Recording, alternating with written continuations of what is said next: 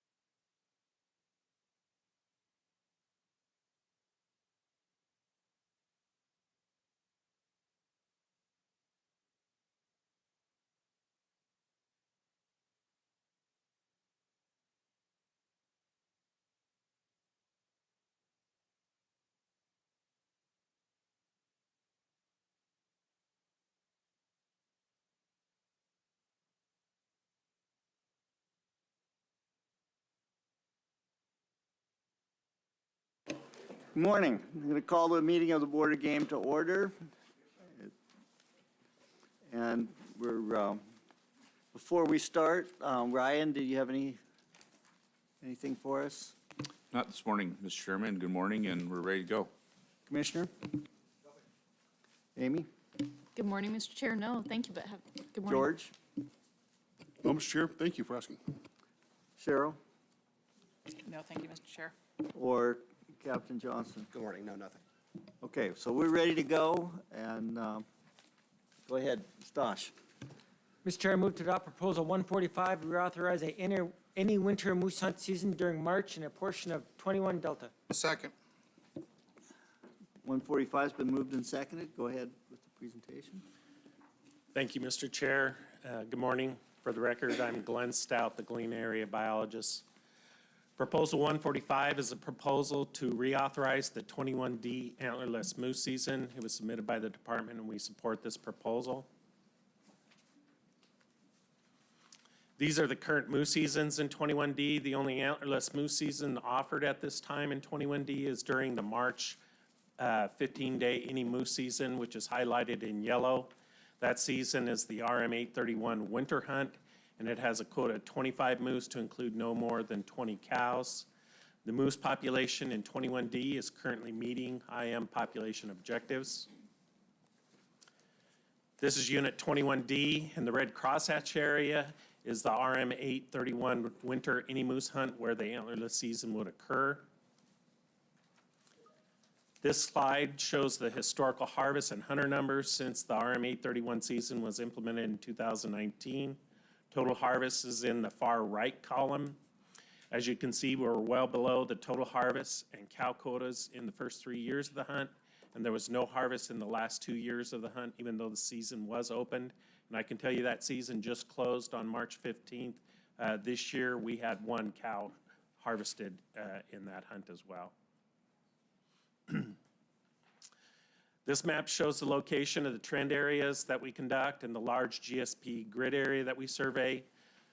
The trend areas are the crosshatched blocks, and they are embedded within the larger GSP area shown in yellow. Depending on funding, we try and conduct the GSP surveys once every 5 years, but we try and survey the trend count areas every year in cooperation with the Kayukuk National Wildlife Refuge. As I mentioned in the overview, moose abundance is increasing in the Caillou Flats area, which is in the southern portion of 21D. The GSP estimate for that area was 1,897 moose in 2011 and increased to 4,116 moose by 2017. The pooled trend count area data corroborated those results, and the abundance of adults increased from the 20-year average of 843 adult moose to 1,292 moose in our 2023 survey. Although moose are increasing in the southern portion of 21D, they are decreasing in the northern portion of 21D. So the overall moose population status is relatively stable for the total area of 21D. And one final note from our moose survey data is that although the trend in twinning rate is declining, the 20-year average is still relatively high at 35.8%. This slide shows the declining trend of twinning rate in the Caillou Flats area with the most recent survey results at 31%. The declining trend was one of the indications that prompted us to seek the original request for this antlerless season, and we continue to believe that an increased harvest of moose, including cows, is an appropriate management response to the increasing moose abundance in this area. This slide shows the trend of the adult cows and bulls in the Caillou Flats sub-area. This is the combined results of the 3 trend areas that we survey. As you can see, both cow and bull counts increased, but the rate of increase for cows has been greater than the rate of increase for bulls. Therefore, we have a declining bull-cow ratio. However, this is not a concern because our bull numbers continue to increase and because this is a dynamic often observed in increasing populations. So in summary, Proposal 145, moose abundance is increasing in southern 21D. The number of cows is increasing at a faster rate than bulls. The 21D moose population estimate meets the population objective. Twinning rates are declining but still high, and the low levels of reported harvest for the winter hunt is sustainable. Proposal 145, request to reauthorize the antlerless moose season, and the department supports this proposal. Thank you. Questions from board members? Dave and then James. Thank you, Mr. Chairman. Thank you, Glenn, for your presentation. Back on this slide where you show the harvest for the March season, and you have a limited or no harvest for the last 2 years, what's causing that? It's right there in Galena, a large population base and easy access, but why are they not taking moose? Through the chair, Member Loring. Yeah, so there was a bit of a grassroots moratorium. We had those severe winters, and people were just uncomfortable about going out and going after moose is the word that we mostly had. People were concerned that moose were having a hard enough time that they didn't want to add on top of it. And then I think on top of it too, they had pretty good success during those fall hunts. This has traditionally been kind of a backup opportunity, and so there just wasn't a lot of demand. Thank you. If I get just one more quick, I know your federal partners burn lots of avgas in that area doing surveys. Are they sharing that information with the state? Are you getting good cooperation on their count numbers? Through the chair, Member Loring. Yeah, we have really good working relationship with the Kayafik Refuge. We share all our data, moose data that's collected. Really good working relationship. That's good to hear. Thank you. James? Okay, and additional questions, comments? Go ahead, Stosh. Yeah, thank you, Mr. Chair. I'll be in support of this. All the ACs in the area support it. The department supports it. Looks like the population is stable and growing in some sections, and so I'll be supporting it. Any additional discussion? We can call the question. Call the question. Question's been called on proposal 140. Thank you, Mr. Chairman. The board showed no concerns from the public regarding costs to private persons if this regulation is adopted. Thank you. Christie, would you poll the board? Yes, Mr. Chairman, final action on proposal 145. Mr. Cooney? Yes. Mr. Barrett? Yes. Mr. Loring? Yes. Ms. Cusack? Yes. Mr. Fletcher? Yes. Chairman Burnett? Yes. And Mr. Hoffman? Yes. Proposal carries 7-0. Mr. Chair, I move to adopt proposal 146, adopt an intensive management program and implement wolf control on all state lands in units 24 alpha and 25 alpha. Second. Been moved and seconded. Would like to hear from the department. Thank you. Thank you, Mr. Chair. Proposal 146 proposes to implement a predation control plan for wolves on state lands in Unit 24A and Unit 25A. This proposal was submitted by a member of the public, and the department is neutral on this proposal. The concerns expressed by the proponent were the declining number of moose, sheep, and caribou, and the increasing number of wolves in Unit 24A and 25A. This proposal is a crossover proposal, which includes the Galena Area Office, which oversees Unit 24A, and the Northeast Alaska Area Office, which oversees management of Unit 25A. The areas highlighted in yellow are where the proponent requested the regulation change. Although the proponent specifically asked for this action on state lands, we assume this meant state and private lands, in other words, non-federal lands. So the presentation of this proposal will reflect our assessment of both of these areas combined. On this map, the state lands are shaded blue and the private lands are shaded in yellow. Most private lands are native-owned lands. As you can see, the bulk of the state lands are in the north and middle forks of the Tujunjik River drainages in Unit 25A, and most of the private lands are south of Arctic Village in the East Fork Tujunjik River. The state and private lands in 24A are east of Weissman and Coldfoot.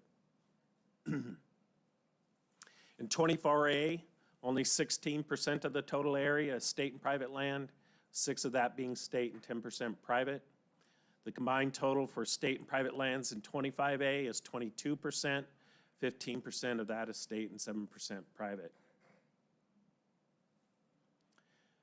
This table shows the intensive management population and harvest objectives for moose in '24, with Unit 24A highlighted.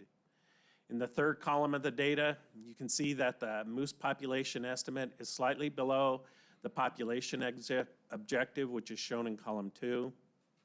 In the last column, you can see that the estimated harvest is also just slightly below the IM objective in Unit 24A. Harvest is low due to a combination of factors, including low moose density, restricted access, the archery-only restrictions within the Dalton Highway Corridor Management Area, and the limited draw hunts for moose within the corridor. The high bull cow ratios throughout Units 24A, B, and C give us confidence our harvest is not exceeding the harvestable surplus.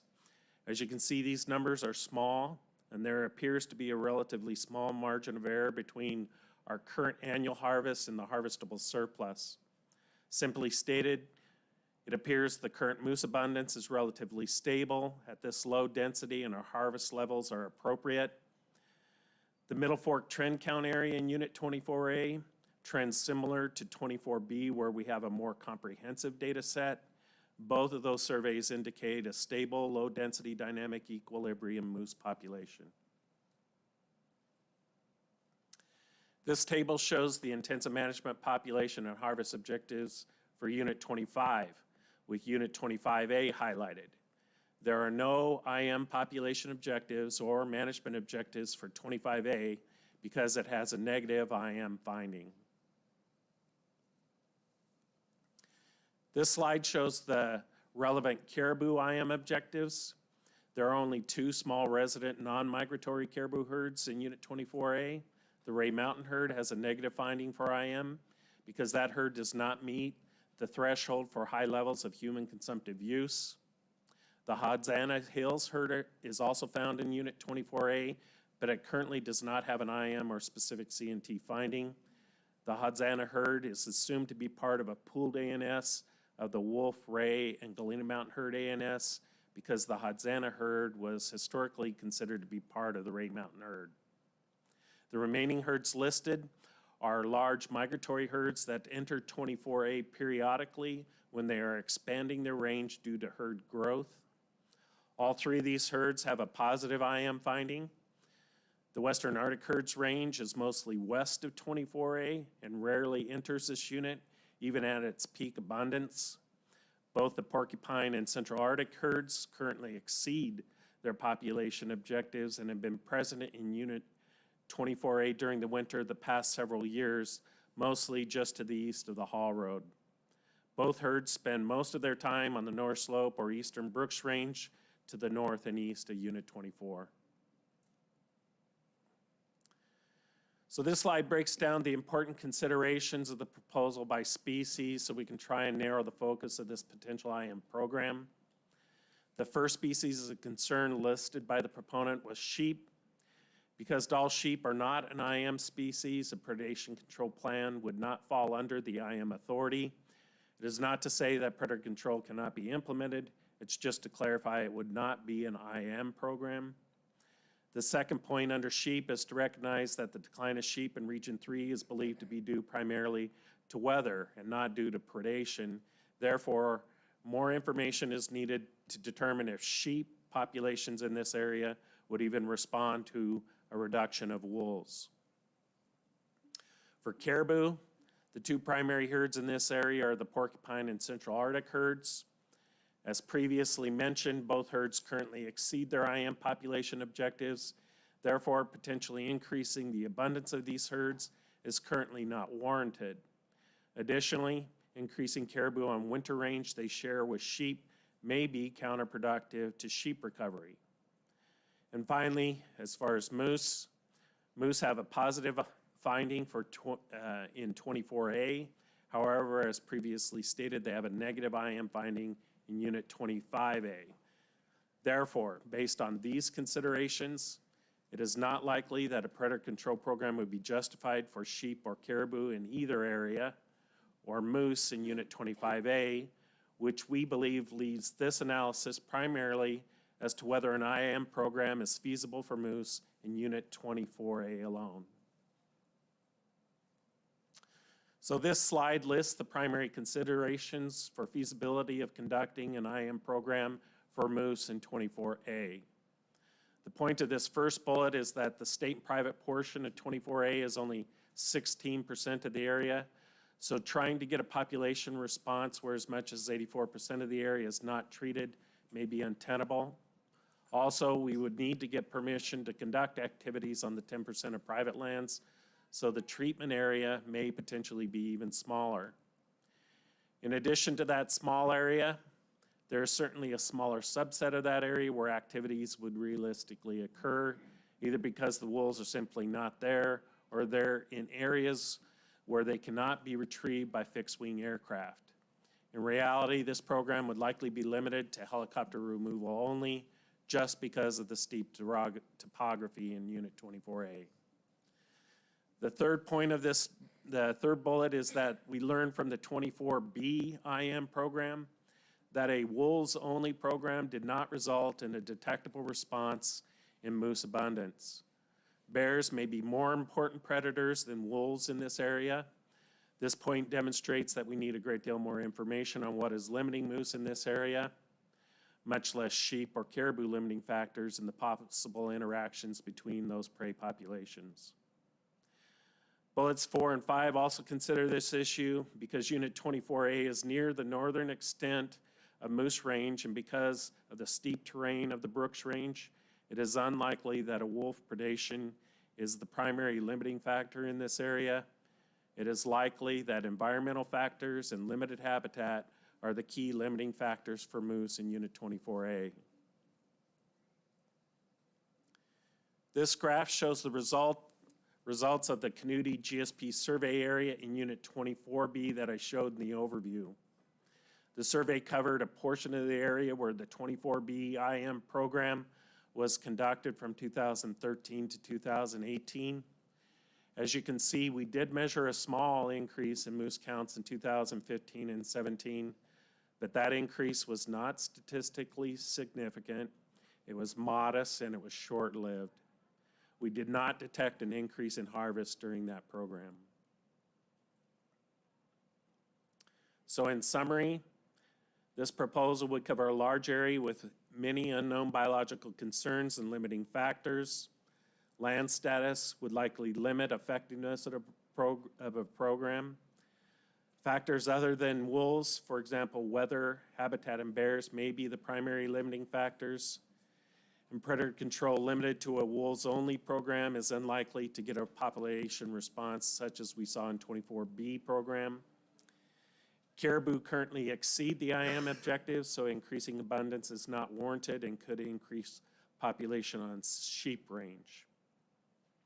Based on our assessment, it is not likely a predator control program would be warranted for sheep or caribou in either area or feasible for moose in 25A.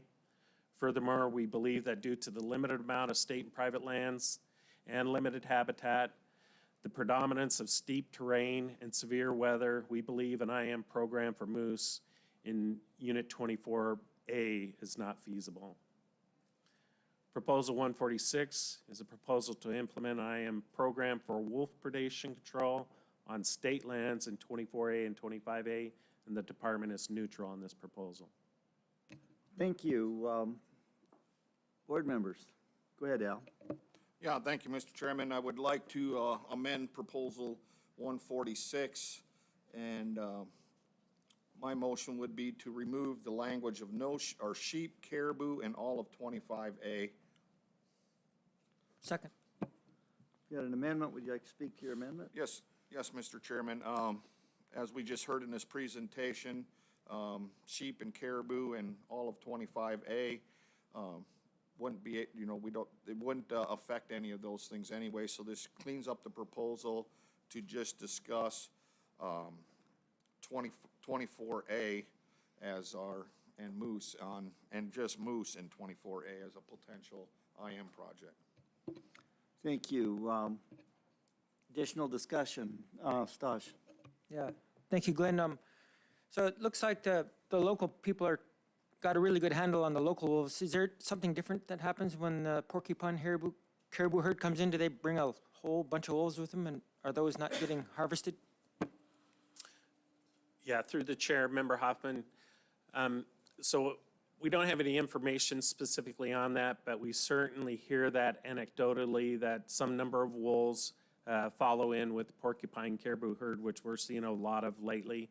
But when we talk to the local representatives on our AC from that area, they feel like it's pretty short time period, and the resident wolves, they feel like they have a handle on. So that's pretty much the information we have just from their input.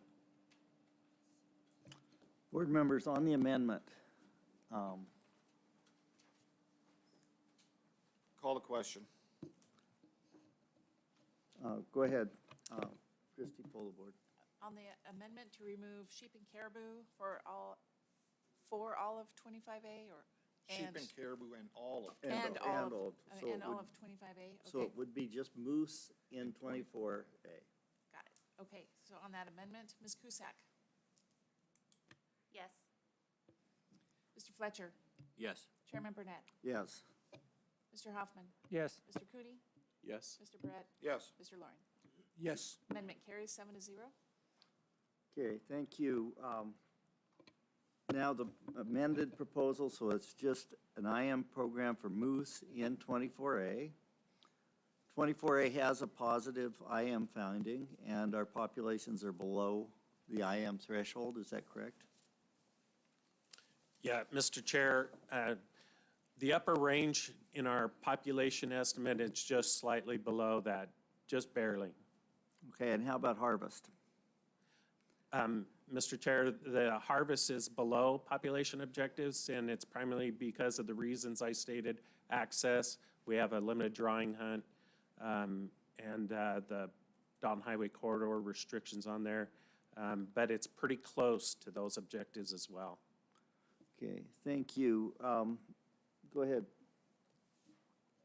Hey, thank you, Mr. Chair. My general thoughts on this are being as it's just going to be in 24A. We have 16% of potential land in it that's available for treatment. You know, locals are doing a really good job hunting wolves up there. At this time, I don't think that IM program's warranted. Go ahead, Dave. Thank you, Mr. Chairman. Gwen, have you had conversations with the private landholders, the native corporations? Would they be on board for predator control if it did happen? Through the chair, Member Loring, no, I have not had conversations about this proposal. I can say when we did the 24B IM proposal, they were supportive of that one and helped us, but I haven't had discussions about this proposal. Additional question, Dave? Go ahead. Thank you. To Ryan, or the commissioner, this sounds like if it does happen, it's going to be a very expensive operation. Helicopters only probably department run. So would it happen right away? Do you think it might be put back on the back burner until more funds might be available? Any thoughts about that? Through the chair, Member Loring, you know, with all of these, we'd take them up and we'd consider them and prioritize them. Given the information we've provided, though, that we're near the objectives, our feasibility assessment already is low, didn't work in a neighboring unit, it'd probably be pretty low on the priority list. Thank you. Go ahead, James. Yeah, thank you, Mr. Chairman. I'm with Member Fletcher on this one. The department did a pretty good job of explaining that the population estimates are very close to the population objectives. The average annual harvests are very close to the harvest objectives as well. And due to the limited access to state and private land, and the fact that it's probably bears that are having the biggest impact on the moose in this area, I won't be supporting it. Thank you. Any additional discussion on this, Al? Yeah, thank you, Mr. Chairman. I won't be in support of this also. There's lack of state land, or lack of land status, needs further research on predation and private lands. There's logistical concerns, and there's also a habitat issue potentially. Thank you. Any additional discussion? I'm with the three of you who have spoke on this. I think the department tells us that it's not going to work, it's unlikely to work. and it would be expensive if it does, so I can't support it at this time, even though it's very well supported by ACs and the public. It's, I'm not there. So go ahead, you want to call the question? Call the question. Question's been called, Dave. Thank you, Mr. Chairman. The board showed no concerns from the public regarding costs of private persons if this regulation is adopted. Thank you. Christie, would you pull the board? Yes, Mr. Chairman, final action on proposal 146 as amended. Mr. Barrett? No. Mr. Loring? No. Ms. Cusack? No. Mr. Fletcher? No. Chairman Burnett? No. Mr. Hoffman? No. Mr. Cooney? No. Proposal fails 0 to 7.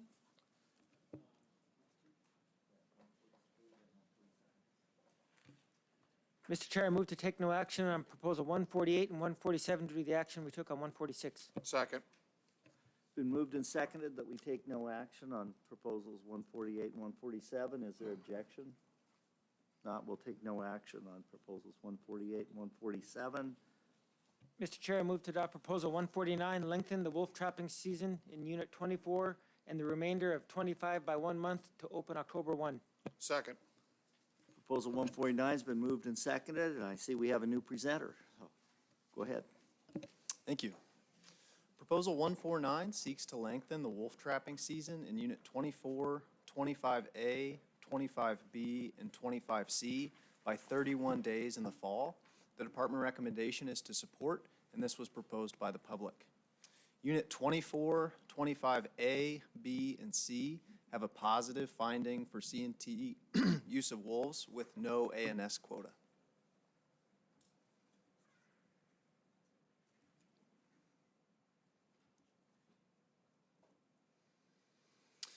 This is a map of interior units where the wolf trapping season would be aligned if the proposal is adopted.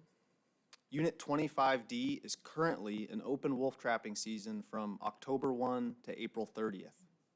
The Dalton Highway Corridor Management Area is highlighted in green, running through the center of 24A, marked by a red arrow above it. Wolves can be harvested with firearms under a trapping license inside the corridor in a trapping season. The current wolf trapping season in Unit 24 and 25A, B, and C runs from November 1 to April 30th. The proponent seeks to extend that season by 31 days in the fall with a proposed season of October 1 through April 30th. This figure represents wolf trapping harvest from 2012 to 2022 in Unit 24, 25A, B, and C. The average harvest is 80 wolves per year in these units.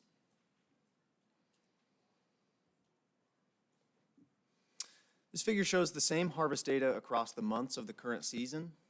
November accounts for a small portion of the harvest, and on average, November accounts for 5 wolves per year.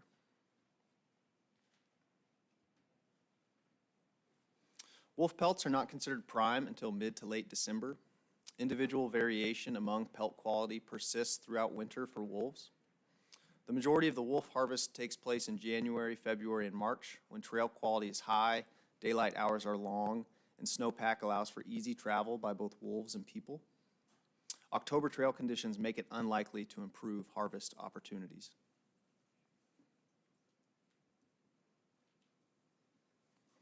Proposal 149 again seeks to lengthen the wolf trapping season in Unit 24, 25A, 25B, and 25C by 31 days in the fall. The department recommendation is to support, and this was proposed by the public. Thank you. Thank you. Go ahead. Board members, questions, comments, intent? Go ahead, Stosh. Yep, Mr. Chair, does it, thank you. Is there any, does the department have any concerns about incidental take of bears or starting earlier?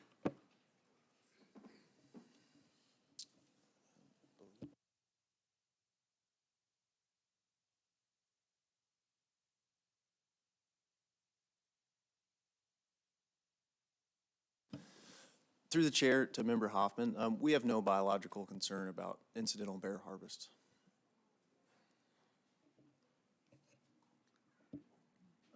Additional questions from board members? Go ahead, Al. Yeah, thank you, Mr. Chairman. When you were reaching out to the ACs in the area out there and they were forming their comments, I was just trying to look them up, but I'll ask you. Did they talk about if they would allow, if they wanted snares and traps in October or limit to just snares? You know, having a wolf season in October with traps potentially could have a lot of incidental catch. Snares are generally allowed in October, you know, the more target, the larger predator. Through the chair to Member Barrett, that wasn't really discussed at the AC meetings. You guys got any thoughts on that? Would you want traps included, or you just want snares?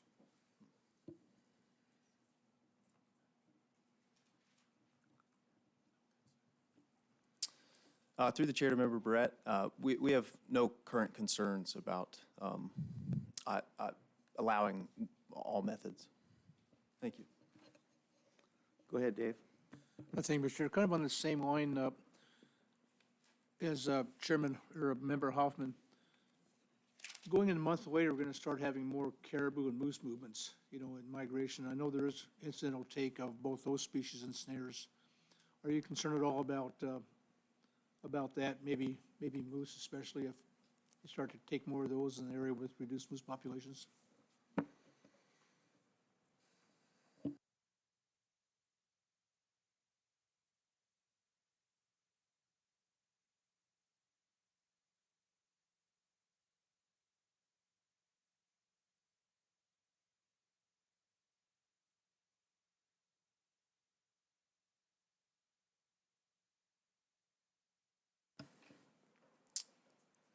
Through the chair to Member Loring, the department participates in educational outreach about ethical trapping. At the time, we're not concerned about incidental take of ungulates through these methods. Thank you. Discussion, board members? Go ahead, Jake. Hey, thank you, Mr. Chair. You know, I'm all for increased opportunity, but I don't think it fits here. I think that we're going to have a pretty high incidental take of other animals on the landscape, and I don't think I can support this proposal. Go ahead, Stas. Yeah, thank you, Mr. Chair. So the ACs were split on this, and I'm kind of on the fence, but I'm thinking they got a pretty good handle on the wolf population, the locals do anyway, and I think the pelts will be better if we leave this alone, be a little more prime, so I'd probably be opposing this. Go ahead, Ruth. I agree with Member Stosh and Member Fletcher on this one as well, so I'll oppose it. Thank you, Al. Yeah, thank you, Mr. Chairman. I'm in support of this one. It aligns it with the other units, and I've dealt with enough wolves harvested in September, not so much in October, but I've seen, you know, prime to me and prime to what the public understands are two different things. There's technicalities in that terminology, but anyways, I've seen some, you know, fantastically well-furred wolves come out of that area, you know, from the September moose and caribou hunters. And I think it, to be consistent with aligning units, that unless people are really, really set on not supporting this additional opportunity, that I would restrict it to snares like it is in the other units, adjoining units. Thank you, Dave. Thank you. Before I give my intent, just one more quick question. What type of height condition do the wolves in this area have? I mean, is there lice up there, displacement? What are you seeing with those? I mean, is there a real benefit to catching more wolves that have poor quality fur? Through the chair to Member Loring, we have not seen lice in the area, but we do have the follicular dysplasia in the area. Thank you.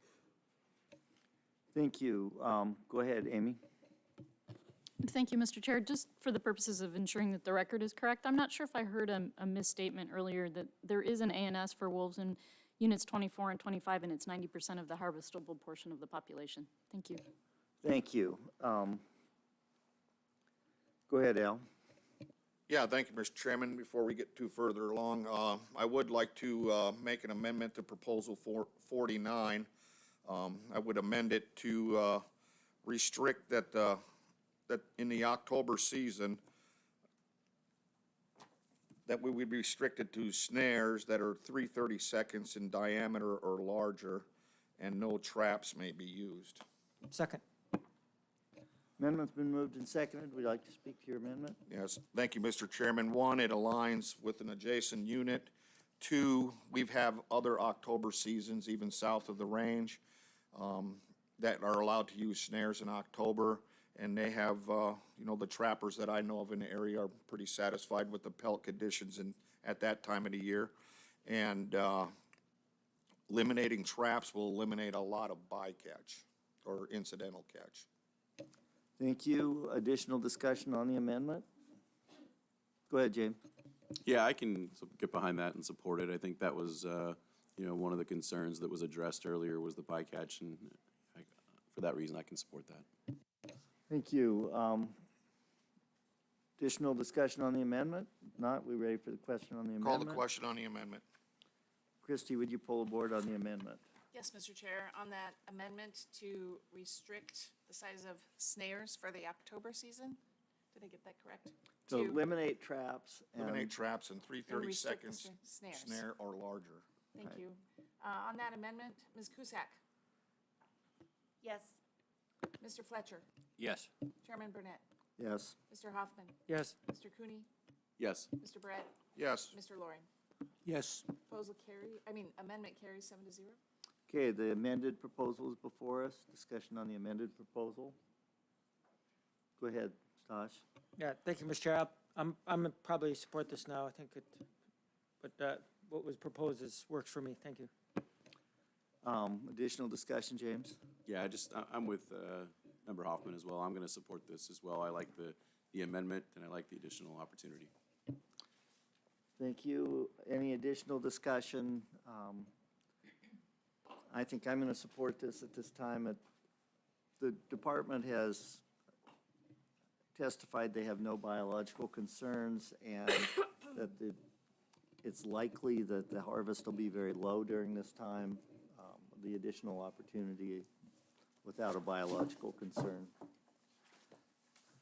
We ready to vote?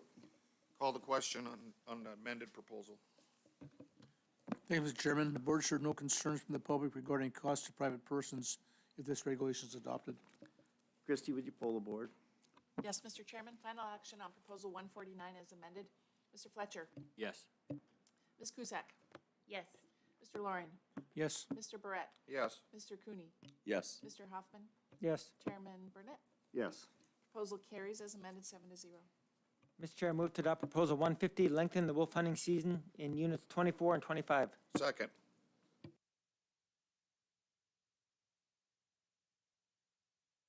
Proposal's been moved and seconded. I'd like to hear from the department. Thank you. Proposal 150 would extend the wolf hunting season in GMUs 24 and 25 by 46 days in the spring. The department recommendation is to support, and this was proposed by the public. Unit 24 and 25 have a positive C&T finding for wolves with no A&S quota. I think we should correct that if it's correct. Yes, thank you. This is, it's 90% of the harvestable portion of the population. Thank you. Yep.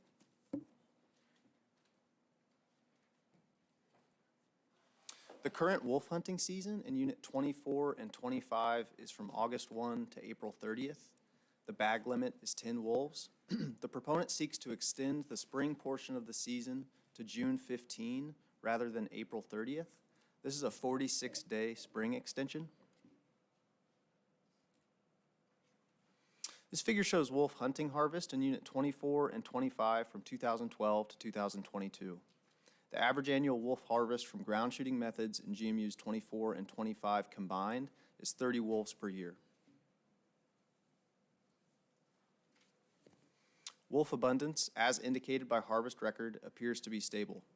The department expects little, if any, increase in harvest if the wolf hunting season is extended into June. A small increase in harvest will likely have no biological effect on the wolf population. However, harvest of wolves in late May or June may include lactating females with dependent young, potentially reducing localized wolf recruitment, although unlikely.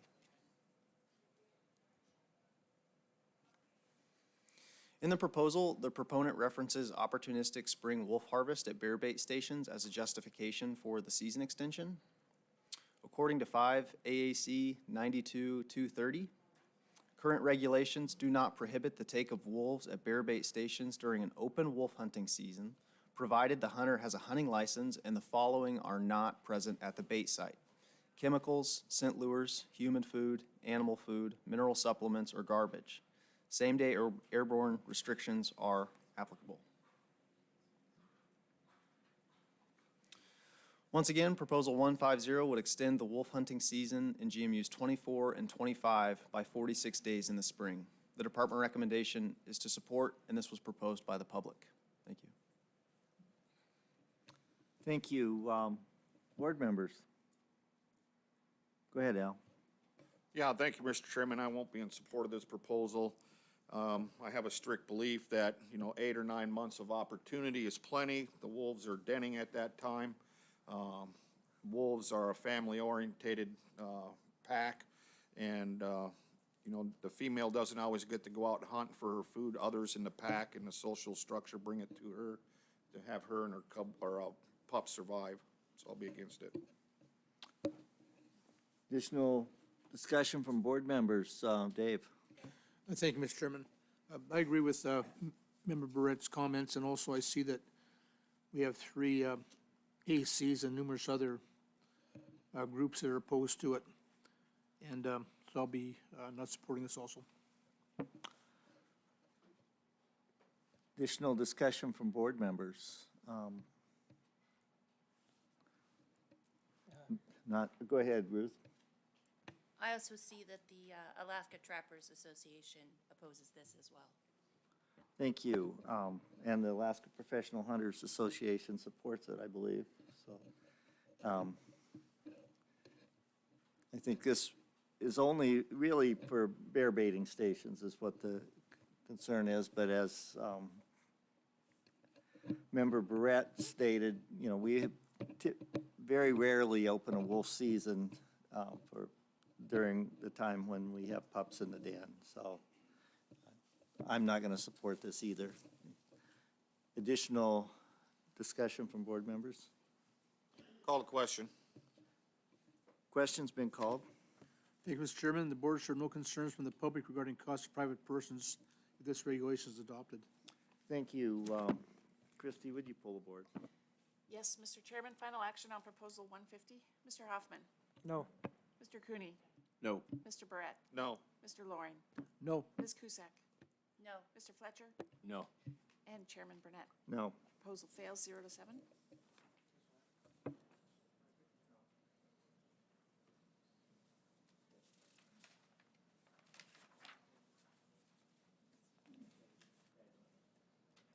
Mr. Chair, I move to adopt Proposal 151, increase the hunting bag limit for wolves in units 24 and 25. Second.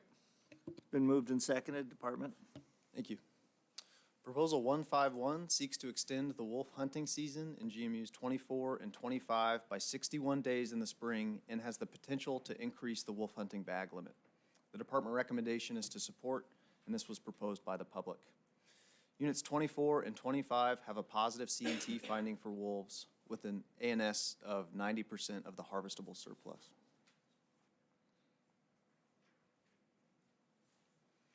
The current wolf hunting season in Unit 24 and 25 is from August 1 to April 30th. The bag limit is 10 wolves. The proponent seeks to extend the spring portion of the season to June 30th rather than April 30th. This is a 61-day spring extension. This figure represents wolf harvest from ground shooting methods from 2012 to 2022 in Units 24 and 25. Average annual wolf harvest from ground shooting methods in these GMUs combined is 30 wolves per year. Wolf abundance, as indicated by harvest record, appears to be stable. The department expects little, if any, increase in harvest if the wolf hunting season were extended into June. A small increase in harvest will likely have no biological effect on the wolf population. However, harvest of wolves in late May or June may include lactating females with dependent young, potentially reducing localized wolf recruitment, although unlikely. Once again, Proposal 151 would extend the wolf hunting season in GMUs 24 and 25 by 61 days in the spring and has the potential to increase the wolf hunting bag limit. The department recommendation is to support, and this was proposed by the public. Thank you. Would you speak to the bag limit increase that was proposed to go along with this? Yes, Mr. Chair. The proponent included no specific bag limit change in the proposal. Okay. Al? Yeah, thank you, Mr. Chairman. I would just move it and take no action due to the action we took on Proposal 150. Thank you. Second. We moved and seconded. We'll take no action with unanimous consent. Mr. Chair, I move to adopt Proposal 152, increase the resident bag limit for brown bear in units 24 Charlie and 24 Delta, and open a fall bait season in units 21 Bravo and 24 Bravo. Second. Been moved and seconded. Department? Thank you, Mr. Chair. Proposal 152 is a proposal to simplify the regulations by aligning the baiting seasons and bag limits with the existing regulations in the remainder of Galena Management Area Units 21B, C, D, and 24. The proponent is the Kycook River AC, and the department supports this proposal. These are the current bear baiting seasons for Units 21B, C, D, and 24. 21B and 24B are highlighted because they are the units that don't have a fall bear baiting season. This proposal seeks to add those two units and align them with the current Galena area regulations. The asterisk denotes that although the bear baiting season for black bears begins on August 1st, the brown bear season doesn't open until August 10th. These are the current GMUs with the 2 bear bag limit in units 21B, C, D, and 24. 24C and D are highlighted because they are the only 2 units in the Galena Management Area that don't have a 2 grizzly bear bag limit.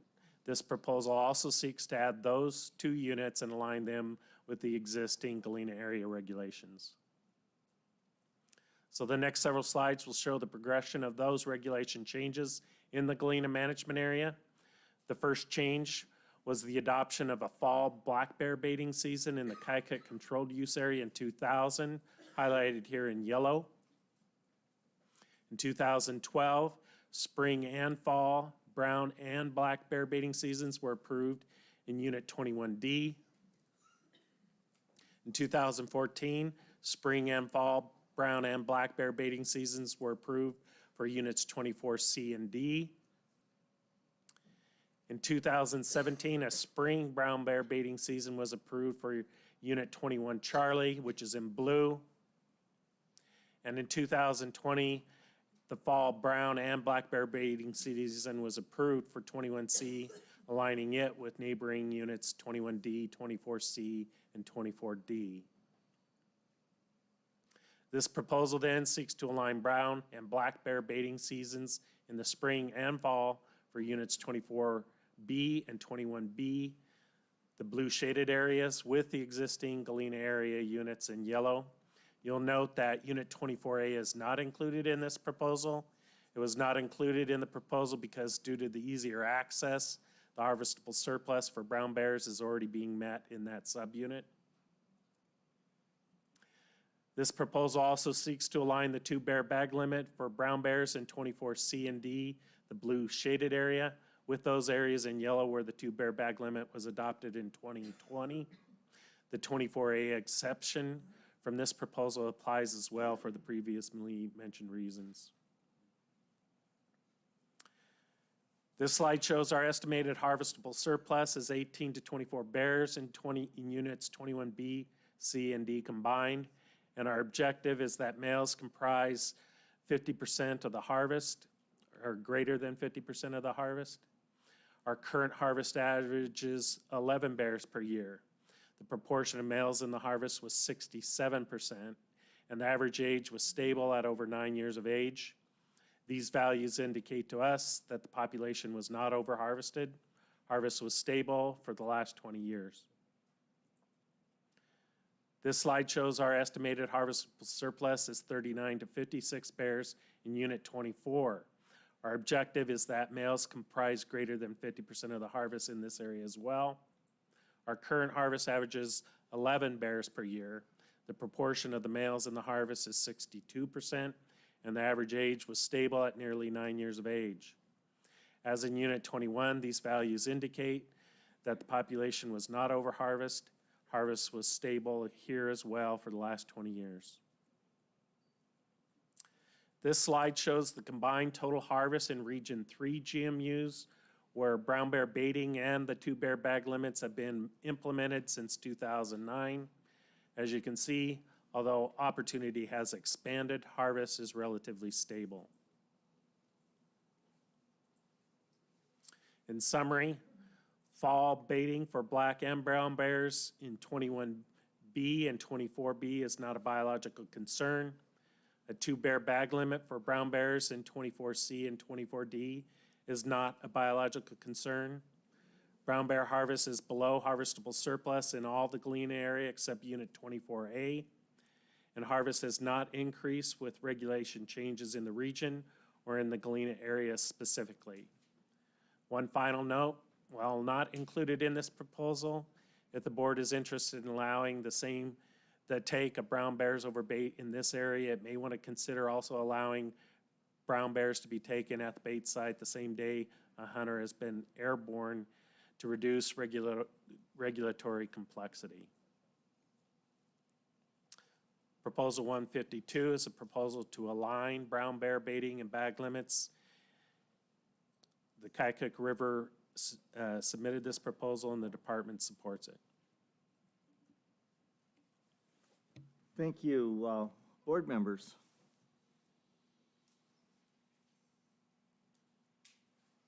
Go ahead, Dave. Thank you, Mr. Chairman. Glenn, do most of the folks that are currently utilizing this resource, are they local folks running boats, or do you have some aircraft use also, through either guides or people with airplanes? Through the chair, Member Loring.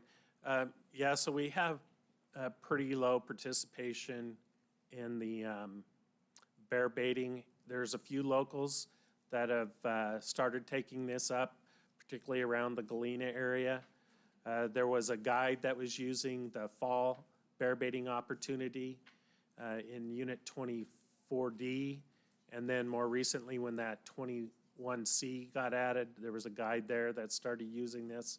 But I think even in those cases, there's a lot of effort to get the bait material out there, and so it's pretty low use. I've not heard of anybody using aircraft so far, but it provides an opportunity.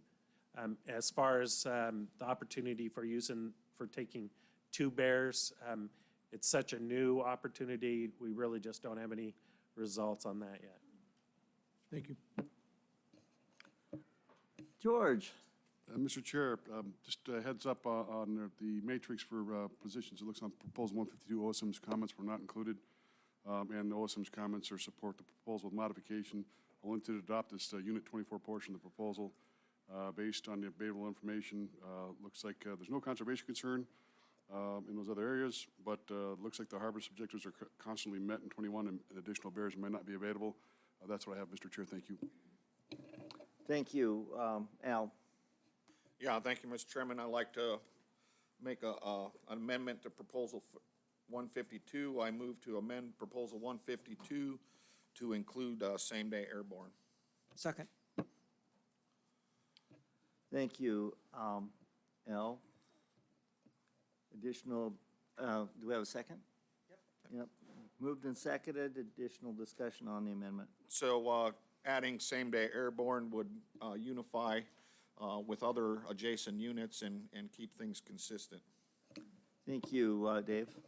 Thank you. I'll be supporting the same Dearborn amendment. I think that there'd be very little use of the actual aircraft, but it does give additional opportunity when it's needed, so I'll be supporting that. Discussion on the amendment? Call the question. Okay, the question's been called on the amendment.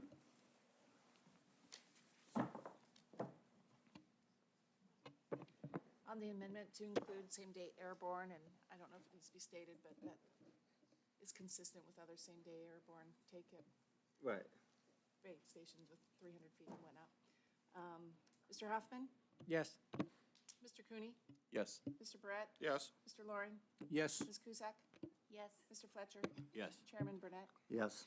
That amendment carries 7-0. Okay, the amended proposal is before us. Discussion on the proposal. Stosh? Yeah, thank you, Mr. Chair. I'll be in support of this proposal. It's, the ACs in the area support it. No biological concerns. The department supports it, and I'll be in support. Thank you. Additional discussion? Go ahead, Al. Yes, I'm also in support of it. I would add to it that it also includes additional opportunity for subsistence. Thank you. Additional discussion on this? Call the question, Mr. Chair, as amended. The question's been called on proposal. Thank you, Mr. Chairman. The board should no concerns from the public regarding cost to private persons if this regulation is adopted. Thank you. Christie, would you pull the board? Yes, Mr. Chairman. Final action on proposal 152 as amended. Mr. Cooney? Yes. Mr. Hoffman? Yes. Chairman Burnett? Yes. Ms. Cusack? Yes. Mr. Fletcher? Yes. Mr. Loring? Yes. And Mr. Barrett? Yes. The proposal carries as amended, 7-0. Thank you. Mr. Chair, I move to adopt Proposal 153, lengthen the wolverine hunting and trapping seasons in Unit 21 by 1 month to end on April 30. Second. Moved and seconded. Department? Thank you. Proposal 153 seeks to extend the wolverine trapping and hunting seasons by 30 days in the spring in GMU 21. The department recommendation is to support, and this was proposed by the public. Unit 21 has a positive C&T finding for wolverines with an ANS of 90% of the harvestable surplus.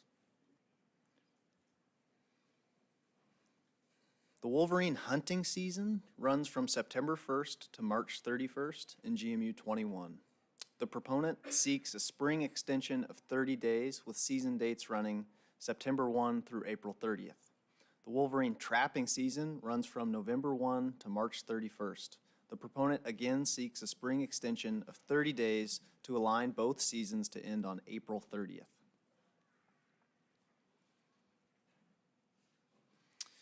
If the proposed changes were to be adopted, the lynx trapping season in Unit 21 would be further out of alignment of the wolverine trapping season. If adopted, the wolverine trapping season would be open 45 days longer than the lynx season in 21B, C, D, and E, and 30 days longer than the lynx season in 21A.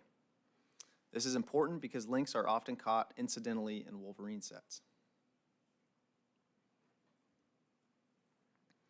This figure shows wolverine harvest data, both hunting and trapping, in Unit 21 from 2012 to 2022.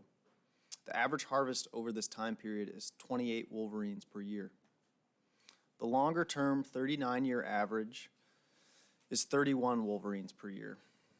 Consistent harvest through time gives evidence of sustainability. Wolverine abundance, as indicated by hunting and trapping harvest data, appears to be stable. April conditions make harvest possible. The department expects little increase in harvest if the wolverine hunting or trapping season were extended because of challenging spring access opportunities. A small increase in harvest will likely have no biological effect on the wolverine population. However, harvest of wolverines in late April may include lactating females with dependent young. Once again, Proposal 153 seeks to extend the wolverine trapping and hunting seasons by 30 days in the spring in GMU 21. The department recommendation is to support, and this was proposed by the public. Thank you. Thank you. Board members?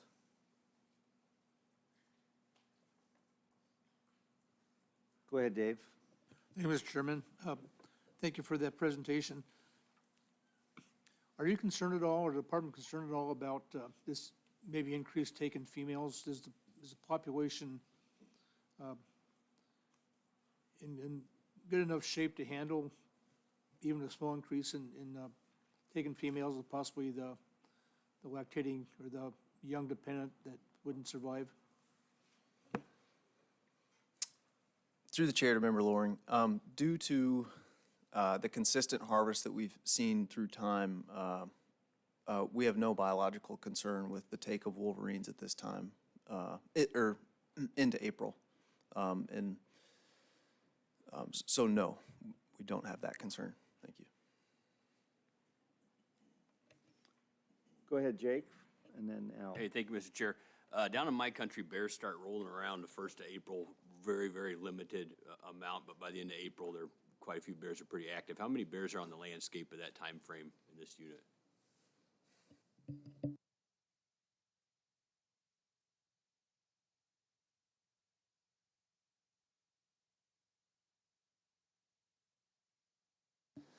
Through the chair to Member Fletcher, this area really isn't much different from the area you've experienced. We would say that same, echo that same sentiment, I guess. So, thank you. Thank you. Al? Yeah, thank you, Mr. Chairman. Kate, is it just an error on your slide on page 123 that the Wolverine trapping season only has a bag limit of 1 Wolverine? Yes, sir, that is an error. There is no bag limit in the trapping season. Thank you, Al. Follow up on that. So I don't intend to support this proposal. Again, we provided a lot of opportunity, a lot of reasonable opportunity for subsistence. I think there's a potential for incidental catch of lynx if we go that long. And more importantly, it's females are with their young. And we provided enough opportunity for subsistence and for non-subsistence uses with the current dates. Thank you, Mr. Chair. Go ahead, Stas. Yeah, thank you, Mr. Chair. I'm going to go with the ACs on this. And we had good public testimony saying that they didn't think they would harvest very many wolverines, females. And for the record, both ACs in this affected area supported this, and so did the department. Thank you. Go ahead, Brent. Yeah, thank you, Mr. Chair. Just from an enforcement standpoint, I guess I just want to point out that there's really zero difference between a set targeting wolverine and lynx usually, and there would be no way for our troopers to tell the difference on what somebody was targeting. Thank you. I would like to ask the department if they have a concern with trappers catching more lynx. There's no biological concern from your end on the wolverine, but how about lynx? To the chair, at the moment, we have no biological concern of a small increased in incidental harvest. Thank you. Thank you. Al? Yeah, thank you, Mr. Chair. I would just also add that the reason that we have seasons the way we go, we used to do it on fur quality. And shortly after end of February, fur starts going downhill. We've seen a picture of what I thought was something of a wolverine. That it was in March timeframe. They start getting springy. They start getting rubbed. And that's another reason, same thing for lynx, is why we have a season date there that, these females start rubbing their bellies and losing fur. And, it's usually trapping is based on, fur quality. Thank you. Additional discussion from board members? Go ahead, Stas. Yeah, thank you, Mr. Chair. I agree with Member Barrett on the fur quality thing. I do think it's diminished, but I'm going to stay with the ACs and stay in support. Thank you. Is there any additional discussion? If not, I think we're ready for the question. Call the question. Question's been called. Thank you, Mr. Chairman. The board should have no concerns from the public regarding costs of private persons if this regulation is adopted. Thank you. And Christie, would you pull the board? Yes, Mr. Chairman, final action on proposal 153. Mr. Brett? No. Mr. Cooney? Yes. Mr. Hoffman? Yes. Chairman Burnett? No. Mr. Fletcher? Yes. Ms. Cusack? No. And Mr. Loring? No. Proposal fails by a vote of 3 yeas to 4 nays. Thank you. And at this time, we're going to take a short break while we change out areas.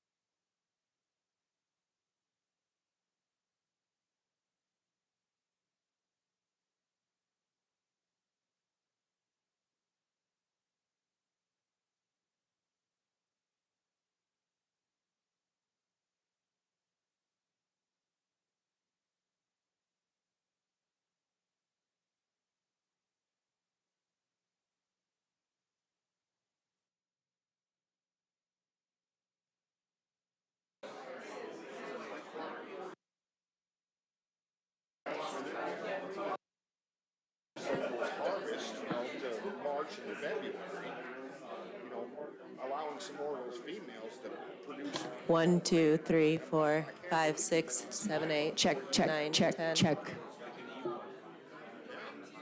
Sounds all right. You want me to go? So, yeah, I'll give that some more thought. I just hate catching lactating females. I don't, but I got them in the shop constantly. So how do you explain 2016? Same thing. It's, you know, Audrey, what's her last name? Pat Balkenberg's wife, Audrey, yeah. Anyway, she's a Wolverine biologist, super neat. And, there's so few people up there, just like there is in 25. 1, 2, 3, 4, 5, 6, 7, 8, 9, 10, 11, 12, 13. It's just a personal.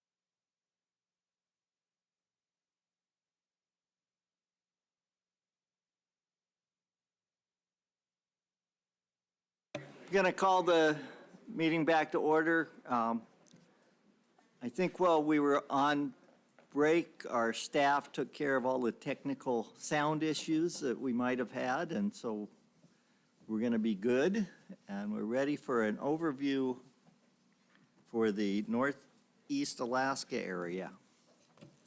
Chairman Burnett, members of the board, brief staff introductions. With us today for Northeast is our area biologist, Mark Nelson, and assistant area biologist, Jordan Pruzinski. Thanks. Thank you. Go ahead with the overview. All right. Thank you, Mr. Chair. Members of the board, my name is Mark Nelson, like Jason said, and to my right is Jordan Pruzinski. I'm going to give an overview of the Northeast area. A copy of this presentation can be found in RC4, tab 7.1.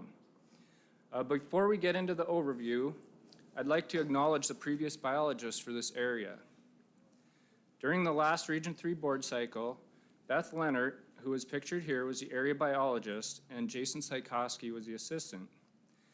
Beth was the area biologist for 15 years and was extremely well-respected as a thoughtful and dedicated biologist. Beth was also a mentor to many staff members, especially those early in their careers, including to myself. Beth, if you're listening, thank you for all that you did for the department and for the resources of Alaska. For those 15 years, Jason Saikoski served as Beth's assistant. He spent a brief period as an area biologist and of course transitioned to our management coordinator. This brings us to today. I was hired in January of 2023 as the area biologist, and Jordan was hired in June of 2023 as the assistant. We fully understand that we have big shoes to fill and will work hard for the wildlife of Northeast Alaska and for the people that depend on those resources. We are both based out of the Fish and Game Regional Office here in Fairbanks. The Northeast Alaska area encompasses about 74,000 square miles and includes units 25A, B, D, and 26B and C, which includes the upper Yukon drainage and the central and eastern North Slope. On the state regulatory side, we work with two advisory committees, the Yukon Flats and the North Slope Arctic. And on the federal regulatory side, we regularly work with two of the federal regional advisory councils, the Eastern Interior and the North Slope. Looking closer at the Northeast area, these three orange polygons represent the three state restricted areas described and codified. This arrow points to the Dalton Highway Corridor Management Area, which is a 5-mile corridor on each side of the Dalton Highway, north of the Yukon River. This area is archery only and motorized access is restricted. This box at the north end of the Dalton Highway is the Prudhoe Bay closed area, which is closed to the taking of big game in the area surrounding the Prudhoe Bay oil complex. Finally, this is the Eastern Brooks Range Management Area in Unit 25A. This overlaps directly with what is described in federal regulation as the Arctic Village Sheep Management Area. Under these federal regulations, this area is closed to sheep hunting by non-federally qualified users. There are two federal conservation units managed by the U.S. Fish and Wildlife Service. Both are in brown on this map and separated by the black line. This arrow points to the Arctic National Wildlife Refuge in units 25A, B, D, and in 26B and C. The Eastern Brooks Range Management Area falls entirely within the Arctic Refuge. This arrow now points to the Yukon Flats National Wildlife Refuge in brown, which is south of that black line. Combined, these two refuges encompass a little over 43,000 square miles of the Northeast area. There are two federal conservation units managed by the National Park Service in Northeast Alaska. This arrow points to the gates of the Arctic National Park and Preserve. The light green represents the preserve and the dark green the hard park. In the southeast corner of the area is a portion of the Yukon Charlie National Preserve that lies north of the Yukon River in 25 Bravo. This map displays the 9 communities within the Northeast Alaska area that combine for less than 2,000 total people. NEAK simply stands for Northeast Alaska and will show up throughout the rest of this overview. Communities in 25D include Stevens Village, Beaver, Birch Creek, Circle, Venati, Chalkitsik, and Fort Yukon. And a shout out to Fort Yukon. The girls won the state tournament last weekend, and that's a pretty big deal up in that country for sure. In Unit 25A is Arctic Village, and in Unit 26C is Kaktovik on Barter Island. Note there are 3 other communities just outside the border of the northeast area, including New Ixit, Central, and Eagle. While these are outside the area, they are very close to the border and regularly utilize this area. I will now go through some species-specific information for our area, starting with black bears. Black bears are strongly associated with forest habitats. This picture is a typical North Slope scene, and as you can see, the country's not well suited for black bears. However, black bear habitat is widespread in units 25A, B, and D, south of the range. There are no recent population estimates for these units, but Unit 25A probably has the lowest density of these 3 due to the vast alpine habitat above tree line of the Brooks Range in the unit. 25B and D both have high densities for interior Alaska. Black bears in these units are not required to be sealed, and we have no biological concerns regarding black bear harvest. The harvest is likely very low compared to the population sizes. There is one proposal concerning black bears in this area. Brown bears occur in all 5 units of the northeast area. No recent population surveys have been conducted, but densities are thought to be around 20 to 35 bears per 1,000 square miles, which is essentially a medium density brown bear population. In units 26, B and C have relatively low harvest, and these estimates are the most recent 5-year average harvest for these units. There are 3 proposals concerning brown bears in 26B. Unit 25A has the highest harvest of brown bears in the unit, but considering that 25A is over 20,000 square miles, the harvest is still fairly low across that entire unit. Units 25D and 25B both have very low harvest rates. There are no biological concerns for brown bear in any of the northeast units. There is one proposal concerning brown bears in 25D that you'll hear. We manage 2 of the 4 large North Slope caribou herds out of the Northeast office. The Central Arctic herd's annual range is outlined in blue on this map, and the Porcupine herd's annual range is outlined in red. First, we'll take a look at the Central Arctic herd. The annual range on this map now is in green. The most recent photo census was in 2022, and we estimated around 35,000 caribou. We rely heavily on photo census data to manage the larger caribou herds across the state. Pulling off a successful photo census requires many people doing important jobs like flying airplanes, radio tracking, and recording data. However, there's one person who plays a major role in this process. And even though this person did not get mentioned in our regional overview, I'd like to mention him here today. Nate Pamprin's hard work and dedication to this process since 2011 has been critical in conducting high-quality photo census estimates. Thank you, Nate. The 5-year partition and survival rates are holding steady and suggest a stable or increasing herd size at this time. This figure shows the population estimates over time for the Central Arctic herd since the mid-90s. The vertical axis is the number of caribou, and the horizontal axis is the year. The white dots here represent the estimated number of caribou, and the green dashed line is the IM objective for the herd, which is 28 to 32,000 caribou. From 1997 to 2011, this herd was growing, then declined to around 20,000 in 2016, and has been growing ever since. This is the same figure with some recent regulation changes on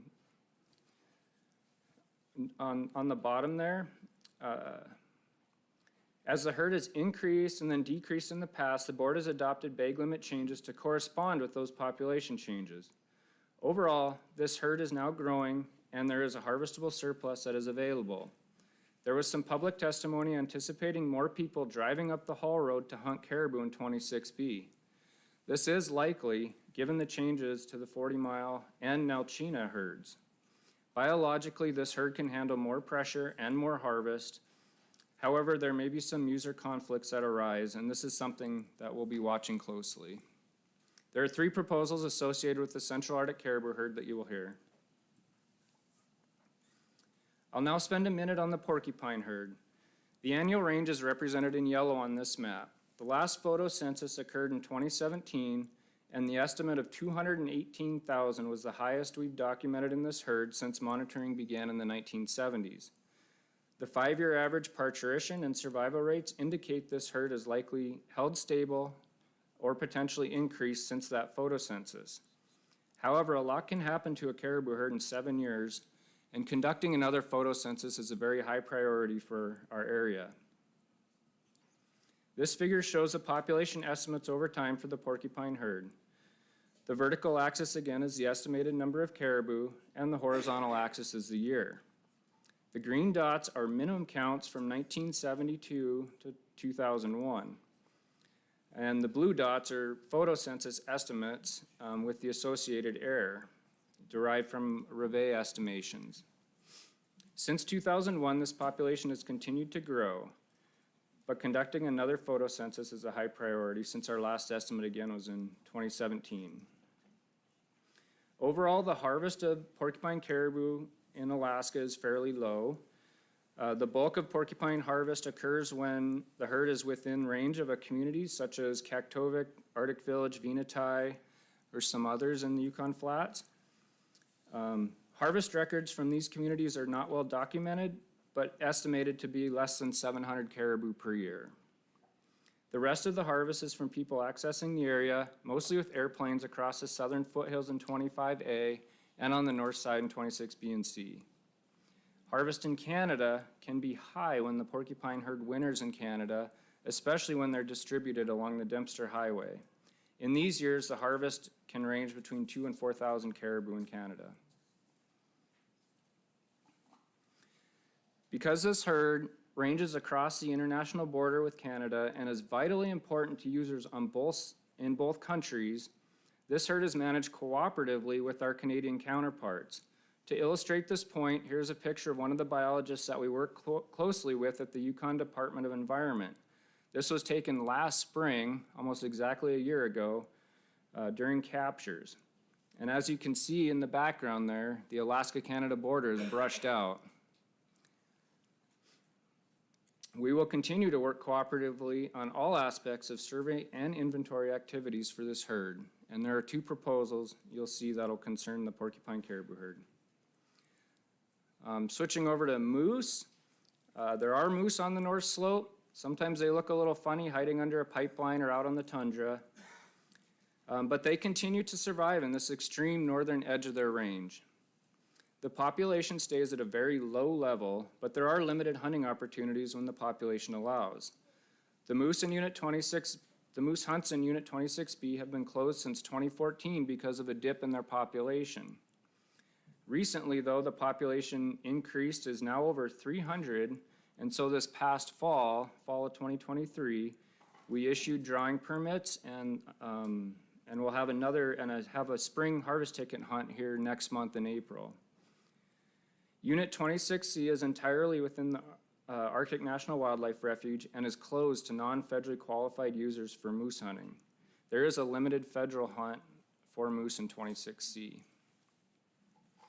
We don't currently survey moose in Units 25A and Bravo, but in general, they are widely distributed at low densities. And because harvest has remained stable over time, we assume the populations are also remaining stable. In these low-density areas, bull-to-cow ratios are generally very good to high, and although harvest is relatively low, the hunting in portions of 25A especially can be quite good in areas with the better habitat. There is one proposal concerning moose in this area.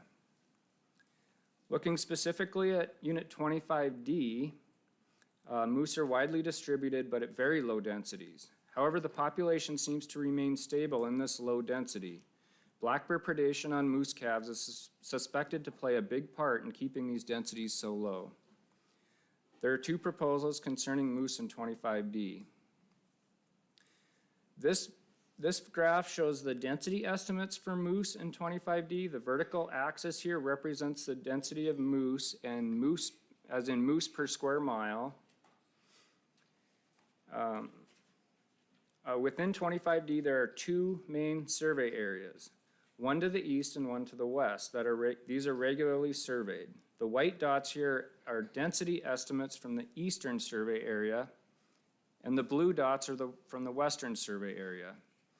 All estimates over the past couple of decades have been at or below 0.5 moose per square mile, and the average is about 0.27 moose per square mile for that whole period.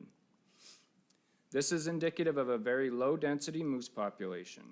One good thing is that these densities appear to at least be stable and potentially increasing recently.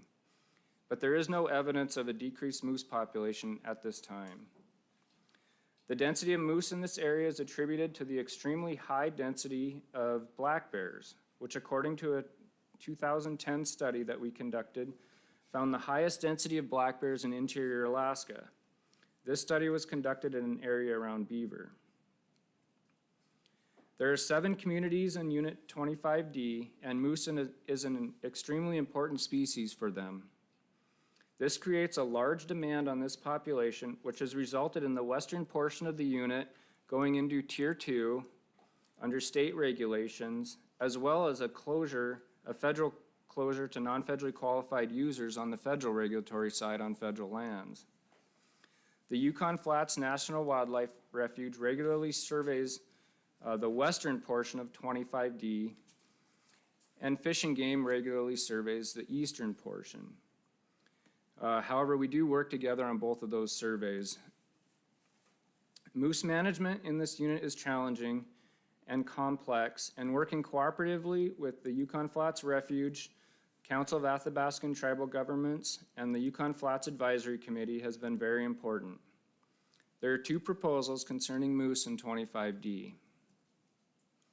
We also manage a muskox herd in units 26B and C, and a little bit in eastern 26A.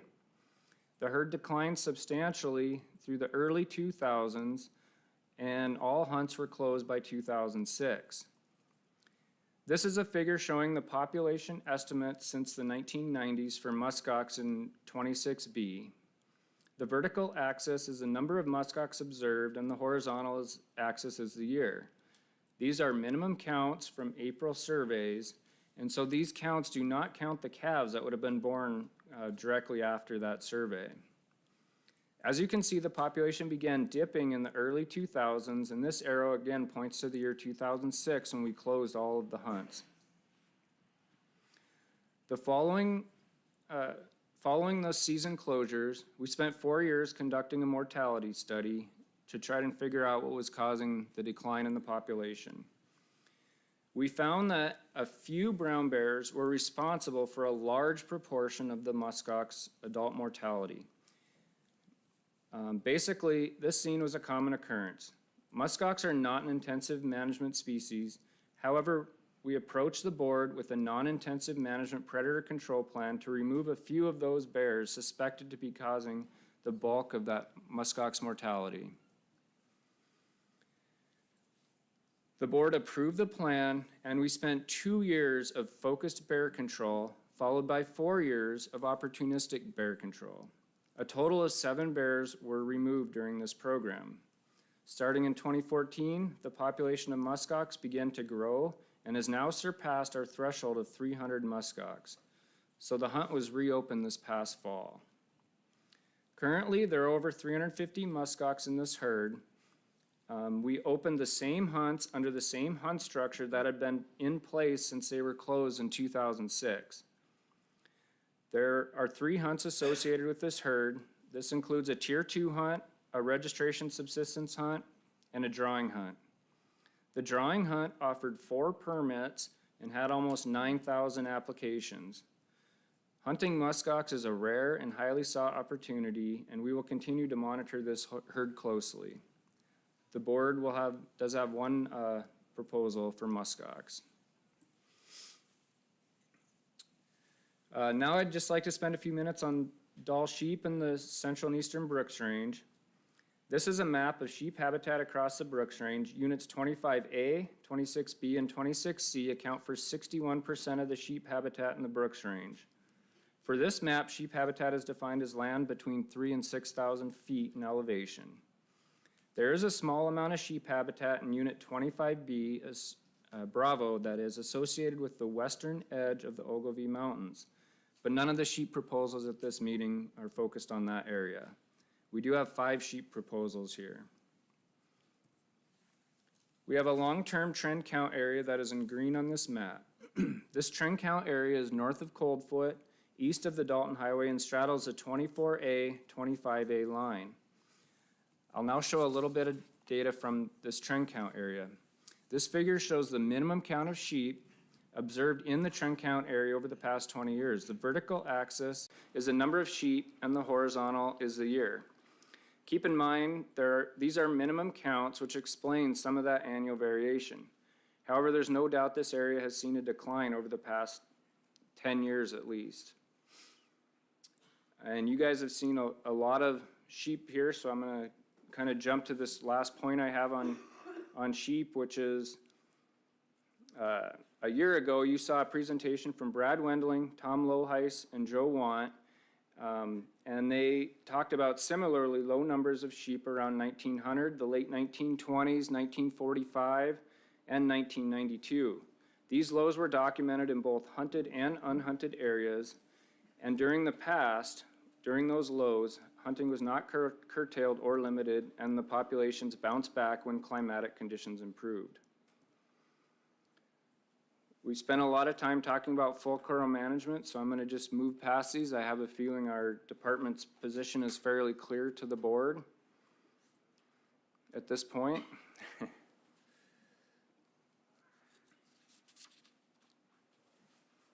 And so we'll move right on to wolves. We have not conducted wolf population surveys in this area recently, but we do monitor the harvest through ceiling records. There is one proposal concerning wolves in this cycle. This figure shows the cumulative wolf harvest for all 5 Northeast subunits. The bars represent the total number of wolves killed during that month over the past 5 years. The percentage on top of the bars represents the percentage of wolves killed during that month. As you can see, there is a high level of harvest during August and September. This is mostly associated with people out hunting other big game animals and opportunistically taking a wolf. The November to April harvest is generally trapping related, and most of this harvest occurs in 25A and 25 Delta. Fur bearers are abundant, including lynx, fox, marten, mink, and beaver. These numbers are 5-year averages of harvest from ceiling records. There are very few lynx or otters on the north slope in units 26B and C, but they do occur at low levels and are occasionally harvested. There are no biological concerns for fur bearers in our area. There is one proposal concerning wolverine that you'll see. Small game including snowshoe hare, ptarmigan, and grouse are also abundant, but no effort is made to survey these populations or to track harvest. Harvest of small game is relatively low across this area though, mostly due to the restrictions and difficulty of traveling to the area. So this concludes the Northeast overview. Are there any questions? Thank you. Questions from board members? Go ahead, Al. Yeah, thank you, Mr. Chairman. Thank you, Jordan, for joining the team. I would also like to put a shout out to Beth Leonard and Jason Sikowski. You know, Beth helped me a lot with North Slope issues when I was on the AC. her and Jason also attended regularly all the local ACs, and they were always easy and able to contact with questions while they were in their offices. So that was really good. But my question is, do you guys monitor the nutritional condition of the porcupine and the central Arctic caribou for indications that the range may not be supporting the population? Through the chair to Member Barrett, we do on the animal side regularly. When we catch short yearling caribou, we'll weigh them. That's an index of nutrition. We have usually between 80 to 100 caribou collared in both the porcupine and the central herds. We use those collars to look at things like parturition rates, to go find them in the spring. And that again, especially on younger, like 3-year-old, parturition rate can be a good indicator of nutrition as well. So we use those types of indices to look at overall nutrition. Yeah, thank you for that overview. That was pretty good. In the middle of your presentation, you showed, you told us about that, I guess it was an event where those brown bears kind of learned how to target muskox calves, and you got rid of them. Are you still tracking that to see if bears learn how to do that again? Through the chair to Member Hoffman, we conduct a survey every April on the muskox. We have a fair number of them collared. There's only 350, 400 muskox total. We probably have 20 collars out. We're going to put another 20 out. It's so far away, we have a hard time when one dies to get there in time to figure out who killed it. But we do that when we can. And so we are monitoring, what's killing those adult muskox.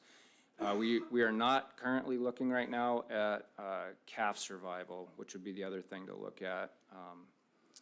But because that population's been growing, it doesn't appear that right now that's a major contributor is predation from bears. So. Other questions from board members? If not, thank you for your overview, and I think we'll go to your proposals, so you get to stay there. Mr. Chairman, Go ahead, Ryan. I just want to compliment Mark and Jordan. That might be the best ending slide photo that we've seen in a long time. I can't believe nobody commented on it. Yeah, I agree, although, I know what that is, but if you showed that in a classroom anywhere in America, most people wouldn't be able to identify that. It's a guinea pig. What's that? It's a guinea pig. Right, it's a, yeah, it is a guinea pig. That's what most people would think. Okay. Thanks for the comments, Ryan. We can go ahead with proposals. Mr. Chair, I move to adopt Proposal 154, change the bag limit for caribou in the remainder of 26 Bravo. Second. Been moved and seconded. When you get ready, we'll be ready to hear the department's response.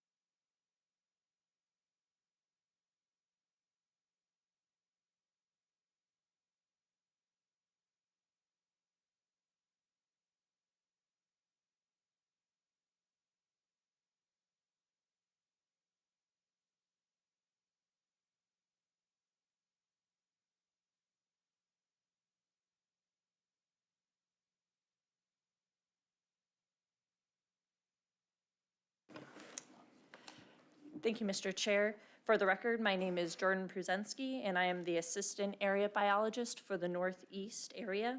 A copy of the Northeast Area presentation can be found in RC4, tab 7.2. This proposal is Proposal 154 to increase the caribou bag limit in remainder 26B to 5 caribou for residents and 2 bulls for non-resident hunters. This was proposed by Alaska Department of Fish and Game, and the department recommendation is to support.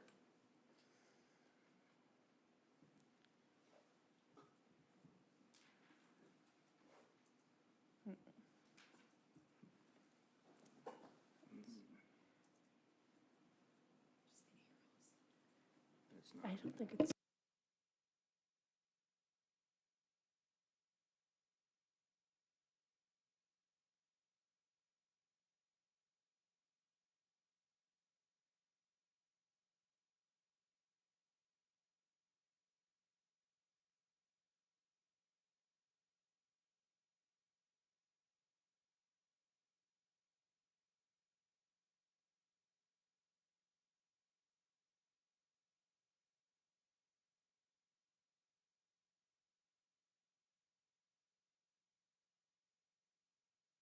If you're listening online, we're just having a little technical difficulty with the presentation, so it should be up very shortly.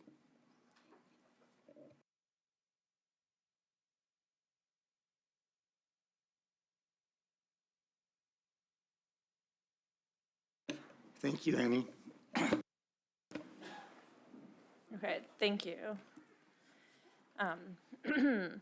The current bag limit for Unit 26B remainder is 4 bulls for residents and 1 bull for non-residents. This proposal would increase the bag limit to 5 caribou of any sex for residents and 2 bulls for non-residents. The next 2 proposals deal with similar topics, and the information presented will be essentially the same.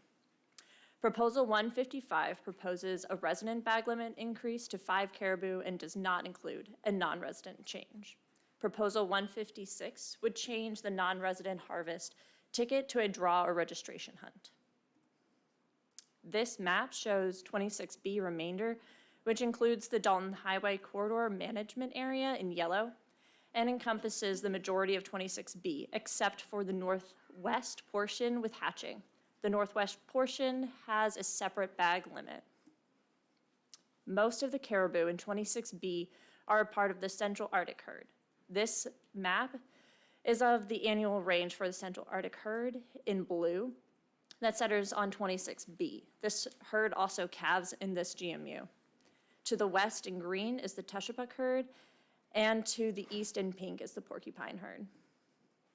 There is a positive customary and traditional use finding, and we are meeting ANS. This is a graph showing population estimates for the Central Arctic herd in relation to IM objectives, represented by the green dotted lines. The IM objectives are 28 to 32,000 caribou. The herd has gone through a peak in 2010 and then a subsequent decline, largely due to nutritional stress. As you can see, in recent years, the herd has grown above the IM objectives once again.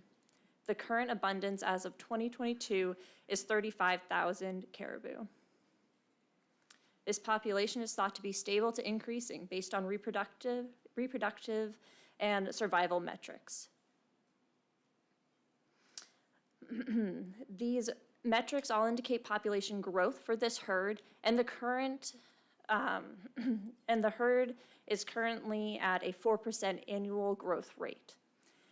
At this population level, there is a harvestable surplus of 1,400 to 1,600 caribou. This is the current harvest of the Central Arctic herd over the last 5 regulatory years, broken down by resident harvest in blue and non-resident harvest in orange. The average annual harvest over this period was 420 bulls per year, which is much lower than the harvestable surplus. This graph shows 26B hunter participation, broken down by resident hunters in blue shades and non-resident hunters in orange shades. The light shades correspond to unsuccessful hunters, and darker shades are the number of successful hunters of that category. Over this 5-year period, there was an average annual success rate of 40% for residents and 62% for non-residents. This is the resident harvest of the Central Arctic herd over the last 5 regulatory years, broken down by the number of caribou harvested by each hunter. The blue bars represent hunters that only took 1 caribou that year. The red represents 2 caribou, the purple represents 3, green represents 4, and light blue represents 5. From 2010 to 2016, resident hunters were able to take up to 5 caribou. However, we see that the majority took 1 or 2 caribou. The bag limit was reduced to 2 bulls from 2017 to 2019, and 86% of hunters only took 1.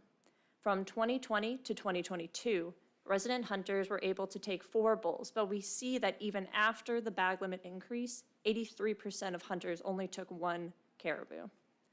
The proposed return to 5 any caribou would be advantageous for those few residents that choose to take advantage of the harvestable surplus. This is a similar graph as to the previous, but looking at the number of caribou harvested per non-resident hunters.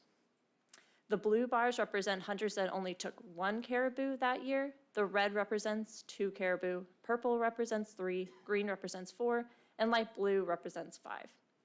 From 2010 to 2016, non-residents were able to take up to 5 caribou. 80% took 1, 20% took 2, and the remainder took 2 or 3. None took 5.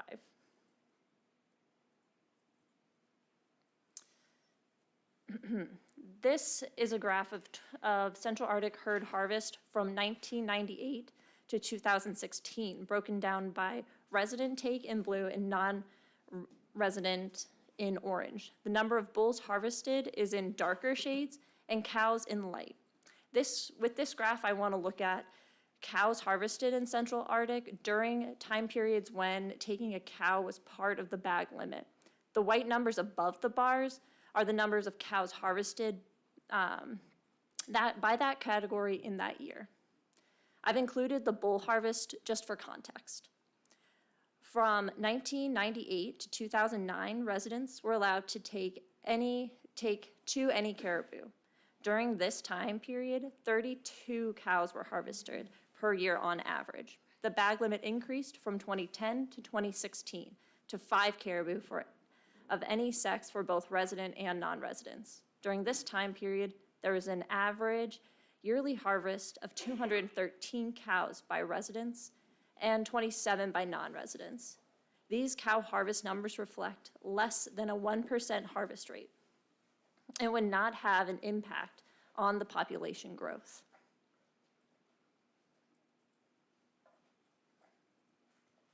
To summarize, there is an unutilized harvestable surplus.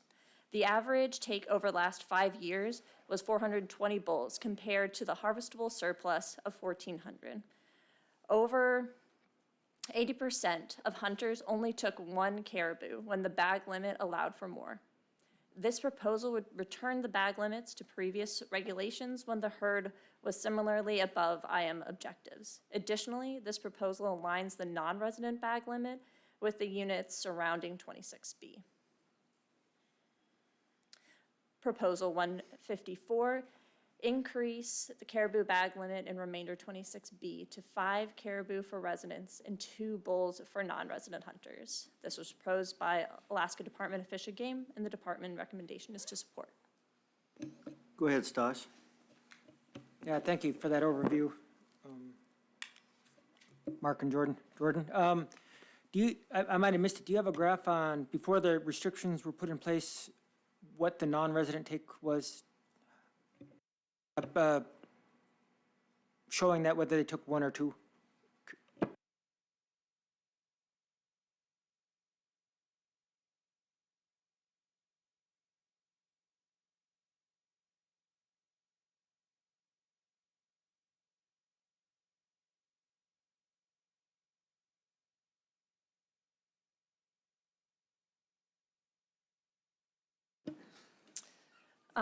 No, I apologize. I think that I go back just to 2010 as far as non-residents go. did most non-residents harvest two before the restrictions?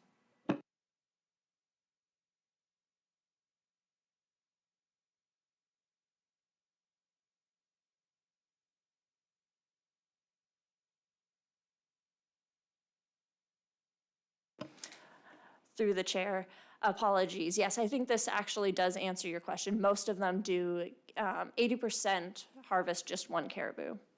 And this was before the restrictions. Okay, thank you. Go ahead, Dave. Thank you, Mr. Chairman. You said that other units were, you were trying to change the bag limit for non-residents to match other local. I just saw in 26C is the only one that has two bulls. Everything else is just one. Is that correct? That's the only one that's different?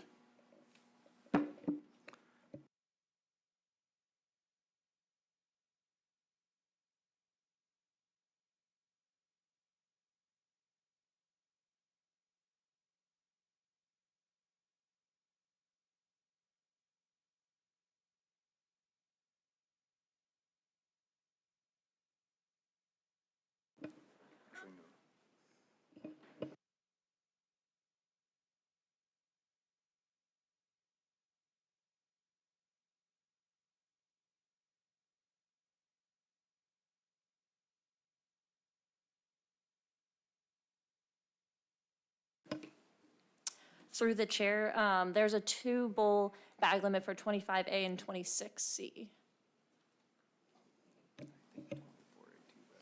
Thank you. I have a question that maybe you answer or maybe someone else in the department answers. This is a department proposal. The board took action in our last meeting to reduce non-resident hunting in part of the western caribou herd, western Arctic caribou herd area. And we've heard from the public concerns about displacement from hunters that would otherwise have hunted there to this area. Should we liberalize the restrictions? Do you think that's a concern that the department has?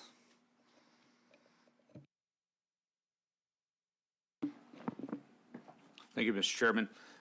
We've also heard those concerns expressed, not only here, but in other places. While certainly the board made some significant changes concerning the western Arctic caribou herd, and people will move, but I mean, this is a different place, and it's pretty far away. There is some good access with the highway and things like that. So we may, very well see an uptick. But I think the point really is here that, we won't know till we try it, and we have an unused harvestable surplus. And one of the things with caribou herds is we see them kind of yo-yo up and down, and if we can, to some extent get ahead of the, before they peak and want to come down really rapidly, well, that's probably a good biological thing. Okay, and if I could just follow up as sort of not related to that question, but the question is, in any of these larger caribou herds, if we had human harvest be the limiting factor on growth or shrinkage of the herd, in your experience?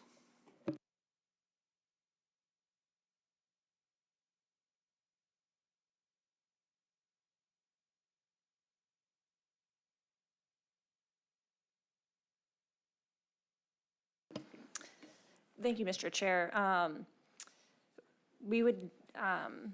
Human harvest is not, most likely not a limiting factor for the Central Arctic or the porcupine herd. It might be for a herd like the 40-mile herd, but not the ones that we're managing up north. Thank you. Board members, go ahead, Dave. Thank you. Again, you show that at least in the last year of 2016, you're showing only 20% took two caribou, which is about maybe 30 animals. Do you think that if this goes to two bulls for non-residents, that very many people are going to utilize that, or are you still going to end up with that 80 or 85 or even higher percentage of non-residents still just taking one animal? What's your thoughts on that? Thank you. Through the chair to Member Laurie, we would expect to see the same 80% most likely, but we'll definitely be monitoring with this new, if a new bag limit goes into place. Thank you. Go ahead, Al. Yep, thank you, Mr. Chairman. Thank you, Jordan. Thank you for coming to our meeting. I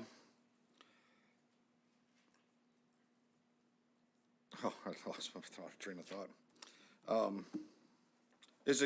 I'll start with this one. Is my assumptions right that less than half of the harvestable surplus on the low end is being utilized currently? Through the chair, yes, that is correct. Oh, and so my second question, it came back to me. Thank you. I'm concerned about the 1 July and any caribou. When do caribou calves somewhat have the ability to survive on their own if their mother's not there?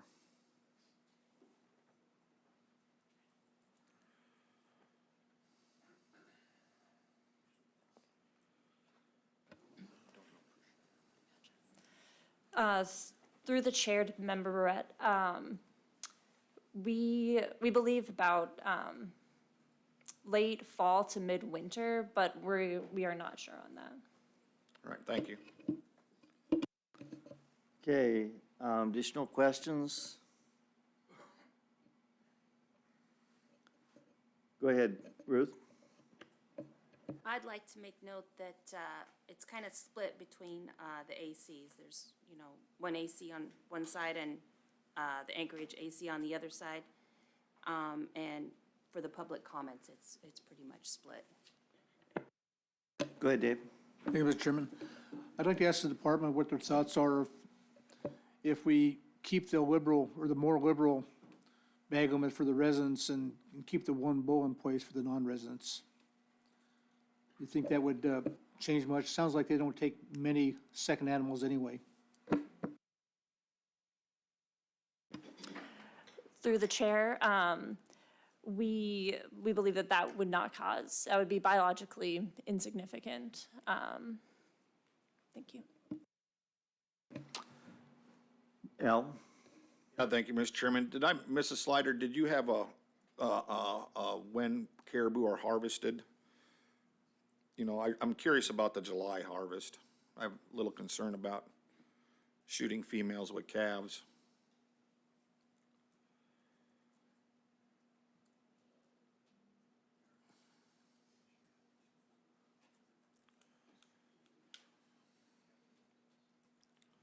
Through the chair to Member Barrett, I apologize, I don't have that graph, but I can say that most caribou in this GMU are harvested in September and August. Thank you. Go ahead, Al. So I'll put my intent on the record, Mr. Chairman. I intend to support this proposal. We have a underutilized harvestable surplus. It would appear that, non-residents are taking advantage of that. But in order to have stability of a population, you need harvest. And right now, we're very much underutilizing that harvestable surplus. And this proposal adds additional opportunity for subsistence. Thank you, Al. Any other comments, James? Yeah, thank you, Mr. Chair. I'm with Member Barrett here. I'm going to, intending to support this. I'm not really too concerned about the residents taking cows in July. We heard a lot of testimony both in the previous meeting and some from anecdotally in this meeting that most residents prefer to take bigger bulls prior to the rut in order to take advantage of the fat content. And so I think most residents are pretty selective when they're going out hunting. And so I'm not concerned about that July 1st date, and I'll be supporting it. Thank you, Dave. Thank you, Mr. Chairman. I'll be supporting it also. With the information I've had, at least, anecdotally and what I've seen, almost even non-residents especially, hunt August, September for these animals. Then as we get closer to the rut, it completely shuts off on the bulls, and that's when cows will be taken again. So I have no problem with the current dates either. Additional discussion from board members? Go ahead, Stosh. Yeah, thank you, Mr. Chair. I guess I'll be in support of this. It looks like with these increases, the impact's gonna be very minimal. Thank you. Anything else? Call the question. Question's been called. Thank you, Mr. Chairman. The board showed no concern from the public regarding costs to private persons if this regulation is adopted. Thank you. Christie, would you pull the board? Yes, Mr. Chairman, final action on Proposal 154. Member Loring, Yes. Mr. Barrett, Yes. Mr. Cooney, Yes. Mr. Hoffman, Yes. Chairman Burnett, Yes. Mr. Fletcher, Yes. and Ms. Cusack. Yes. Proposal carries 7-0. Mr. Chair, I move to take no action on Proposal 155 and 156 due to the action taken on 154. Second. Been moved and seconded that we take no action. So without objection, we'll be taking no action on those and no action on the next one. Mr. Chair, I move to take no action on Proposal 157. Second. Moved and been seconded and would be taking no action because I believe this Yeah. issue has already been taken care of at our previous meeting. Yes, Mr. Chairman, that's correct. This was addressed by the board at the Region 5 meeting in Kotzebue. So with no objection, we'll take no action on Proposal 157. Mr. Chair, I move to adopt Proposal 158, allow non-resident sheep hunting by drawing permit only in portions of Units 25 Alpha, 26 Bravo, 26 Charlie. Second. Thank you. Department? Thank you, Mr. Chair. Switching back and forth again. This is Mark Nelson again for the record. This is Proposal 158, which is to change non-resident sheep hunting within the Arctic National Wildlife Refuge to a drawing permit. This is a public proposal and the department recommendation is neutral. This map shows the Arctic National Wildlife Refuge in green. The Eastern Brooks Range Management Area is also a part of the Arctic Refuge there in gray. The proposal states that up to 7 permits are to be issued for the Arctic National Wildlife Refuge, and it makes no distinction between second degree of kindred residents and guided non-residents. However, after speaking with the proponent, the intent was slightly different and clarifications were submitted by the proponent as RC015. The intent here is to have up to 7 permits per guide use area, of which there are 16 guide use areas within the Arctic Refuge. If maximized, this would be a total of 112 permits for the Arctic Refuge. The intention was also not to include second degree of kindred non-resident hunters, but only to include guided non-resident hunters. And that the permits could be issued as either a registration permit or as a drawing permit. So with that in mind, here are the current regulations for the game management units that make up the Arctic Refuge. Note that there is a drawing permit on the books for the Eastern Brooks Range Management Area that is not listed in our handy dandy or currently being offered because this area is under a federal closure for non-federally qualified users. These circles indicate the seasons that would be affected by this regulation change.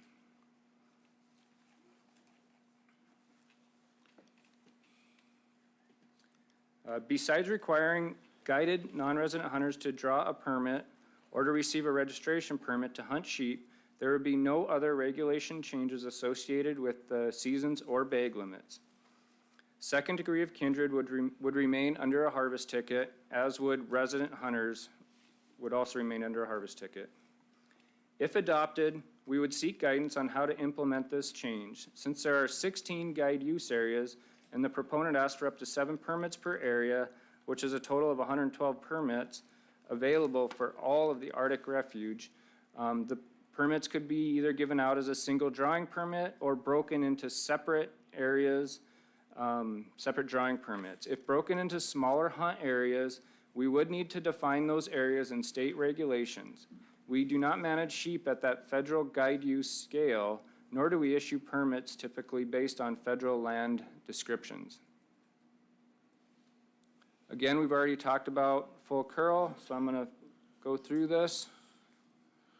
Unless you guys forgot the department stance, I'd be happy to do it, but I'm going to skip it. No, I think we're fine with hearing. Okay. Yeah. All right. So this figure now shows the current number of resident and non-resident hunters. On the vertical axis is the number of hunters, and horizontal axis is the regulatory year. The blue bars represent resident hunters, and the red bars, non-resident hunters. You can see that over time, as the sheep population has declined, the number of resident hunters has also declined. However, the number of non-resident hunters has remained fairly stable.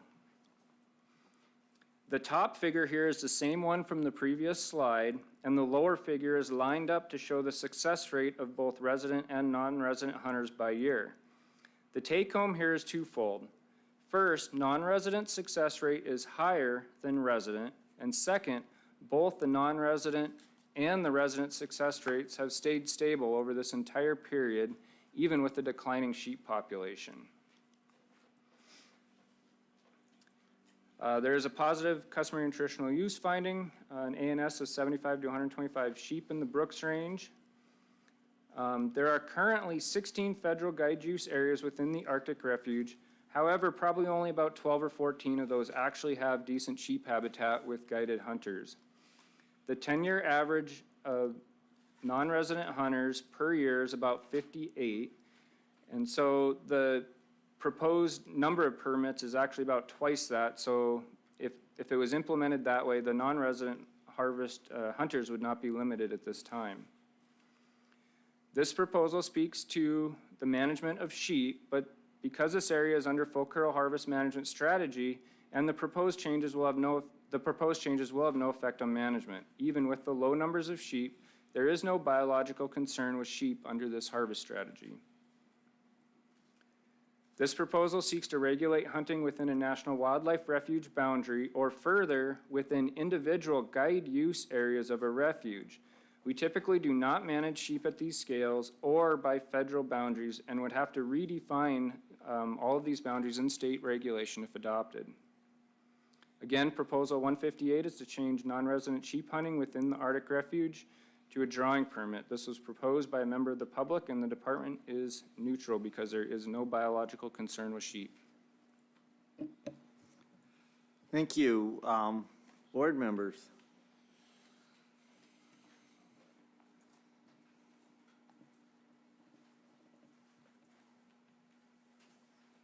Any questions? It is all, to be clear, this is all federal concessions for guided hunters. So there's a limitation on the number of guides that is outside the control of the state, correct? Go ahead, Ryan. Thank you, Mr. Chairman. I want to emphasize that we don't manage sheep or any populations at this level. And our stuff doesn't line up with the federal concessions. It's not something we have ever used. So this would be a pretty significant change in the approach of the Hunt Administration. Thank you. Go ahead, Al. Yeah, thank you, Mr. Chairman. Reading this proposal, it was interesting. I did agree, well, the proposal states, or I agreed with the proposal when it states that that I have been concerned about federal overreach, and I've spoken on it in front of the board several times. But I would not want to put guides in the middle of the department and federal managers' issues. I don't think they should be a pawn in the game. And I'm also concerned with trying to micromanage, you know, sub areas within a sheep area. So my intent is not to support this proposal. Go ahead, Dave. Thank you, Mr. Chairman. I'm kind of concerned that maybe the federal government is actually managing sheep on the refuges through this method. And even though we don't want to kind of get involved with micromanaging, but they are designating permits already or allocations to the guides. So just a concern I have in the back of my mind. Additional discussion on this? Go ahead, Al. You have additional discussion. I don't know if are we ready for the question on this? Okay, go ahead. Hey, thank you, Mr. Chair. You know, I don't think that we have any of the things in place that cause us to adopt a draw hunt here. It's got a long tradition up there of guiding and guide use areas. Non-residents are already limited by the fact that they have to go with a guide in these areas. Resident, non-resident participation's been relatively stable, and I'm not gonna support it. Thank you. Call the question, Mr. Chairman. Thank you. Is it ready? Go ahead, Dave. Thank you, Mr. Chairman. The board has heard no concerns from the public regarding costs of private persons if this regulation is adopted. Thank you. Christie, would you pull the board? Yes, Mr. Chairman, final action on Proposal 158. Member Hoffman. No. Mr. Cooney. No. Mr. Barrett. No. Mr. Loring. No. Ms. Cusack. No. Mr. Fletcher. No. Chairman Burnett. No. Proposal fails 0-7. Mr. Chair, I move to adopt Proposal 159, open a resident-only archery hunt for sheep in the Eastern Brooks Range Management Area with aircraft restrictions and modify the existing youth hunt in the same area. Second. Been moved and seconded. Department? Thank you, Mr. Chair. All right, Proposal 159 is to open an archery-only season for sheep in the Eastern Brooks Range Management Area and to restrict airplane access to hunt in the area. This was proposed by a member of the public, and the department recommendation is to support the intent to increase access to the area, but is neutral on the methods and means aspects of this proposal. This is a map of the area. The Arctic Refuge is in green, and the Eastern Brooks Range Management Area here is circled and in gray. The current regulations for sheep in the Eastern Brooks Range Management Area are here. And note that this circled regulation is not currently offered or listed in the handy-dandy. And like we said before, that's because of a federal closure to non-federally qualified users. Currently, there are no methods and means restrictions for hunting sheep in the area, and there are no aircraft restrictions except for the winter RS-595 hunt and the prohibition of spotting sheep from airplanes during the sheep season. There is a requirement for a hunt-specific education course that we may develop and implement if the hunt is open on the federal side. And like I said before, since this is a federal closure, only action by the Federal Subsistence Board can open this up. Unfortunately, this board does not have that power. The proposed regulations for the area include archery-only sheep hunting from August 10th to September 20th. Other season dates and bag limits would remain unchanged. The proponent recommends a draw or registration permit, but since this is already a drawing hunt in codified, that would probably already meet the satisfaction of that request. Finally, this proposal would prohibit landing an aircraft within the Eastern Brooks Range Management Area to hunt within that area. There's a positive customary and traditional use finding for sheep, ANS 75 to 125. Removing rifles, though, from this allowable gear type may have unintended consequences, both financial and in terms of access to training opportunities for hunters to become qualified with archery equipment. The board may wish to consider the impacts to reasonable opportunity for subsistence users if adopting this proposal. Again, I'm going to cruise through these. This is proposal 159 to open an archery-only season for sheep in the Eastern Brooks Range Management Area and to restrict airplane access to hunt in the area. This is proposed by a member of the public, and the department recommendation is to support the intent to increase access to the area, but is neutral on the methods and means aspects. Thank you, board members.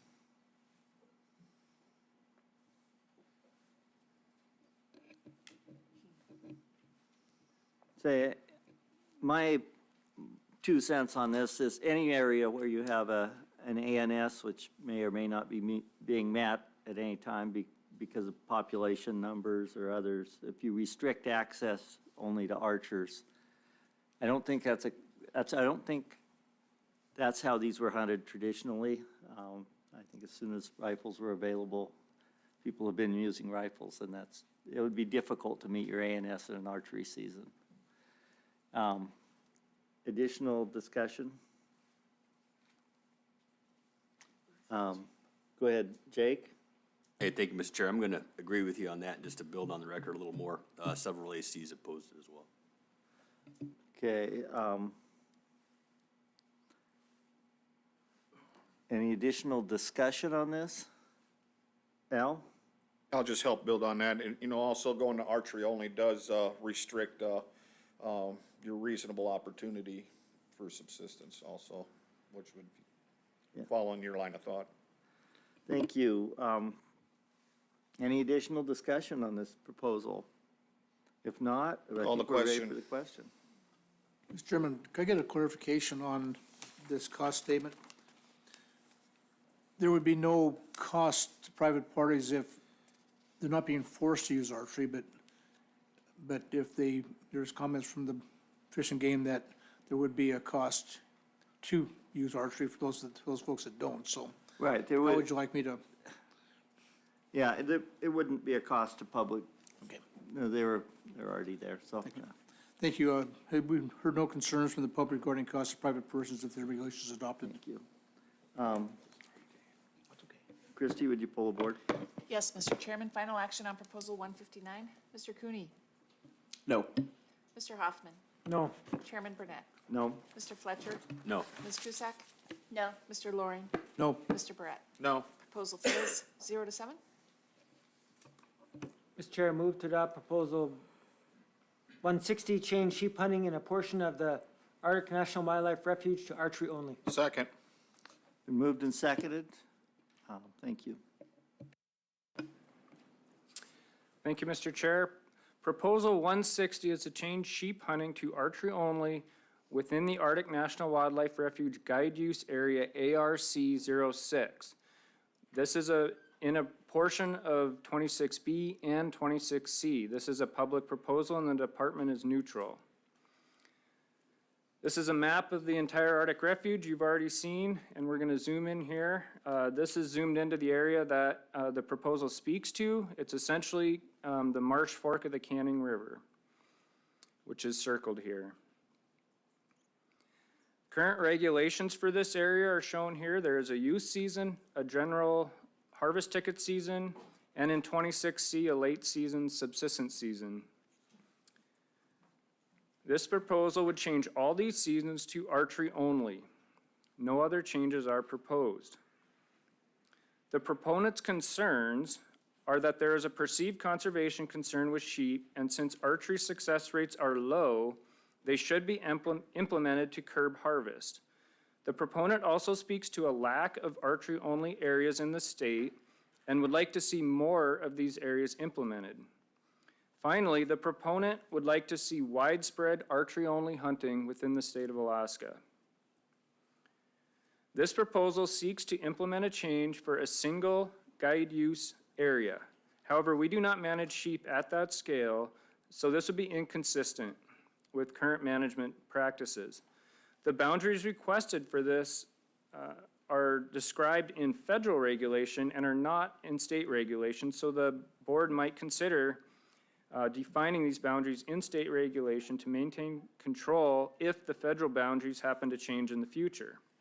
Our harvest reporting methods do not allow for harvest to report it in a manner that we could quantify the harvest for such a small area following implementation.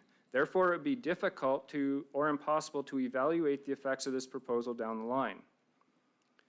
There is a customary nutritional use finding, ANS of 75 to 125 sheep. And again, removing rifles from the allowable gear type may have unintended consequences.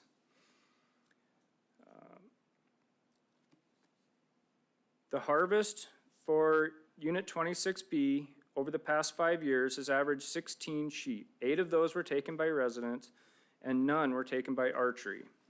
Remember that half of 26B was closed to hunting on federal lands, and so this significantly decreased the number of sheep that would have been taken in the unit prior. Hunters in 26C took an average of 43 sheep per year from 2018 to 2022. 22 of those were taken by residents, and less than 1 sheep per year is taken by archery equipment. Again, I won't spend time on these. Finally, this is Proposal 160, which is to change sheep hunting to archery only within the Arctic National Wildlife Refuge and Guide Use Area, ARC-06, which is a portion of Units 26B and 26C. This is a public proposal. The department is neutral. There's no biological concerns for sheep. I will point out that the next two proposals are essentially the exact same proposal with adjacent guide use areas. That's going to be the only difference. Thank you. Thank you. I was going to ask you to put that on the record, so thank you. Go ahead, Dave. Thank you, Mr. Chairman. To staff, I know that the Hua drainage, one of the drainages to the east, is heavily used by folks from Kaktovik, in that winter season.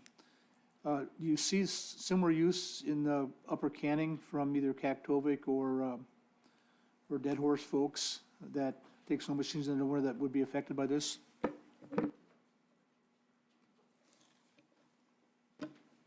So you're talking the RS-595 winter hunt specifically, right? Yeah, the hunt that it just said would be changed, the winter hunt be changed to archery only if this passed. Yeah, so through the chair, Member Loring, so access off the Hall Road is limited. So folks can't originate from the Hall Road essentially, so Dead Horse wouldn't be able to go. There's a couple people in Kavik that might use it. But it's really like folks in Arctic Village and folks in Kaktovik that use that hunt. So there would be use that would be restricted to archery only then if this would pass, even though, maybe not Dead Horse, but other places? Yeah, absolutely. The use of RS-595 is fairly low, but it does happen, and it's those folks living up there, yep, mostly.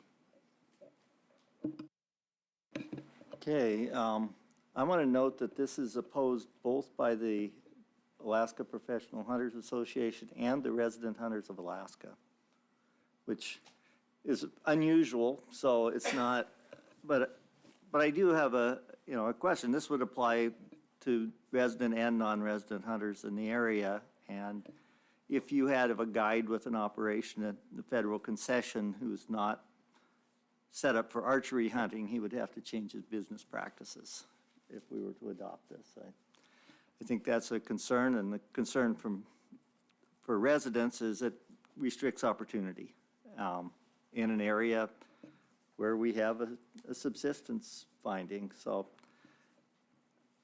I'm not going to be able to support it. Go ahead, Jake.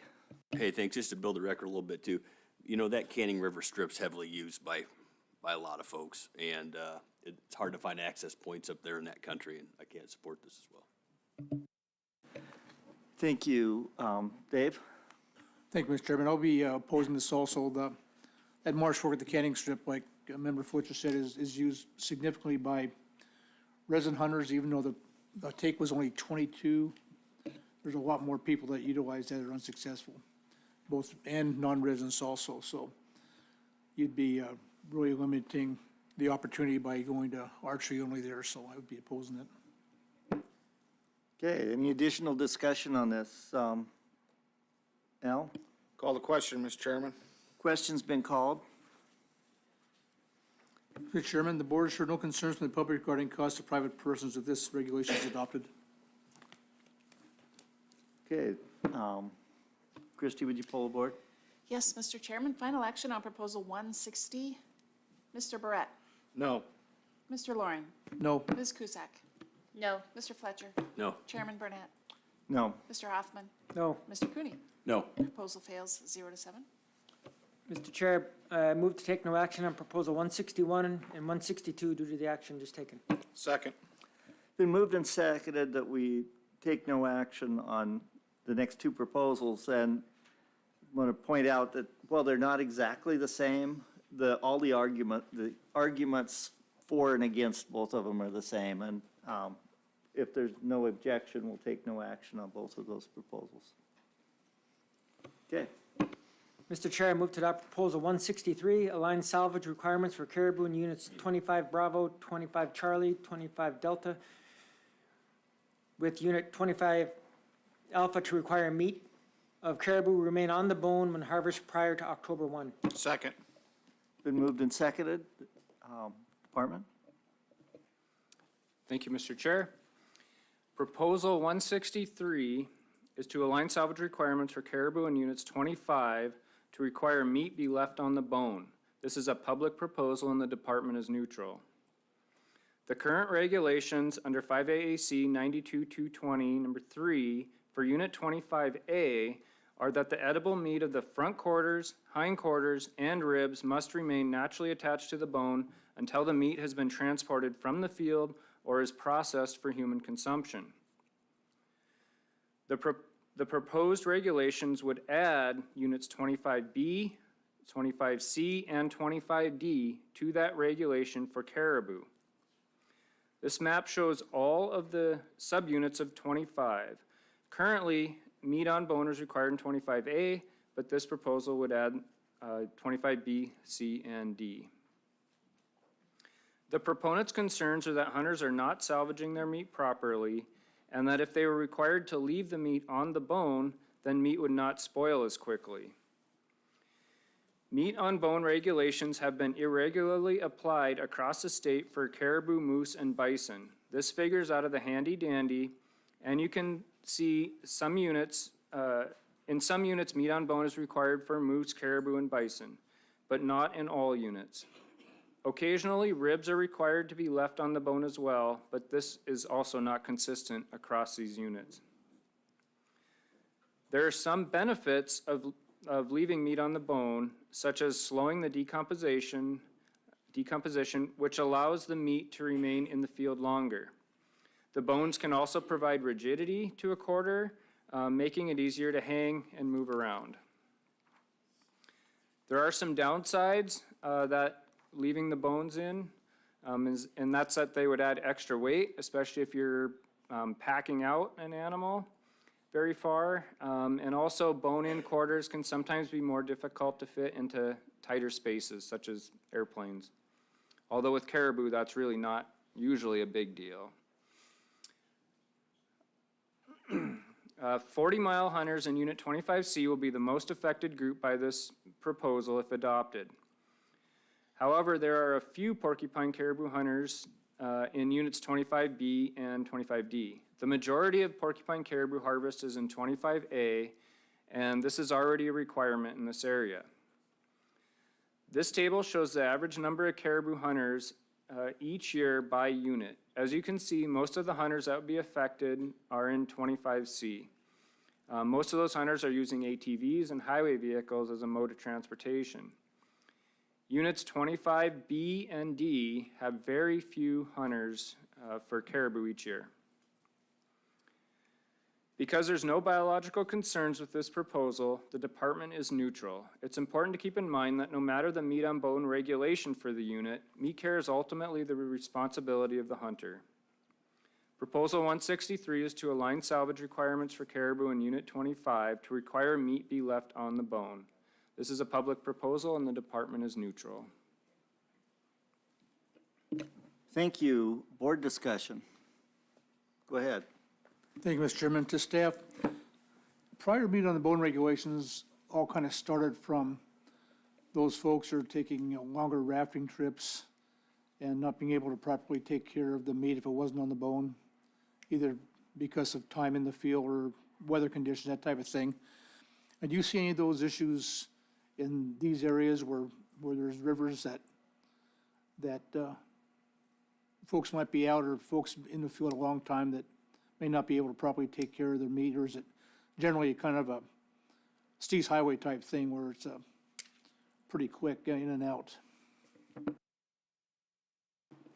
Through the chair to Member Loring, you know, most of the caribou hunters on longer raft trips are up in 25A where it's already required, obviously. There's a few rivers you could float in 25C that would really extend your trip, but most of those folks in 25C are hunting, you know, ATV, even highway vehicle type things. So I don't believe that there's as much opportunity for those really long river trips as there are in other places. Go ahead, Dave. Okay, thank you. So I guess there's kind of pros and cons for both. If you keep it on the bone, you know, for the few areas, Birch Creek, whatever, that might have longer floats, that would be good for that if there is an issue, but then keeping on the bone for those folks that are hunting highway vehicles and ATVs, it wouldn't add much weight either. I mean, it wouldn't be an issue there because they wouldn't have that weight issue, so, okay, thank you. James? Yeah, thank you, Mr. Chairman. This is for Captain Johnson. So are you all seeing a lot of citations for wasted salvage? Thank you, Member Cooney, through the chair. Just to clarify, are you referring to just these units? I'm sorry, yeah, for yeah, it'd be the units that are proposed here, 25 BCD. Thank you for the clarification. No, we're not. As the department mentioned, the vast majority of hunters in these affected units are part of the 40-mile off the Steese Highway. So as Member Loring pointed out, most issues that traditionally we saw with this were related to float trips. Not all, but the vast majority. Thank you. Jake? Thank you, Mr. Chair. Just to clarify, if we adopt this regulation, is it just going to retain or pertain to the 4 quarters, or ribs going to have to be left bone in? Or is that up for us to decide? Through the chair, I believe the way this was written, it included ribs as well. I don't have the proposal in front of me anymore, but you could define that as well. And you did testify that there are some areas where it is ribs and some where it isn't currently in regulation, so sure, that's the chart. Go ahead, Ruth. I'm guessing probably one of the reasons why they like to take the meat off the bone is probably because they're putting it in their coolers. And, you know, if they're in a car, they probably want to put it, you know, in different totes and boxes and stuff and put it in their car. So I imagine that's probably one of the reasons why they like it off the bone. Go ahead, Al. Yeah, thank you, Mr. Chairman. I intend to support this proposal. It's another one of these proposals where we already have a law or regulation in existence on wanton waste, and it makes people feel better to have meat on a bone. Still the responsibility of the hunter to take care of that and make sure it doesn't spoil in the field. And, you know, caribou are traditionally not an animal that's typically deboned. You might see some of it in 26, you know, with the 5-mile corridor or whatnot, but, you know, it's another reg in our book. Go ahead, James. Yeah, thank you, Mr. Chairman. For some of the same reasons that Member Barrett just stated, I'm actually opposed to it because I think that, you know, a lot of hunters are good. I think they do their part to salvage the meat. I think making a lighter load sometimes when you have a farther walk does help for that, and especially for those that are hunting on the road system. Once you get back to your vehicle, you're pretty much taking care of the meat right then and there and getting it done. So I'm not interested in putting another reg on the books. Okay, Stosh. Yep, excuse me. Thank you, Mr. Chair. I'll be in support of this regulation. I think it has several benefits to it. It definitely, like was stated, it helps keep the meat better in shape. But the one big one I think is if someone's giving the meat away, it really helps to know what, I think it helps at that aspect of it a lot. And I'm generally for these. I think this is a really big, it really helps preserve the meat. Thank you. Any additional discussion on this, Dave? Thank you, Mr. Chairman. I've always been a proponent myself of keeping meat on the bone, especially smaller animals like sheep and caribou. Moose might be a different story, but I like it. I like the way it comes out of the field. It's easy to pack. Bones don't weigh that much on caribou, especially if you're close to a vehicle or an ATV or an airplane. It's not that big of a thing, in my opinion. Okay, Stosh. When you're done. Yeah, let me finish one more thing. Okay. And for enforcement, you know, if they're out there trying to work on wanton waste case, it's better to be able to see what they got instead of 2 or 3 bags of meat, as we used to call it, you know. Right. You dump out in a tarp and just what is it? Okay. Stosh, you had another comment? That's what I was going to say. Okay, Thanks. thank you. And I'm with you and Stosh and Al on this one. You know, there are some people who could handle this properly, but for the majority of hunters that I've seen, a majority of people really aren't capable of doing it. They don't know how to get it off the bone and not waste. Go ahead, Ryan. Mr. Psychowski has actually a comment. Okay, go ahead. Yeah, so with regards to subunit 25C, I just want to make sure the board is aware that that unit is primarily 40 mile.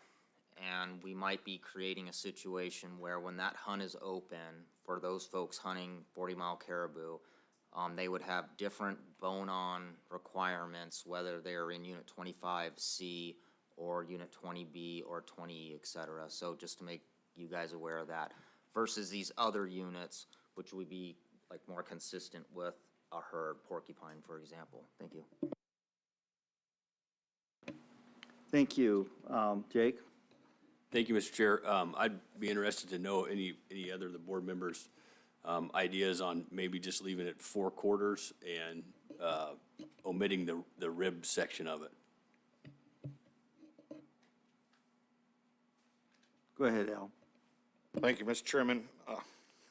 That's a good question. Generally, you know, caribou ribs are really thin, like sheep ribs. I think if you deboned them and tried to keep them stored for, you know, a certain amount of time, that you would get spoilage, but also keeping them on the bone and just even hanging them and drying, which is typical, that you lose a lot of edible meat in the same process. So, you know, it's a horse apiece to me on rib meat on caribou. Okay, Dave? Just a question to Jason. What would make it more consistent with the other areas? Just the 4 quarters or the ribs? How would you see that to work out best? Member Loring, through the chair. So there's kind of 2 issues with consistency. One would be including ribs or not. Currently, Unit 25A has the quarters and the ribs, as you can see there on the slide. So there's that consistency issue. And then the other consistency issue would be whether or not you want to align meat on the bone requirements associated with hunting a herd. So if Unit 25C was included, that subunit would be inconsistent with the neighboring subunits of 40 mile. Thank you. Go ahead, Captain. Thank you, Mr. Chairman. I was just going to build on what the gentleman preceding me just stated. I think I would just point out from an enforcement perspective that as written, if it was including 25C, which is Steese Highway 40 mile, we certainly could see a circumstance where folks drive to the boundary 12-mile summit and choose to debone at that point. And that would be perfectly legal under this. And again, each hunter's going to do their own thing, but they would still be in the field. So, you know, in 25C north of, that would be prohibited, and south of, as soon as they went into 20B, that would be perfectly okay.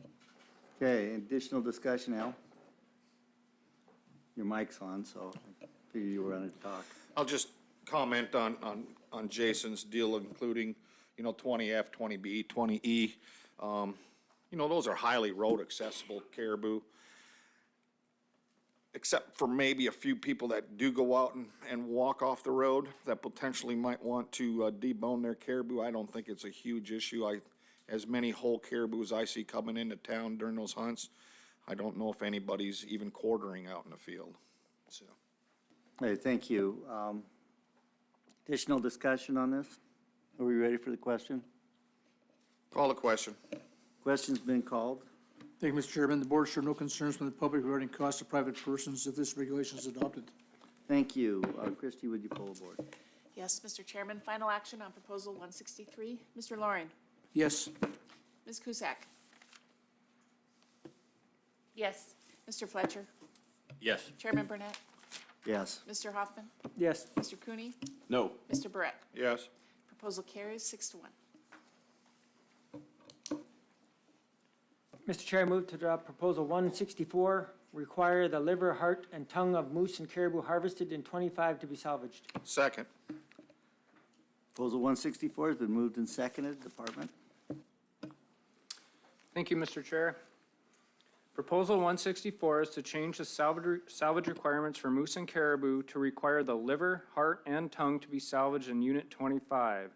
This was proposed by a member of the public and the department is neutral. Currently, under 5AAC 92220D, a person taking game shall salvage for human consumption all edible meat as defined in 5AAC 92990. That regulation defines edible meat in the case of a big game animal except a bear as the meat of the ribs, neck, brisket, front quarters, hind quarters, and the meat along the backbone between the front and hind quarters. Edible meat does not include the meat of the head, meat that has been damaged and made inedible by the method of take, bones, or sinew. If adopted, this regulation would add something along the lines of the following phrase under 5AAC 92990. In addition to the above requirements, the liver, heart, and tongue of moose and caribou taken in Unit 25 must be salvaged. None of the other regulations would be affected by this proposal. The customary and traditional use worksheets describe the use for each species in an area. The porcupine caribou worksheet for Unit 25 mentions the caribou meat, the head, heart, and other organs, mesentery fat, bone marrow, and blood of caribou are variously used for human consumption. The moose worksheet for Unit 25 mentions moose are very thoroughly utilized by local hunters, including meat, hide, long bones, head, organ meats, and intestines. While both mention the use of organ meat, the practice is not universal among subsistence users according to these worksheets. If a hunter wishes to salvage organs, they can do so with the current regulations in place. If these organs were required to be salvaged, they would not be legal for use as pet food or as trapping bait. One aspect of this proposal seeks to require hunters to donate meat to local communities if they do not wish to use them. This is logistically challenging for many hunters, and the board may consider the legality of requiring a hunter to donate meat or organs. Overall, there are no biological concerns with this proposal, and the department is neutral. This is Proposal 164 to change the salvage requirements for moose and caribou to require the liver, heart, tongue, and tongue to be salvaged in Unit 25. This is a public proposal and the department is neutral. Thank you. Go ahead, Stosh. Yeah, thank you. Question to the department. I don't see where in this proposal that it's requiring it to be donated anywhere. Through the chair to Member Hoffman, it mentioned in there, and again, I don't have it right in front of me, maybe Jason will find it, but it mentioned in there that if a hunter does not wish to use a liver, heart, or tongue, that they could deliver it to the nearest community or something along those lines. Yeah, but it doesn't say they're required to. It says they could, right? Right. Okay, Jake. Thank you, Mr. Chair. I guess I have a question for subsistence. Is there any, do we have any information about the heart, liver, or tongue of black bear being consumed in households? Thank you through the chair, Member Fletcher. I do not know off the top of my head, but I can find out. The information that we do have is ethnographic in nature. I do not believe we have any detailed harvest information on that use. Go ahead, Dave. Thanks, Mr. Chairman. Another question, subsistence. Quite a few years ago in the Ottner region, they requested that these organs and also some other head and other parts of the body were to be salvaged. And then a year or two later, they came back and requested to take that requirement back off the books because of the effort it took, and it was hard for, especially for elders, to get things up. You know about that, or can you tell us a bit more about that? The request to do it and the request to take it away?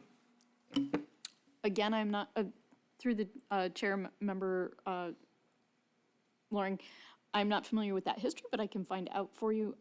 My guess is that going through that practice, they found out how extensive the effort would be, and the members then therefore reported back and came to the board to change that effort. But I can get you more details. Thank you. Okay, additional discussion. I'd like to, go ahead, Al. Oh, I was going to say, I would like to support this, but because my oldest son would be horribly upset if I were to kill an animal and not keep the organ meats. My wife wouldn't be quite as upset.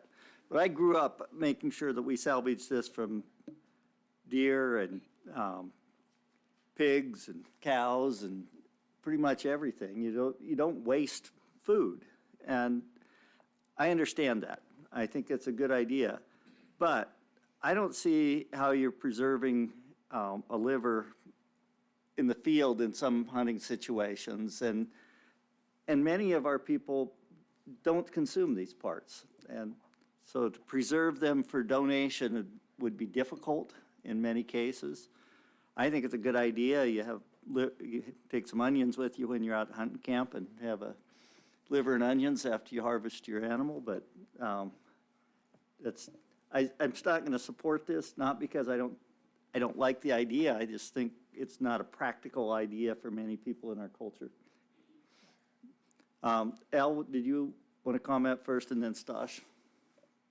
Yeah, thank you, Mr. Chairman. Yeah, I think there's a few issues with this. I think there's personal diet issues with individuals being being mandatory to salvage something. And when you're mandated to salvage and donate it to somebody else, you may not take the best of care with it. There are some religious organizations out there that, don't partake in eating organs of animals. And I think it's great. I mean, we save one small moose liver every year for our family, and we most definitely never waste a tongue or a heart. So. Yeah, I think at our house, we've eaten a lot of salmon hearts too. So go ahead, Stosh. Yeah, thank you, Mr. Chair. I'd like to add a little bit to the record here. So this, to me, has a lot of merit. These organs are relatively small. The tongue is almost indestructible. I mean, you really can't screw that one up. But you split the heart, drain the blood out. The heart is good. They're small, and if you don't eat them, there's lots of people from where I'm from. They take them all out and give them away. I take the kidneys. I don't eat the kidneys, but I take them in and I trade them for 10 pounds of carrots in McGrath. So I think this is a good proposal. I'm going to be voting for it. And excuse me, I think one last thing here on the liver, that's questionable. I would be willing to amend that one out. Because of certain times of year, the liver is just not, it goes bad. Go ahead, Jake. Thank you, Mr. Chair. I would definitely like that amendment. I think if that amendment was made, I'd vote for it. Is that amendment? The amendment would be to remove the requirement to salvage a liver. Second. On the amendment, you want to speak to that, Stosh? Yeah, because the liver, depending on the season, sometimes it's, at a certain point, it turns bad relatively quick, and that one is, it breaks apart. And so that one is probably the main one that contributes to the spoilage of meat that we were talking about earlier. Thank you. Additional discussion on this? On the amendment? Call the question on the amendment. Question's been called on the amendment to take liver out of the requirement. On that amendment, Mr. Chairman, Ms. Cusack? Yes. Mr. Fletcher? Yes. Chairman Burnett? Yes. Mr. Hoffman? Yes. Mr. Cooney? Yes. Mr. Barrett? Yes. Mr. Lauren? Yes. Amendment carries 7-0. Okay, the amended proposal is before us. I'm still going to express my concerns about this, even though I'm going to keep these parts. A lot of people don't, they have religious dietary restrictions. There's other reasons not to do it, and I can't get there, even though I would keep them myself, and I would encourage people to keep them. Ryan, before we Thank you, Mr. Chairman. I just want to point out that adopting this, and whatever the board wants to do, it's going to be pretty inconsistent across the state. And I would anticipate that you will see numerous proposals for this. And so you might want to start thinking about that. The only other places I believe that, these types of salvage requirements are in place are for the community subsistence hunts down in the Nelchina Basin. I'd also encourage you to start thinking about which species, how far down are you going to go on this? Because I think that'll be coming to you as well. Dave, you had something, and then James. Thank you. Yeah, I think that there are definitely cultural taboos against organ meat in some arenas, and forcing those folks to salvage it wouldn't be right. I do salvage it. I have friends from Fort Yukon that are natives, and also from Bethel area that ask me for liver especially, and heart too, so I do bring that out. And I would recommend everybody bring as much out as they possibly could, in addition to what's legally required in the salvage regulations, but I would have a hard time forcing somebody to do it. James? Yeah, thank you, Mr. Chairman. I just wanted to go on the record to say, I appreciate the proposal, and I understand the concerns of the proposer, but I won't be supporting it because of some of the reasons that Director Scott had said, but that was what I was about to say, was that I think we have a long history already of what meat is required in the state, and it works. I think that changing those at this point, it does start going down a path of inconsistency, and still it doesn't stop or prevent anybody from going ahead and doing that as well. I, like you, have no problem doing that and salvaging the meat, those organs myself, but I don't want to, in one area of the state, start requiring this, but for the rest of the remainder of the state not have that, so I won't be supporting it. Go ahead, Ryan. Thank you, Mr. Chairman. Another consideration the board should consider is whether you'd like to address if you require the salvage of these for human use or human consumption. As was pointed out in the presentation, several people do use these things for other things than just food, human food. So just another point to consider. Thank you, Ryan. Jake? Hey, thank you. Just a quick question to the troopers. Would you have a problem deciding how much was harvested of the tongue? I mean,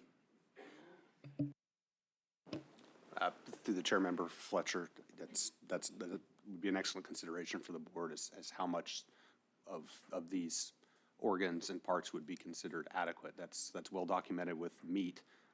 It's not really documented with these items. Thank you.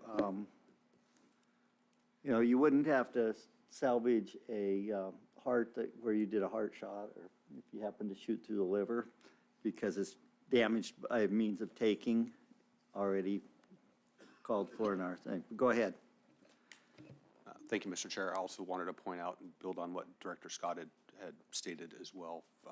Again, enforcement concerns specific to this unit at least. You've got 25C that is essentially made up completely differently than the rest of Unit 25, and that it's a highly road accessible hunt from core urban areas, and you would be splitting a hunt in half, exactly like the previous proposal, where there'd be different salvage requirements for the same hunt that would make enforcement of this extremely difficult. Yeah, thank you. We've had a pretty good discussion on this. Anything further to add before we take a vote? Call the question on the proposal as amended, Mr. Chairman. Thank you. Go ahead. Thank you, Mr. Chairman. The board should no concerns from the public regarding costs of private persons if this regulation is adopted. Thank you. Christie, would you pull the board? Yes, Mr. Chairman, final action on proposal 160 as amended. Mr. Fletcher? yes. Ms. Cusack? No. Mr. Loring? No. Mr. Barrett? No. Mr. Cooney? No. Mr. Hoffman? Yes. Chairman Burnett? No. That proposal fails by a vote of 2 yeas to 5 nays. Thank you. Mr. Chair, I move to adopt Proposal 165, create an intensive management plan for reducing wolves in 25 Delta. Second. Been moved and seconded. Go ahead. Thank Thank you, Mr. Chair. Proposal 165 is to create an intensive management plan for moose in Unit 25 Delta and allow same-day airborne wolf hunting. This was proposed by the Yukon Flats Advisory Committee, and the department is opposed. This is a map of Unit 25D. The green cross-hatching is U.S. Fish and Wildlife Service land associated with the Yukon Flats National Wildlife Refuge.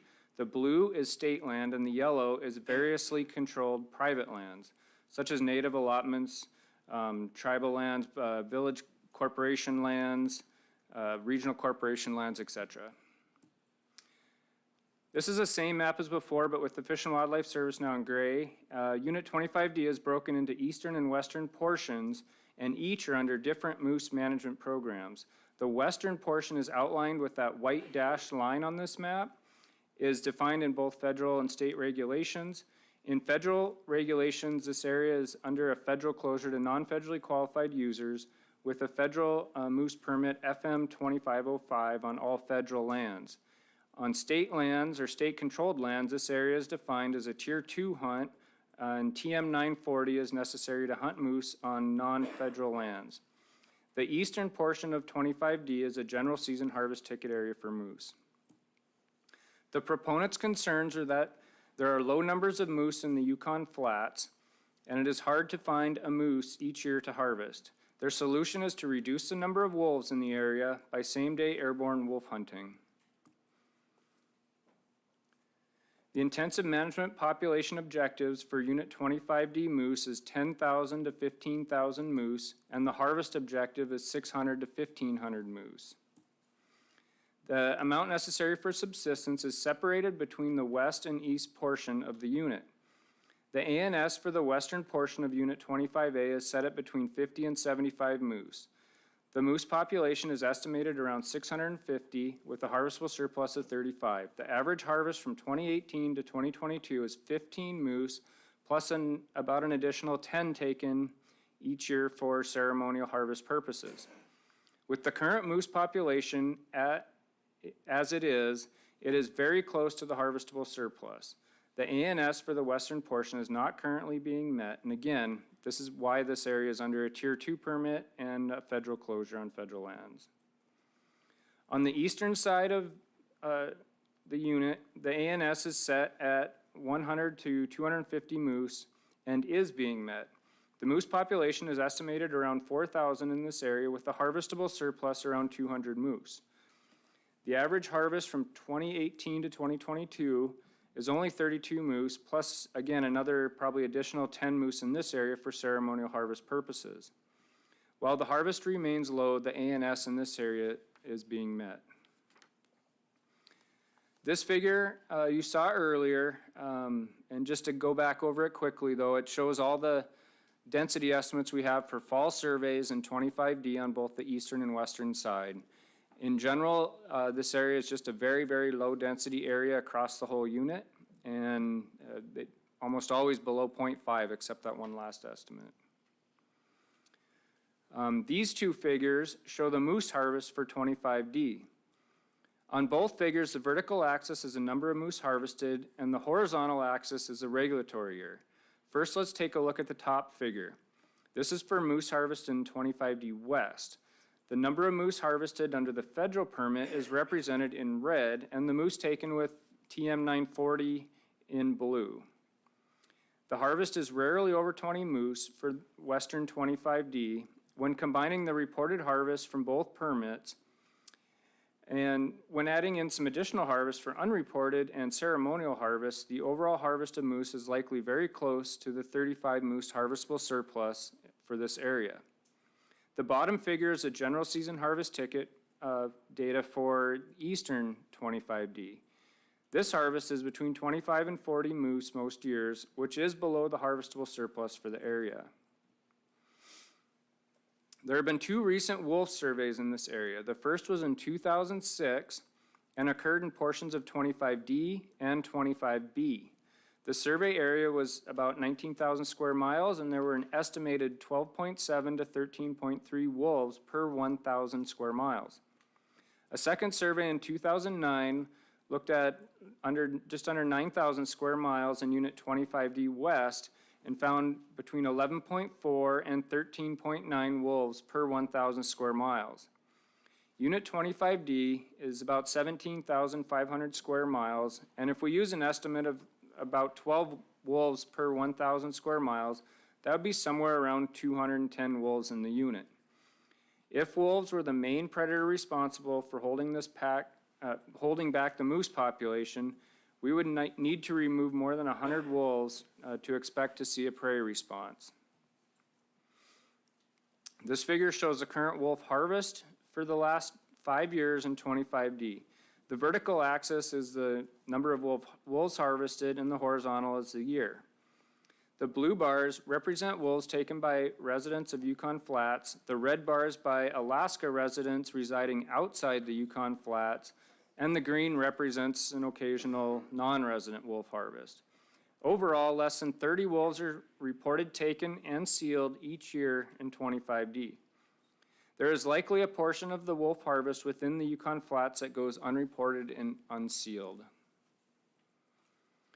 Wolves are not the only predators of moose in this area, and black bears likely play a much more influential role in the moose population. In 2010, we conducted a black bear population estimate in a portion of 25D West as part of an IM feasibility assessment. We found between 35 and 53.5 bears per 100 square miles, which is the highest documented density of black bears in interior Alaska. The density is actually higher than the moose density in this area. There's a positive customary and traditional use finding in Unit 25 with an ANS of 150 to 250 bears. There's a 5 bear bag limit for black bears in this area. No harvest ticket is required and no sealing is required. We are not able then to calculate the actual harvest right now, but it's likely very low compared to this high population size. There are no current population estimates for brown bears in this area, but if we apply density estimates from interior units with similar habitats, we would probably expect to find somewhere around 400 bears. The average harvest for the past 5 years is only 6 bears per year. There is a positive customary and traditional use finding for brown bears in Unit 25D, but no ANS was set. The Unit 25D has a 2 bear bag limit and a resident season of 1 July to 30 November, and again from 1 March to 30 June. Under Alaska statute and regulation, it is illegal to shoot a wolf the same day you have been airborne unless there is an intensive management plan in place with a predator control component. In 2012, we presented an IM feasibility assessment to the board focused on moose in Unit 25D West. At that time, both the board and the department determined that an IM plan with a predator control component had a low probability of success. The main driving factor of this was the substantial federal land in this unit. And looking back at this map here, you can see that 70% basically of the land in Unit 25D is federally controlled through the Yukon Flats National Wildlife Refuge.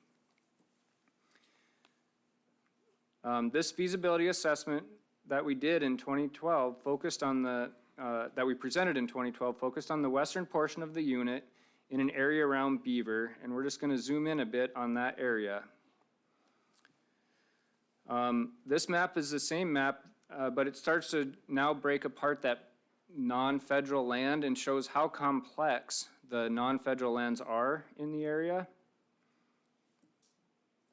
And here we are right around Beaver, Birch Creek, and Fort Yukon. Again, the private lands here are shown in different colors representing the wide array of landowners. Part of the issue of trying to conduct predator control activities on these small postage stamps of available land is that the area is not large enough to create a measurable increase in moose numbers. If wolves are removed from the area, there are still wolves in the surrounding federal lands, so the overall population level effect would not be measurable. In 2017, there was a similar proposal before the board to allow same-day airborne hunting of wolves. At that time, the board took no action and cited the Federal Airborne Hunting Act. This proposal seeks to remove wolves, but the current black bear population being so high, the black bears are a much bigger predator on moose in this area. Again, the harvest is unknown because this is not a harvest ticket area, nor is it a sealing area for black bears. Because there's been no change in land ownership since 2012 and no change in the Federal Airborne Hunting Act, the department remains opposed to predator control in this area. Again, this is Proposal 165 to create an intensive management plan for moose in Unit 25D and allow same-day airborne wolf hunting. This was proposed by the Yukon Flats Fish and Game Advisory Committee. The department recommendation is opposed. Thank you. Board members. So I was looking at the IM objectives here. They seem a bit unrealistic, given, even if we could do an intensive management program as a practical matter. Has the department done any you have any thoughts on what that IM objective realistically should be? That's a good question, Mr. Chair. I'm not sure that they're that unrealistic if we could get past this predator pit we're in. The habitat's actually pretty good out there. There's just so many predators that the moose population just can't seem to get over that hump. Okay, go ahead, Commissioner. Yeah, so this is another classic case where really we need animals to meet our population objectives. It's impacting subsistence, but we just can't do it without federal cooperation. But what's really frustrating is even if we were able to successfully do this and implement it on these postage stamp areas, the reality is that if we're successful, it's probably all going to go to federally qualified users on the federal land. It's just a classic case here that we need federal involvement. If subsistence is a priority out in this landscape, and federally qualified users are going to take these animals, we need the federal government to cooperate with us on predator management to get out of these predator pits in these areas. Yeah, I understand your concerns. I would point out that our federally qualified people are Alaskans, and we're concerned about them as a board. And I know you are too. I'm just making sure that people don't think that we don't care about federally qualified subsistence users, and we're way below our ANS in portions of this area. We have a statutory obligation to look at the feasibility of an IM plan. But any discussion from board members?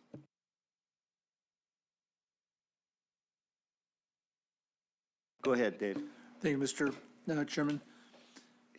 I've been kind of around this area for a long time, and black bears have been a concern forever out there, and we have some restraints on how the state can handle it, but we've asked locals to try to go out there and harvest more bears, and I know that they're trying to, and they have in some situations, but there's just too many bears, and it's too hard to get to them, and it's just not working, so I'm not sure what the answer is to this. We tried different things, and we just can't seem to get the moose out of the predator pit. Al. Yeah, thank you, Mr. Chairman. There's several examples in the close nearby area on how people deal with predators. There's several villages downstream on the Yukon River where they took it upon themselves to go out and get wolves, and consistently and year after year, and teaching the next generation how to hunt wolves. And, they get some compensation, but they did it for a lot of years with no compensation. Just the compensation was a higher moose population and moose in their freezer. But they can get corporations and councils behind them if they need some money for gas and ammunition and things like that. So there are ways to go about this that doesn't involve the state or the federal government being involved on it. Thank you, Mr. Chair. Board members?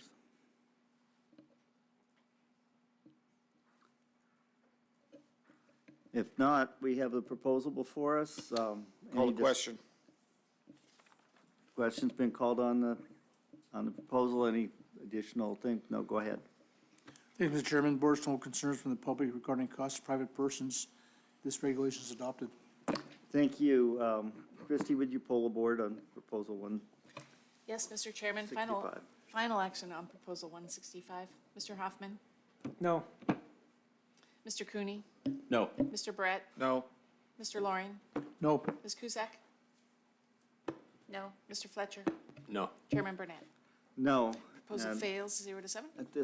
At this time, we're going to take our lunch break until 1:30. Thank you.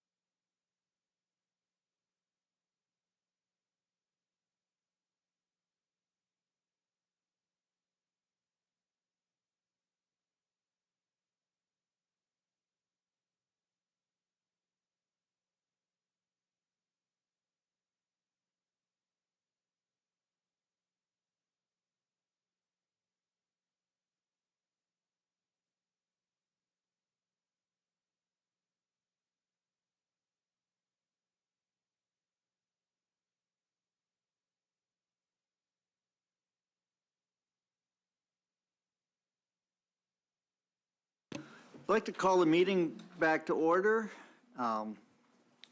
We were on proposal, we should be on proposal 166, I believe. Mr. Chair, I move to adopt proposal 166, establish trapping seasons for black and brown grizzly bears and allow black and brown grizzly bears to be taken by bucket set snares in 25 Delta. Second. Been moved and seconded. We'd like to hear from the department. Thank you, Mr. Chair. Proposal 166 is to create a trapping season for black bears and grizzly bears in Unit 25 Delta. This is a public proposal. The department recommendation is neutral.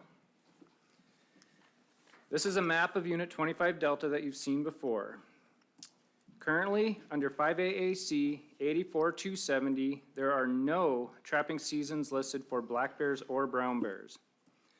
Black bears are defined as fur bearers, but brown bears are not. Both species are defined as big game. Traps or snares are not legal methods of taking game, except that there is an exception for fur bearers.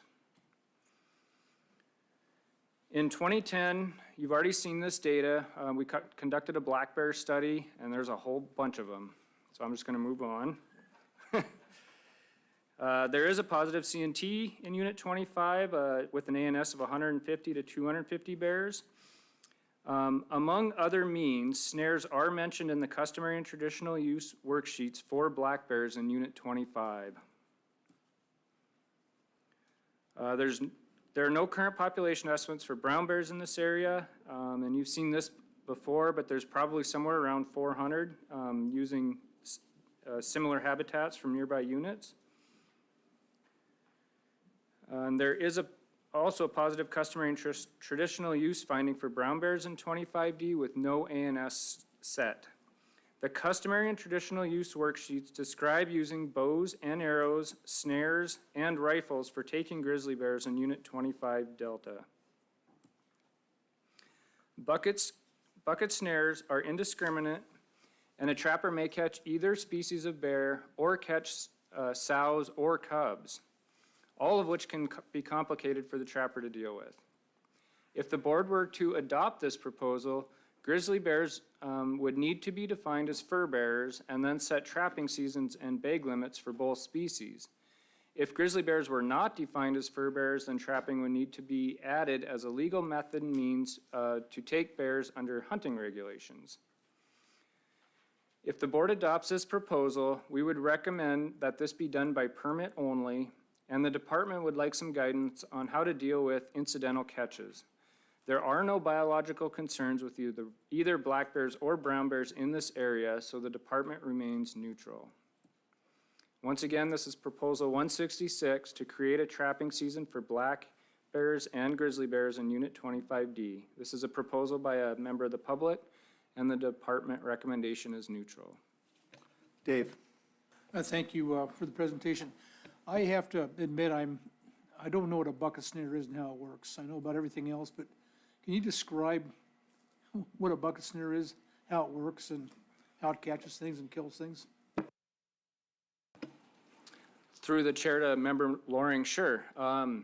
Imagine a 5-gallon bucket, and if you take the lid of the bucket and cut a hole in it, you've created a little space that a paw could be inserted into. Around that, just inside that lid would be an actual snare sitting there waiting, right? There's usually some sort of bait in the back of the bucket with a trigger system. Bear reaches a paw in, grabs the bait, and that triggers a spring that would set the snare around the paw. And then that's how the bear would be held, tied to hopefully a big enough tree to hold it.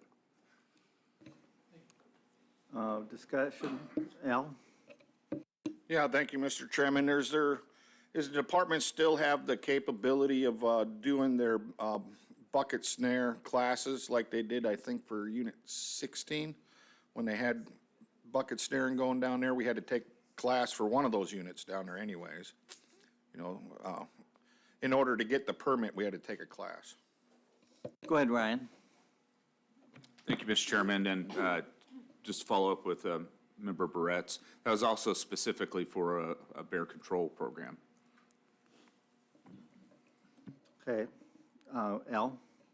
So I'm wondering, do they still have that capability of, since it's a brand-new methods and means, not, you know, even members at the table here don't understand what a bucket snare is.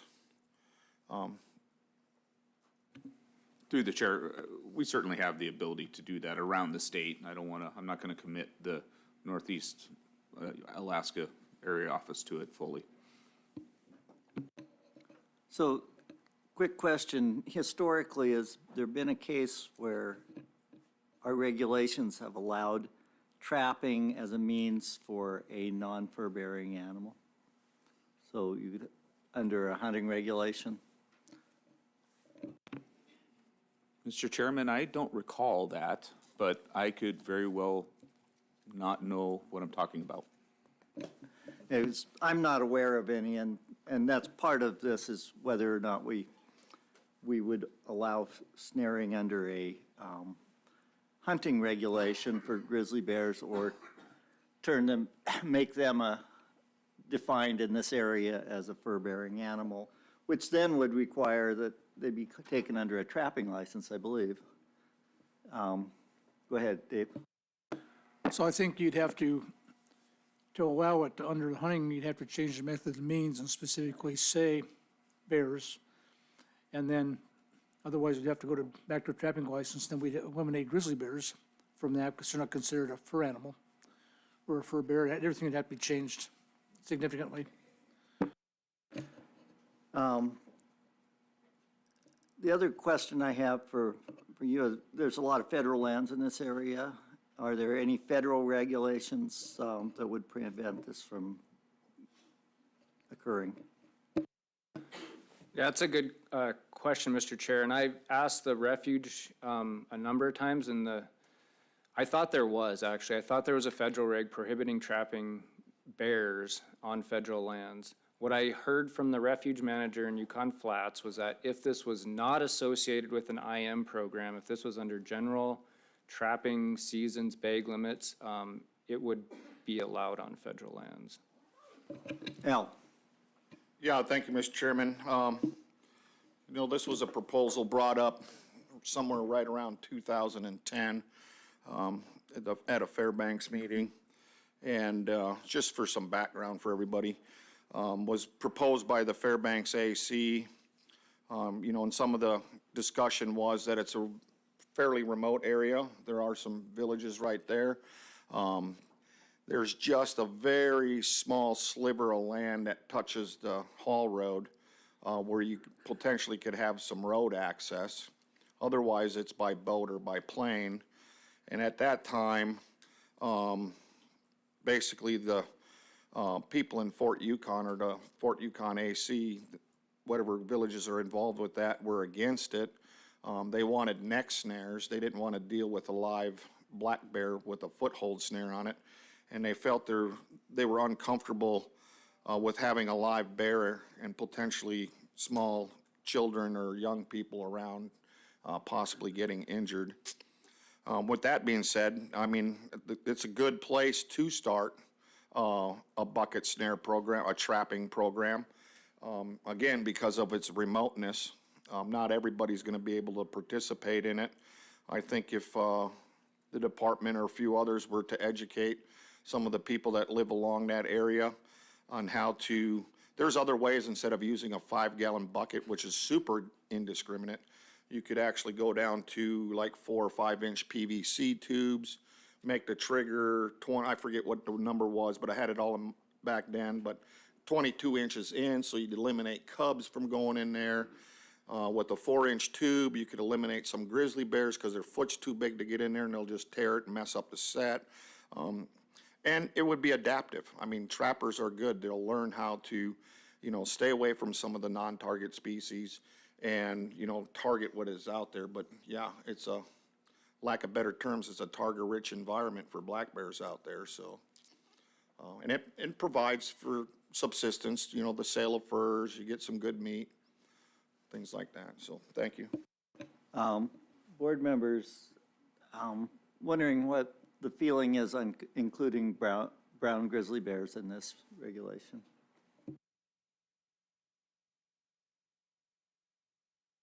Thank you. Just real quick, go back to Member Brett's comments. I think you would still end up, catching females with cubs, and so you have some cubs running around with a mother that's killed. And, that may or may not be a concern, might be kind of helping the moose in the long run, but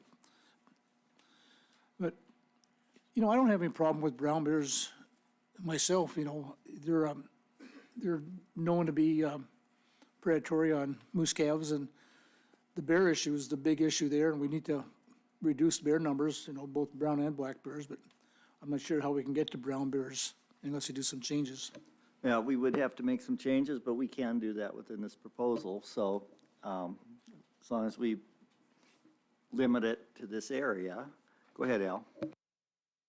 Yeah, thank you, Mr. Chairman. Just for, speeding it up and not talking about what ifs, I move to make an amendment to Proposal 166 that would change brown grizzly bears to include the status of a fur bear. Second. And that's limited to Unit 25D or not?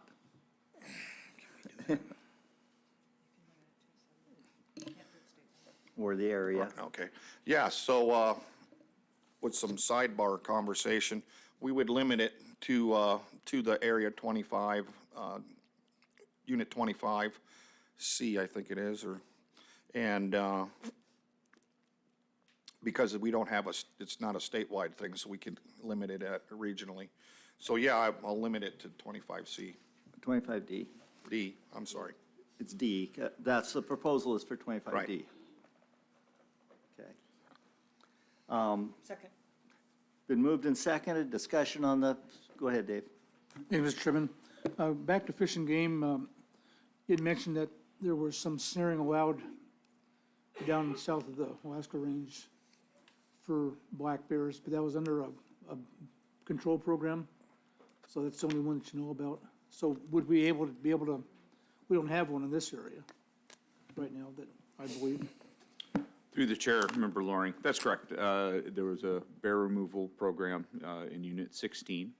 The department has used bucket snares quite extensively for research and management work, and I believe other states may have it as well. I'd have to confirm that. One of the things, though, that we did experience in Unit 16, if you included brown bears, that would deal with this somewhat, but I'm still very concerned you're going to hook up a female with cubs around or a cub with females around. Our staff were called out numerous times to address that issue in Unit 16. And, 16 is pretty far from Palmer, but it's not like this far from Palmer, So I would urge the board to use caution as you move forward with this. I was going to make a comment about this only being for this unit at this point. Should you adopt it, guaranteed you will see it at a statewide meeting. Yeah, thank you.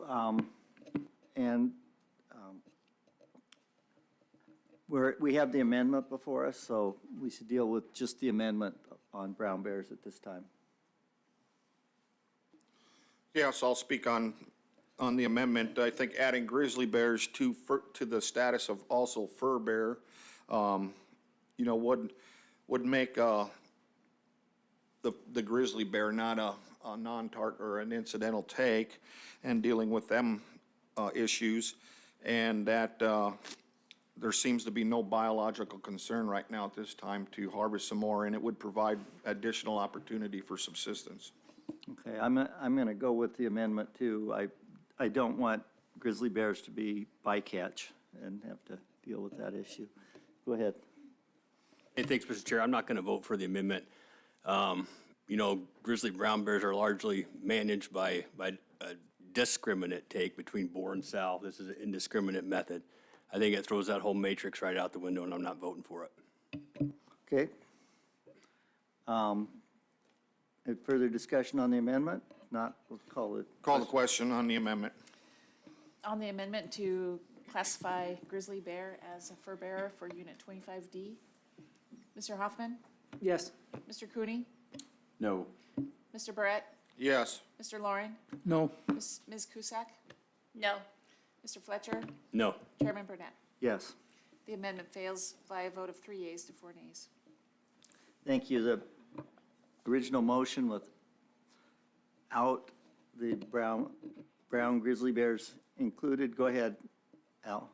Yeah, thank you, Mr. Chairman. I'd like to make an amendment to Proposal 166 to eliminate brown grizzly bear from the proposal. Second. Been moved and seconded. You want to speak to your amendment, or? Yes, having currently with the current vote and the proposal before us, brown and grizzly bears are not classified as fur bears and would not comply with the current regulations under trapping. Thank you. And with that, a question for the department. If we exclude brown and grizzly bears from this and someone incidentally catches a brown or grizzly bear, what would happen? Mr. Chair, I was kind of hoping to put that on you. You tell me what would happen. I don't know if Ryan, yeah. Go ahead, Ryan. Yeah, Mr. Chairman, I mean, the department would help when we can. But again, I'll point out the distance for us to get there. Snares hang 24/7, and we don't know when that would happen. We don't know if we'd have staff available. It's if you've ever encountered a brown bear in a snare, it's pretty exciting. It can be, I'm concerned about the danger that potentially that poses, and I cannot guarantee you that we will have people to do it. So I think the only thing really left is to kill the animal, and then you put the trapper in a precarious position. Well, it is unquestionably a DLP situation at that time. Well, Mr. Chairman, I'm going to let Captain answer that. Mr. Chairman, I'll weigh in as we look at each DLP situation based on its own merits, but a human-caused situation is usually not looked at favorably. I understand that. The amendments before us, any additional discussion on the amendment to exclude brown bears from the regulation? Go ahead, Dave. Thank you. Sure. I see in 25, in this area, there's a one bear every year hunting season with no tag required, so that could maybe take care of some of the issues. If they were to have to kill a bear that was they could claim it as a legal kill. Wouldn't work for multiple bears unless you have multiple people there, but. Yeah, I don't know what the answer to that is, but the amendment's before us. Any additional discussion on the amendment? No, would you Call the question on the amendment. Christie, would you pull the board on the amendment? Yes, Mr. Chairman, on the amendment to exclude brown and grizzly bear from the proposal, Mr. Cooney? Yes. Mr. Barrett? Yes. Mr. Loring? Yes. Ms. Cusack? Yes. Mr. Fletcher? Yes. Chairman Burnett? Yes. And Mr. Hoffman? Yes. The amendment carries 7-0. Thank you. Now the main motion's before us. I do have a question. The department did suggest this be under a permit basis, make it a registration permit of some type under the trapping regulations. Do you foresee what kind of permit? I mean, you would have a lot of discretion in permits as to how you issued them, so could you speak to that? Or the commissioner? So the way I understand this yet is you're still allowing the use of bucket snares to take black bears. At this time, At this that's what the proposal is before us. Yeah, we can't vary that by permit conditions if you decide to put bucket snares in there, so. I understand that, yeah. I just, what would permit conditions be? Thank you, Mr. Chair. I would envision the permit conditions being such that we could have some kind of education associated with that, some information for somebody who's actually interested in going out and doing this, like a registration type permit, but with a little extra information if we went down this road. Thank you, Al. Yeah, I was just trying to look it up, and I'm not quick enough, but I'm right there. So non-lethal methods of potentially releasing an incidental take. What comes to my mind is wildlife tasers. I know we're restricted, the public is restricted from using wildlife tasers for some odd reason. Would you have the discretional authority to allow an individual trapper to have that use of a wildlife taser with, potentially a class on how to use it? Go ahead, Ryan. Through the chair, Member Barrett, we're not going to encourage people to use tasers, and we're certainly not going to provide the training. We have to go through the Wildlife Division. Many of us have the equipment, and many of us have been through the training, but it's done by professionals.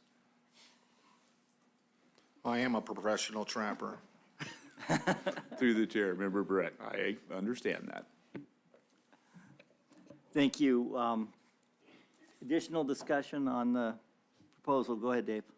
Thank you, Mr. Chairman. Member Brett brought up the possible ways to eliminate some of the incidental take, which is a red flag for a lot of folks out there in the public.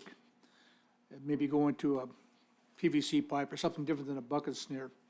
And through, your research, the department's research and using bucket snares, and is there any other ways of catching bears with this type of technology that would maybe cut down on, say, cubs or cut down on brown bears? Through the chair, I probably haven't done as much research on this as you might think, but there are things like putting the, bucket in places where cubs maybe couldn't get to it. Doesn't mean a sow couldn't.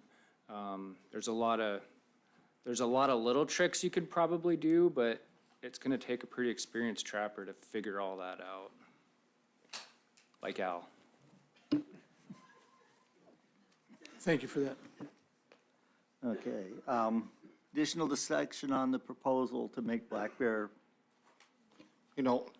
Also, as, currently trapping, there's times we have to deal with a calf moose in a snare and a mother still around, or, a cow moose in a snare with a calf around.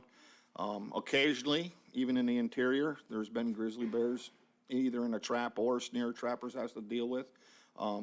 So it's not, grizzly bears are dangerous. And you might get stomped or kicked by a moose, but you could get eaten by a grizzly bear. It makes life a little more exciting. Okay, go ahead, James. Thank you, Mr. Chairman. I'm not going to support this proposal. I appreciate the proposer and I understand what they were trying to get after. But there's a lot of variables that we're what-ifing around. But the bottom line is I think that approving this or supporting this, if approved, would provide a lot of public safety issues. And so I'm not going to be supporting it. Could you describe the remoteness of this area? Yes, Mr. Chair. So 25 Delta is generally north of the White Mountains, and encompasses that Yukon Flats National Wildlife Refuge. I can switch back to a map here. There's two places where the road basically barely touches it. One is right at Circle, and the other is over on the west side there. The Hall Road touches it, Everything else to get into there, there's some, the Yukon flows through it, Porcupine River, stuff like that. There's some boat activity and access and stuff like that, but it's basically fly-in type country, and it's quite a ways from here for something quick like that. Go ahead, Jake. Hey, thanks, Mr. Chair. Just my thoughts on this. I'm going to be against it as well. We got an indiscriminate take. I spent a lot of time guiding down on Prince of Wales Island. I saw a lot of black bears down there. It was also remote too. I saw a lot of black bears down there that had arrested foot development because there's a local effort to snare black bears. They're quite strong. I know that like a skilled trapper can figure out a way to hold on to most bears, but I still think there's some bears you can't hold on to. The possibility of walking up to a snare with sows and cubs, I just think there's all sorts of things wrong that I can't support it. Al, go ahead. Yeah, so two things, Mr. Chairman. If you grab your handy dandy, it'll give you a better idea what 25D looks like and who lives around there and where the roads are. Second question, the department, when they had the bear snaring project going on down south, Do you have some numbers on what the grizzly bear harvest was or the sow cub harvest was? Ryan? Through the chair, Member Brett, I apologize, I don't have those numbers with me.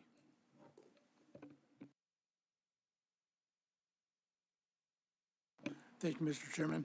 I think there's additional access that we're not talking about. There's quite a few folks access that area on the Yukon River from the bridge that go up to mouth of Beaver Creek or wherever. Non-locals that may have a different take on all the safety issues. I mean, we're not talking about one or two, we're talking about a bunch. So that's another concern I have. Any additional discussion on this proposal? No. Hearing none, are we ready for the question? Call the question as amended. Thank you. Chris, go ahead, Dave. Thank you, Mr. Chairman. The board showed no concerns from public regarding costs of private persons if this regulation is adopted. Thank you. Christie, would you pull the board? Yes, Mr. Chairman. Final action on Proposal 166 as amended. Mr. Fletcher? No. Ms. Cusack? No. Mr. Loring? No. Mr. Brett? Yes. Mr. Cooney? No. Mr. Hoffman? No. And Chairman Burnett. Yes. The proposal fails by a vote of 2 yeas to 5 nays. Mr. Chair, I move to adopt Proposal 167, lengthen the season dates for U-126 Bravo, non-residents drawing brown bear hunt, DB 987, by opening the season 2 weeks earlier on August 10th. Second. Okay, it's been moved and seconded. I'd like to hear from the department.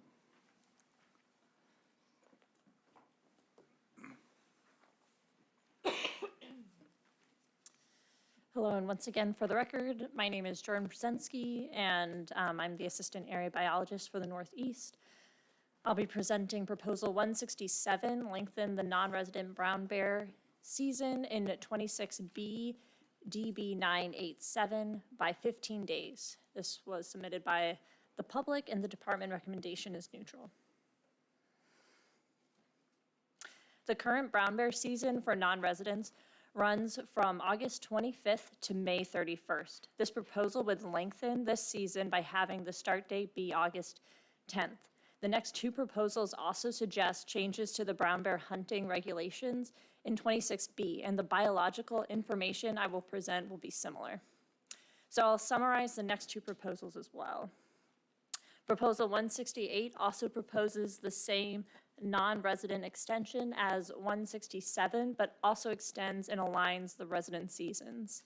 The department recommendation is to support 168 because it provides the same increased opportunity to non-residents that Proposal 167 proposes, and also proposes an increase in hunting opportunity to residents. Proposal 169 would change the brown bear registration hunts for residents in 26B to general season hunts. The department supports this proposal because removing the restrictive harvest will increase hunting opportunity by not making hunters obtain a registration permit. This is a map of 26B, which includes the Dalton Highway Management Corridor in yellow, and 26B remainder is everything outside of this corridor and outside of the Prudhoe Bay closed area. There is a positive CNT finding with a combined ANS for units 23, 24, and 26 of 25 to 35 animals. Up to 27 brown bears can be taken in this area, and no more than 12 of those can be female. This is evaluated on a 3-year average. The population estimate for brown bears in this area is 243 to 423. This is a graph of current brown bear harvest in 26B, broken down by the 3 hunts in 26B. Light blue corresponds to the fall resident season, RB 988. Dark blue is the resident spring season, RB 989. And the non-resident brown bear permit, a DB 987, is in green. The yearly average over this time period was 13 bears per year, and an average of 4 females per year. This is well below the 27 allowable take for this area. This graph is of brown bear hunter participation in 26B, once again broken down by the 3 hunts. Light blue corresponds to the fall resident season, RB 988. Dark blue is the resident spring season, RB 989. And the non-resident draw permit, DB 987, is in green. The average number of hunters per year was 81 for the fall resident hunt, RB 988, and hunters had a 10% success rate. For the spring resident hunt, RB 989, there was an average of 7 hunters with a 14% success rate. The non-resident draw hunt, DB 987, had 7 participants and a 57% success rate. Hunters often take brown bears opportunistically while hunting other species. This is especially true during sheep hunting season, as 100% of the DB 987 take was within the sheep season, and this proposal would align the start of DB 987 with the start of sheep season, which could increase the harvest during this period. However, the hunting pressure is low and would most likely not cause a biological concern. Once again, this proposal was 167, lengthened the non-resident brown bear season in 26B, DB 987, by 15 days. It was a public proposal, and the department recommendation is neutral. Thank you. Questions from board members? Dave, go ahead. Thank you. I may have missed this, but how many permits are issued on the non-resident draw in that area? Currently, we have 14 permits available. Thank you. Okay, so with that said, you're limiting the amount of take by the number of permits issued, so giving them additional opportunity to coincide with sheep season really doesn't make any difference biologically, because you're still only allowing so much regulated by the permits. Is that correct?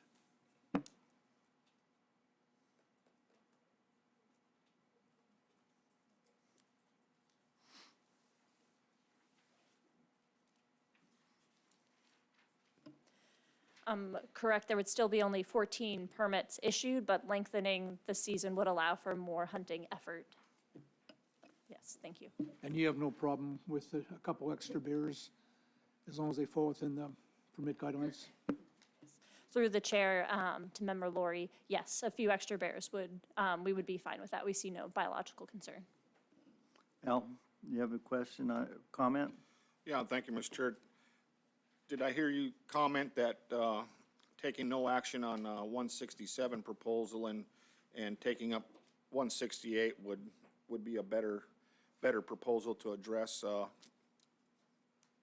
the lengthening of the season?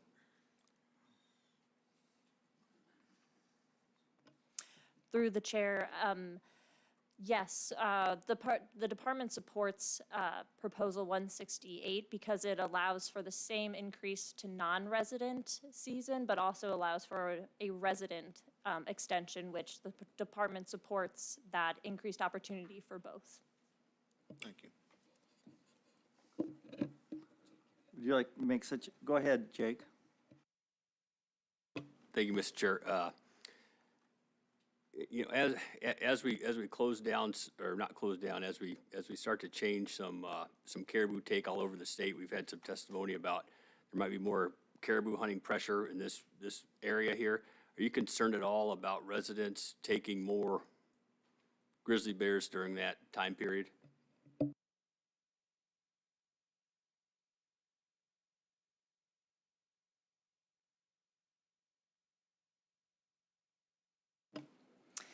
Thank you. Through the chair to Member Fletcher.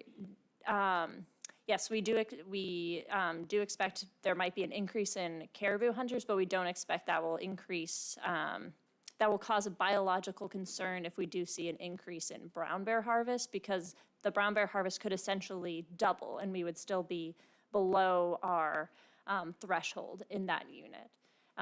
Additionally, there's also still the archery-only corridor, which does hamper some hunting.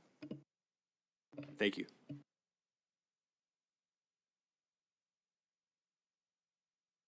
Go ahead, Dave. Thank you, Mr. Chairman. I'm not sure what the rest of the board, I'd like to see us work on the next proposal so we can talk a little bit about resident stuff too, if there's a way to dispose this one and move into that, or if that's not appropriate. Well, you know, I'm looking at these two proposals. I got to make sure I'm not wrong, but the next proposal is talking about the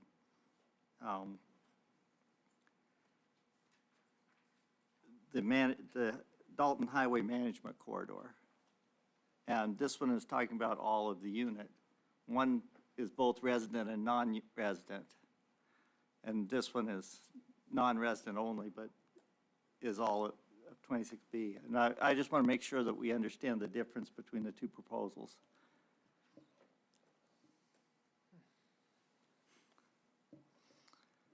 Yes, to the chair.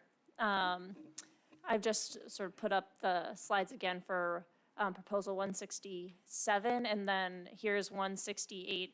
And I think that what you might be pointing out is that it does align the resident seasons both inside and outside of that Dalton Highway Corridor Management Area. Okay, so I would suggest a motion to take no action on 167 and then go to 168 would be fine.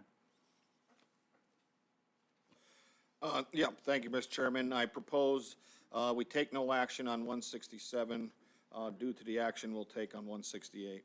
Or may take. Second. Thank you. Is there unanimous consent? Okay.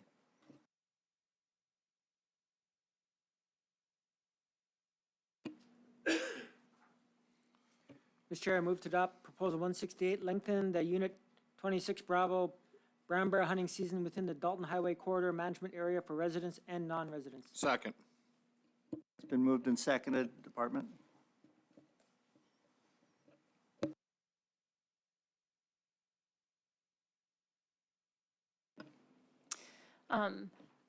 To the chair, it's the same biological data for both proposals. Would you like me to go through the whole slide, or I can just highlight the differences? I would highlight the part that says what it does. Great, thank you.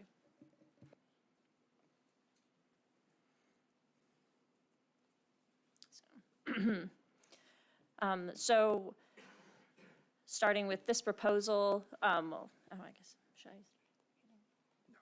I? Okay. This proposal would extend the resident brown bear season, RB 989, to January 1st to June 15th in Unit 26B within the Dalton Highway Corridor Management Area, and Unit 26B remainder. It would, that's the first change. The second change would be to open the fall resident brown bear season, RB 988, 15 days earlier to August 10th to December 31st in Hunt Area 26B remainder. And the third change would be to change the non-resident draw hunt permit dates to August 10th to June 15th. The biological and the biological information is the same as the last presentation, but I will just mention that, once again, hunters often take brown bears opportunistically while hunting other species, and DB 987, 100% of the take was taken within the sheep season, and for RB 988, 99% of the brown bear take was within the sheep season in Unit 26B. But however, the hunting pressure in this area is low and would most likely not cause a biological concern. Thank you. Board members, go ahead, Dave. Thank you, Mr. Chairman. Just a quick note that on the north slope of the Brooks Range, almost all hunters are out of the field by that first week in September. If they're not, they're snowed in. And any winter hunting is gonna be by snow machine from someplace else, so I think we're pretty much limited to the first part of that season anyway, as far as actual take. Thank you. Board members. Al? Yeah, thank you, Mr. Chairman. I believe I'll support this proposal.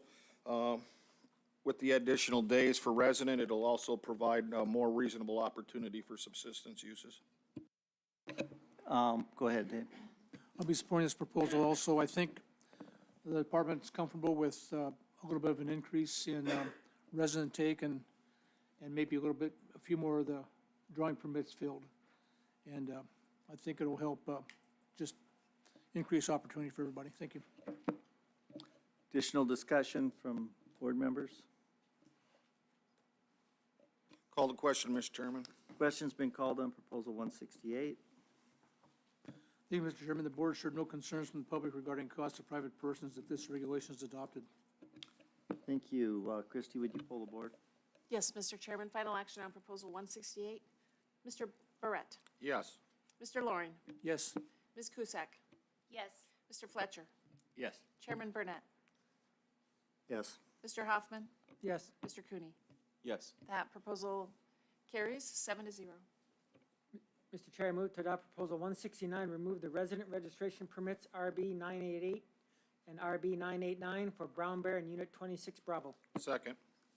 Been moved and seconded. Department.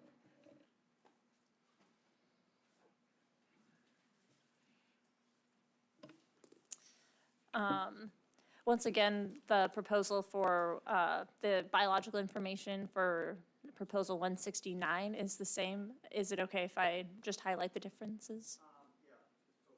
Okay, great.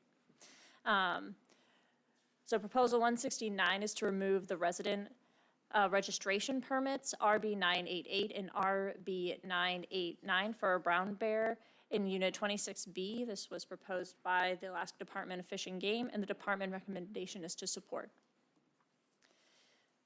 This proposal would change registration hunt RB 988 and RB 989 to a general season, both in the Dalton Highway Corridor Management Area and in Unit 26B remainder.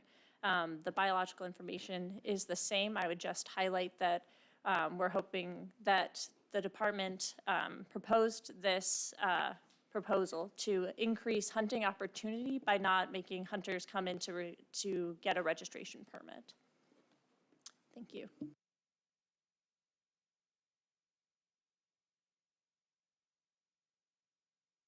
Okay, go ahead, Al. Yeah, so eliminating the registration permit, we don't lose any hunter data because all grizzly bears got to be sealed. Is that the end goal of what we're doing it?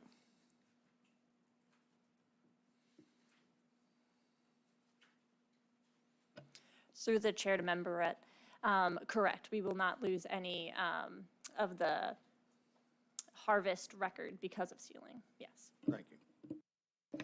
Go ahead, Dave.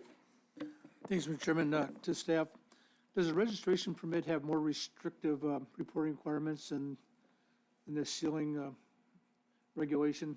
So are you going to possibly run into a situation where too many bears are being killed and you can't stop the season sooner by not having that?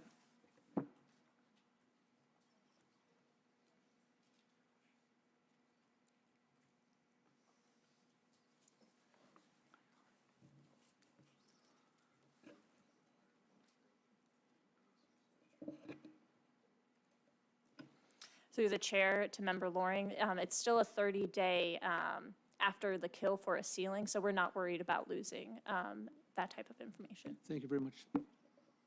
And you're not concerned about losing information about hunter effort?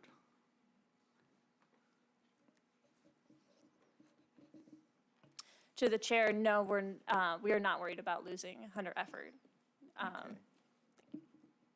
Thank you. I'm going to support this. We've already waived the tag fees for brown bears in this area, and I think we're fine with that. Go ahead. Yeah, thank you, Mr. Chairman. I'm also going to be supporting it as well, and just wanted to build the record that we had two ACs that supported it, And believe it or not, both the Alaska Professional Hunters Association and Resident Hunters of Alaska supported it as well. Okay. Enough. Go ahead. Yeah, thank you, Mr. Chairman. I'll also be in support of it. The sealing record, or when the bears get sealed, I believe collect a little bit more information than what's even on the registration permits. Like we've heard in the past, the registration permits are, so people mail in, they're not actually visiting with a biologist. So thank you, Mr. Chairman. Thank you. Additional discussion? If not, we're ready for the question. Call the question. Thank you, Mr. Chairman. The board show no concerns from the public regarding cost to private persons if this regulation is adopted. Thank you. Christie, would you pull the board? Yes, Mr. Chairman. Final action on Proposal 169. Mr. Lauren. Yes. Ms. Cusack. Yes. Mr. Fletcher. Yes. Chairman Burnett. Yes. Mr. Hoffman. Yes. Mr. Cooney. Yes. Mr. Barrett. Yes. That proposal carries 7-0. Mr. Chair, I move to adopt Proposal 170, lengthen the Wolverine trapping season in Unit 20 Alpha by 2 weeks to close April 15. Second. Been moved and seconded. I hear from the department. Proposal 170 would lengthen the Wolverine trapping season in Unit 25A by 2 weeks to close on April 15th. This was a proposal submitted by the public, and the department recommendation is to support. This is a map of Unit 25A, which is a very large unit at over 21,000 square miles and is very remote. The Wolverine trapping season currently opens November 1st and closes March 31st. This proposal would lengthen it to close on April 15th. This would align the season dates with 26B and C to the north, while currently the season dates align with the units adjacent and to the south. The proponent submitted this proposal suggesting that the winter length and snow condition in 25A are closer to that of the northern units and to align the Wolverine season to match. While the northern boundary of 25A might be, 25A has a climate gradient with the southern section of the unit resembling that of 25D and B. Other management considerations are that there is no active survey program for wolverines in this area for population abundance and trends in this and trends in this population are from sealing records. However, there is low trapping pressure in 25A and most likely a stable population.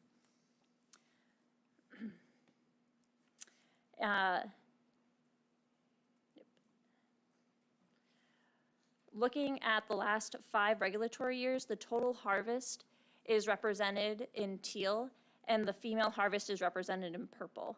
The average annual harvest is 9 total wolverines per year and only 3 females per year. This overall harvest is similar to the 20-year average of 30 wolverine per year for 25A, which suggests a stable population. Other considerations are that wolverine kits are born in February and early March. They are dependent on the breeding female until May. This might make breeding females more vulnerable to spring trapping because of the energy requirements for raising kits. This would leave orphan kits in the den. There are also concerns for pelt quality with a later spring trapping season. However, there's low trapping pressure and likely a stable population in this area. An extension would likely not cause a biological concern. Additionally, I should have mentioned before, there is a positive C&T for all fur bearers and ANS of 90% of the harvestable portion. Thank you. Thank you. Board discussion. Al, you usually weigh in on wolverine trapping and timing. Yes, yeah, thank you, Mr. Chairman. This area is quite different from Unit 26, which is a lot more open and has tremendous amount more vegetation. And, I realize, wolverines are denning in that area with this extension. And there's only several trappers, there are a few more as you get closer to local communities. But, just a handful of trappers that are really out in the area. You know, potentially, I'm thinking about making it so you could use a snare after the end of February, but I'd like to hear what other board members have to say. There are at least a couple trappers that I know of that are successful trappers with snares for catching wolverines versus footholds, which, you know, run into more problems with catching lynx and fox and marten and, you know, additional non-target species.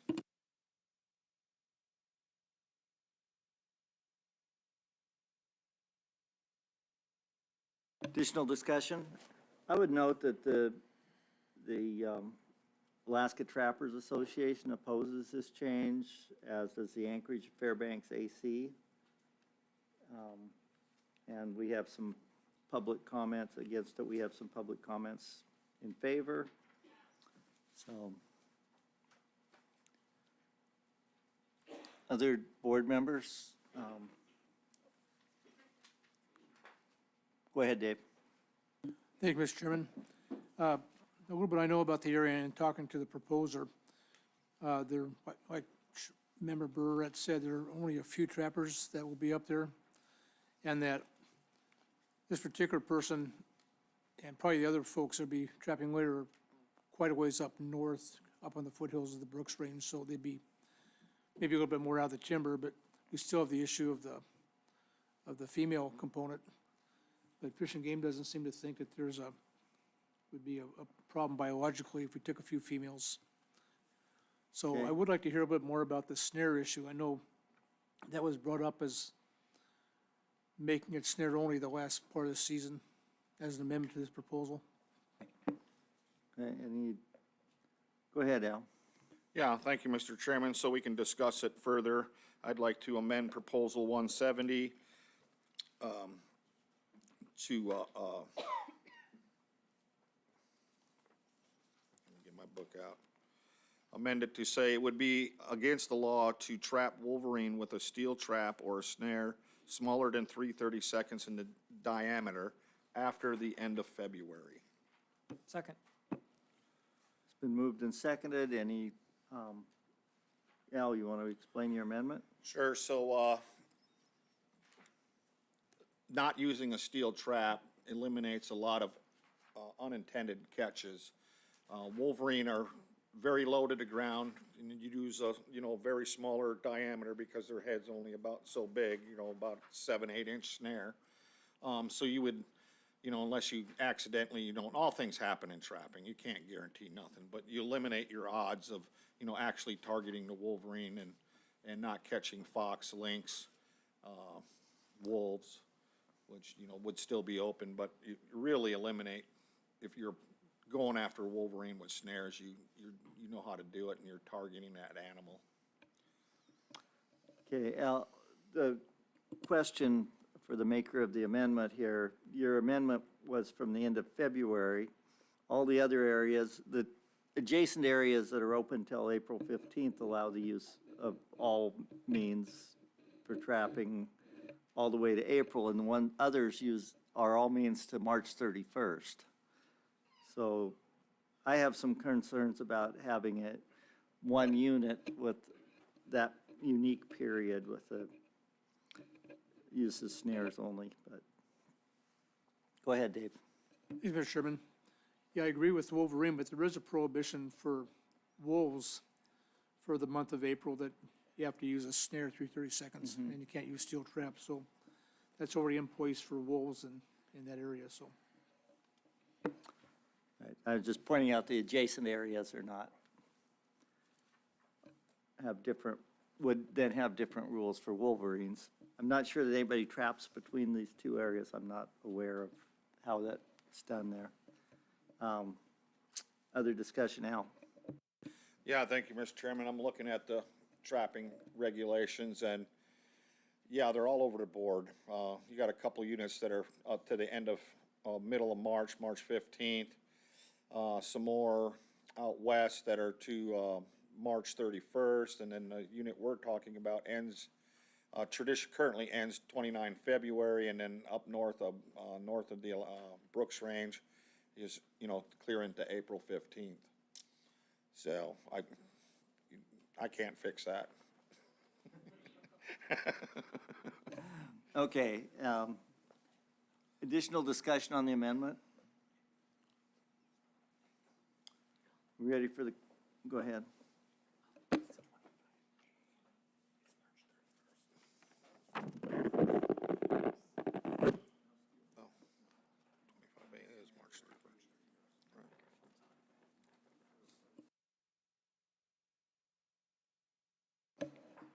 Go ahead, Al. I did it again, Mr. Chairman. I made an error in That's reading twice in this meeting. in my reading my handy dandy. That's why I don't like the troopers on my trampoline. All right. But, yeah, so the current season for 25A is the end of March. So if I could, with the concurrence with the second, I would change my, my statement from, it's against the law to trap a wolverine with a steel trap or a snare smaller than 3/32 in diameter after March 31st. The second concurs. Any additional discussion on the amendment? And would you restate the size of your snare, just for the? Yes, the size of the snare cannot be smaller than 3/32 in 3/30 seconds, okay. Thank you. Any additional discussion? If not. Call the question on the amendment. Question on the amendment? On the amendment. On the amendment, and I'm not going to attempt to restate it, but I think it was all Okay. pretty clear. If I'm mistaken, please say so. Okay, Ms. Cusack, I'll begin with you.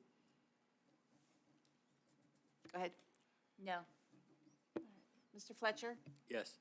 Chairman Burnett, Yes. Mr. Hoffman, Yes. Mr. Cooney, Yes. Mr. Barrett, Yes. Mr. Loring.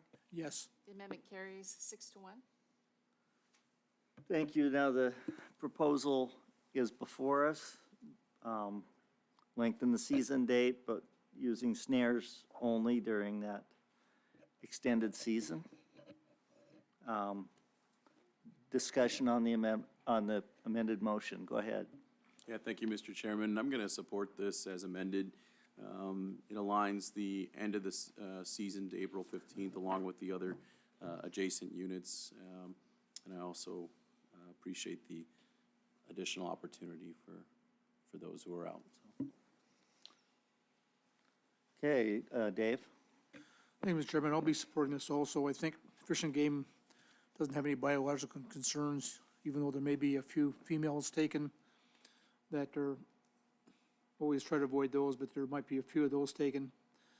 It does align with Unit 26 that's right due north of them. Very few trappers, so the number of animals taken is going to be pretty well limited. So I'll go ahead and support that also. Additional discussion, Jake? Hey, thanks, Mr. Chair. I don't think I'm going to support it. You know, I know the potential take might be small, and it's big country up there, but that small take could be pretty impactful to the population. I don't think we know a lot about that wolverine population up there, and there's already, you know, ample opportunity to trap wolverine. Thank you, Mr. Fletcher. Any additional discussion? Go ahead. I'm not going to support it. The Anchorage AC and the Fairbanks AC opposed it, and so did the Alaska Trappers Association. Thank you. Any additional discussion on the amendment? Go ahead, Al. Yeah, thank you, Mr. Chairman. I went through all that, I mean, just to give the members options, and they're valid, but I'm going to be consistent with my my take on wolverines. I think anything that goes past March 15th, you know, the fur quality goes down. It goes down in that area too, and there are very few trappers in the area, and you know, we gave ample time or reasonable opportunity for subsistence. Thank you. Okay. Any additional discussion? You want to call the question? Call the question, Mr. Chairman, as amended. Question has been called. Thank you. The board has heard no concerns from the public regarding costs of private persons if this regulation is adopted. Thank you. Christie, would you pull the board? Yes, Mr. Chairman, final action on Proposal 170 as amended. Mr. Fletcher? No. Chairman Burnett? No. Mr. Hoffman? Yes. Mr. Cooney? Yes. Mr. Barrett? No. Mr. Loring? Yes. Ms. Cusack? No. That proposal fails by a vote of 3 yeas to 4 nays. Thank you. And that's the last of the proposal for you. So thank you very much. And is this your first time presenting there, here? Yes, Chair, it is. Well, you did a Thank great you. job, and we appreciate that. But before you leave, I just want to make sure that everyone on the committee is okay with all the things we did on this area. No reconsiderations to be had, so now we'll take a break and let the Fairbanks area folks set up.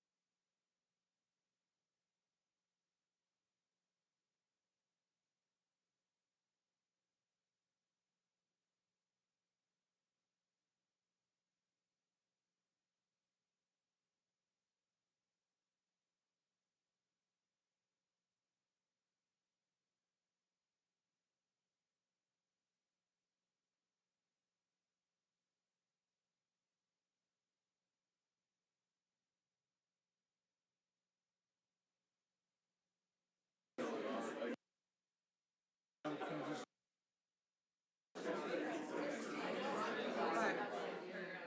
you gonna go tomorrow, no matter what? Yeah, I'm going tomorrow, after we get out of here. Yeah.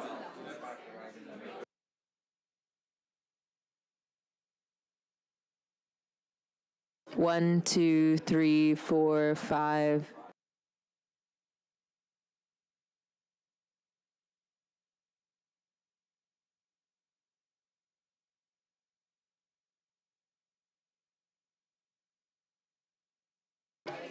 One, two, three, 4, 5, 6, 7, 8, 9, 10, 11, 12, 13, 14, 15, 16, 17, 18, 19.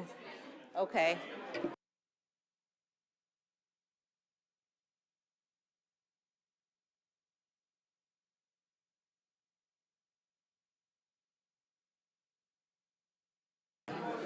One, two, three, 4, 5, 6, 7, 8, 9, 10, 11, 12, 13, 14. Okay.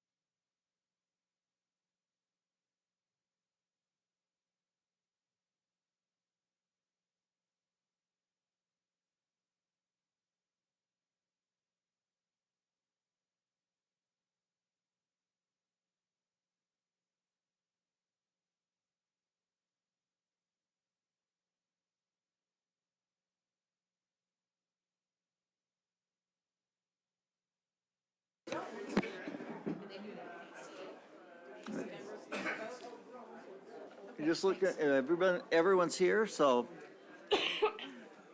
Annie, you ready? I'm going to call the meeting back to order. And we're going to have the Fairbanks area presentation, followed by AC testimony from a couple of ACs. So, thank you. Go ahead. Good afternoon, Chairman Burnett, members of the board, brief staff introduction. We have Tony Hollis, the Fairbanks AB, here to present the area overview. Thanks.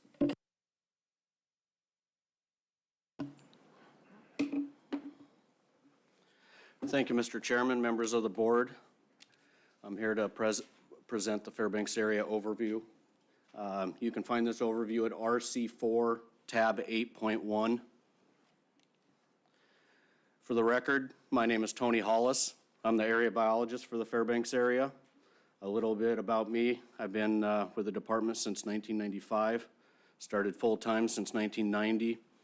I was the assistant area biologist for the Fairbanks area starting in 2012, and then became the area biologist for the area in 2017.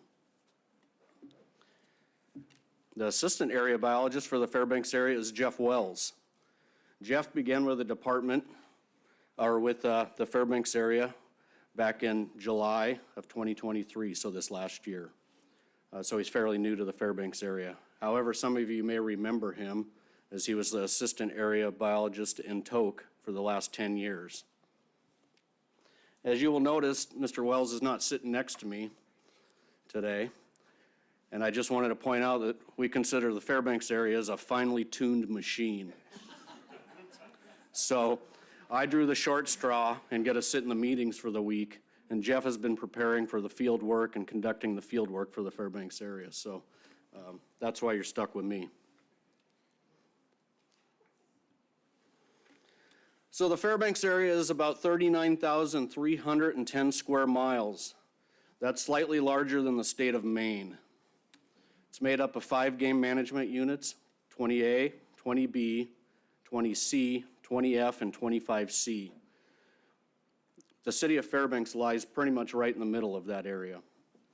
The area has 2 tiny closed areas to big game hunting, right around recreational areas of Harding Lake and Birch Lake. We have 5 management areas within the Fairbanks area. In Unit 20A, we have the Healy Lignite Management Area and the Ferry Trail Management Area. That's in kind of southern 20A. We have the Fairbanks Management Area that lies right around Fairbanks in 20B, and Minto Flats Management Area in 20B. We also have a little sliver of the Dalton Highway Corridor Management Area up in the north side of Unit 20F. We also have 3 controlled use areas within the Fairbanks area. We have the Yannert Control Use Area in southern 20A and the Wood River Control Use Area also in 20A. And then a little sliver of the Delta Control Use Area that bleeds over from Unit 20D, bleeds into a little portion of 20A.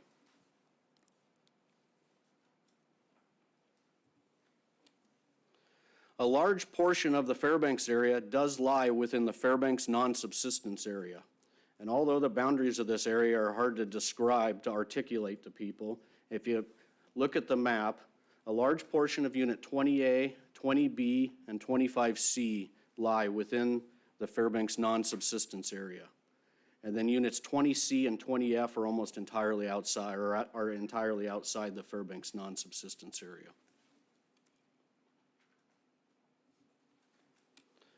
The Fairbanks area does have some federal land.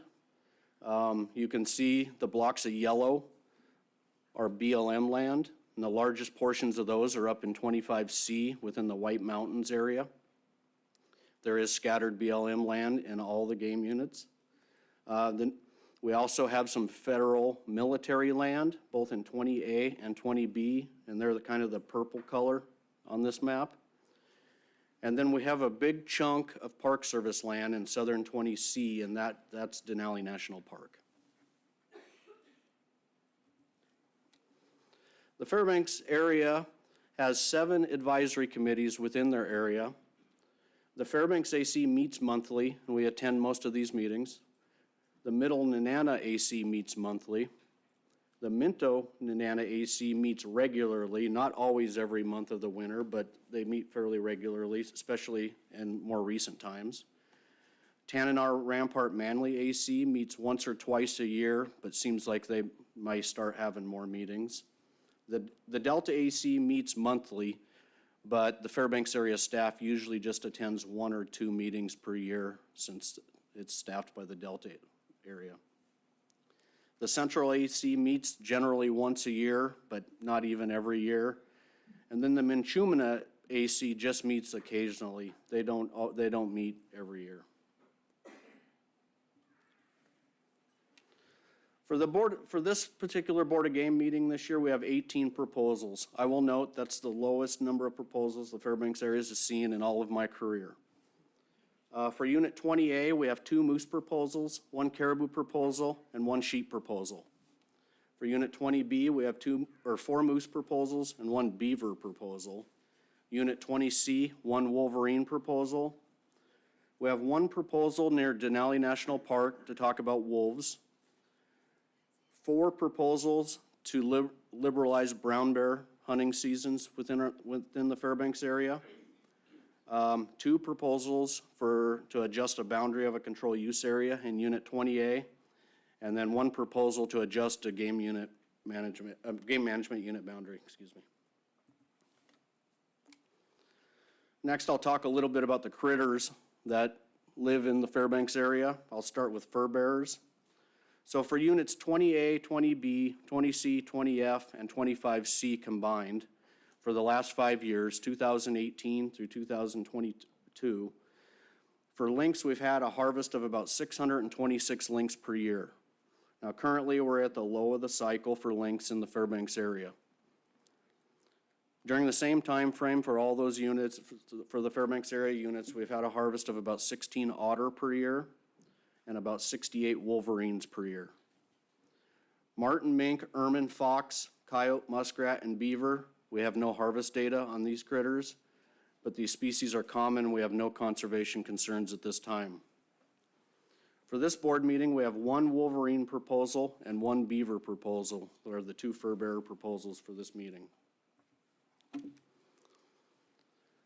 Just a little bit about black bears. Although there's no proposals on black bears, I wanted to point out how popular black bear hunting is within the Fairbanks area because it also kind of correlates with brown bear hunting. So for the Fairbanks area units, during the last 5 years, we had an average harvest of about 156 black bears per year in the Fairbanks area units. Most of this harvest occurs during the springtime, and most of it's over bait stations. Area-wide, we have about 570 bear bait stations registered each year. 20B is the most popular, mostly because it has the most road system, and we have an average harvest of about 73 black bears per year in this area. Moving on to brown bears, we have no population estimates in the Fairbanks area units on brown bears. The average harvest is 58 bears per year over the last 5 years for all the units combined. I will note 35% of the brown bears are taken in the spring over bait stations. For this meeting, we have 4 brown bear proposals, all have to do with liberalizing brown bear hunting seasons. I'll move on to caribou next. We have 4 herds of caribou that spend at least part of their time in the Fairbanks area. We have the Delta herd, the Denali herd, the 40-mile herd, and the White Mountain herd. The Denali herd is not monitored by the state. It exists mostly within Denali National Park and has really no hunting opportunity for it. The Delta herd, which lies in southern Unit 20A, is estimated at about 2,500 to 3,500 animals. The 40-mile herd, which you've already heard some about, does exist live a part of their life within the Fairbanks area. However, it's managed by the Tok area staff. And then the White Mountains herd, which lives within Unit 25C in the White Mountains as it's named. We believe this herd is declining. However, some of this herd has kind of been swallowed up by the 40-mile herd, because the 40-mile herd has been spending a lot of their time within the range of the White Mountains, and some of these animals have just moved in with the 40-mile herd. They're also hard to count or hard to do any work on, because you can't distinguish a White Mountain caribou from a 40-mile caribou. A little bit about the Delta caribou herd. This map shows that the range of the Delta caribou herd. It's mostly in southern 20A within the foothills and the mountains of the Central Alaska Range. We do see some bleed over into Unit 13, but a majority of those animals exist in 20A. For the Delta herd, we issue about 150 drawing permits annually for hunters to hunt this herd. Just note, in 2022, 8,142 hunters applied for these permits. From 2019 through 2023, 65 bull caribou were harvested each year in the Delta caribou herd, and the permit for this herd is bull only. Please note that the Delta caribou herd is not an intensive management herd. For the Delta herd, we conduct annual composition surveys. We monitor approximately 40 collared animals within the herd. We do know that occasionally Delta caribou mix with Nilchina herd, and that there's emigration from Delta to Nilchina herd. For this particular board meeting, we have one caribou proposal to talk about caribou within the Delta herd. Next, I'll talk a little bit about wolves. The average annual harvest for wolves over the last 5 years in Unit 20A is 52 wolves each year. In 20B, the harvest has been 63 wolves each year. 20C, 18 wolves each year. 20F, 9 wolves each year. And 25C, 23 wolves each year. This figure shows the months in which most of the harvest occurs. You'll notice 76% of the harvest occurs between December and March, so the trappers are taking a majority of the wolves. We only have wolf densities in 2 units, and it's been a while since we've conducted any surveys for wolves. We have no unit-wide surveys for units 20B, 20F, or 25C.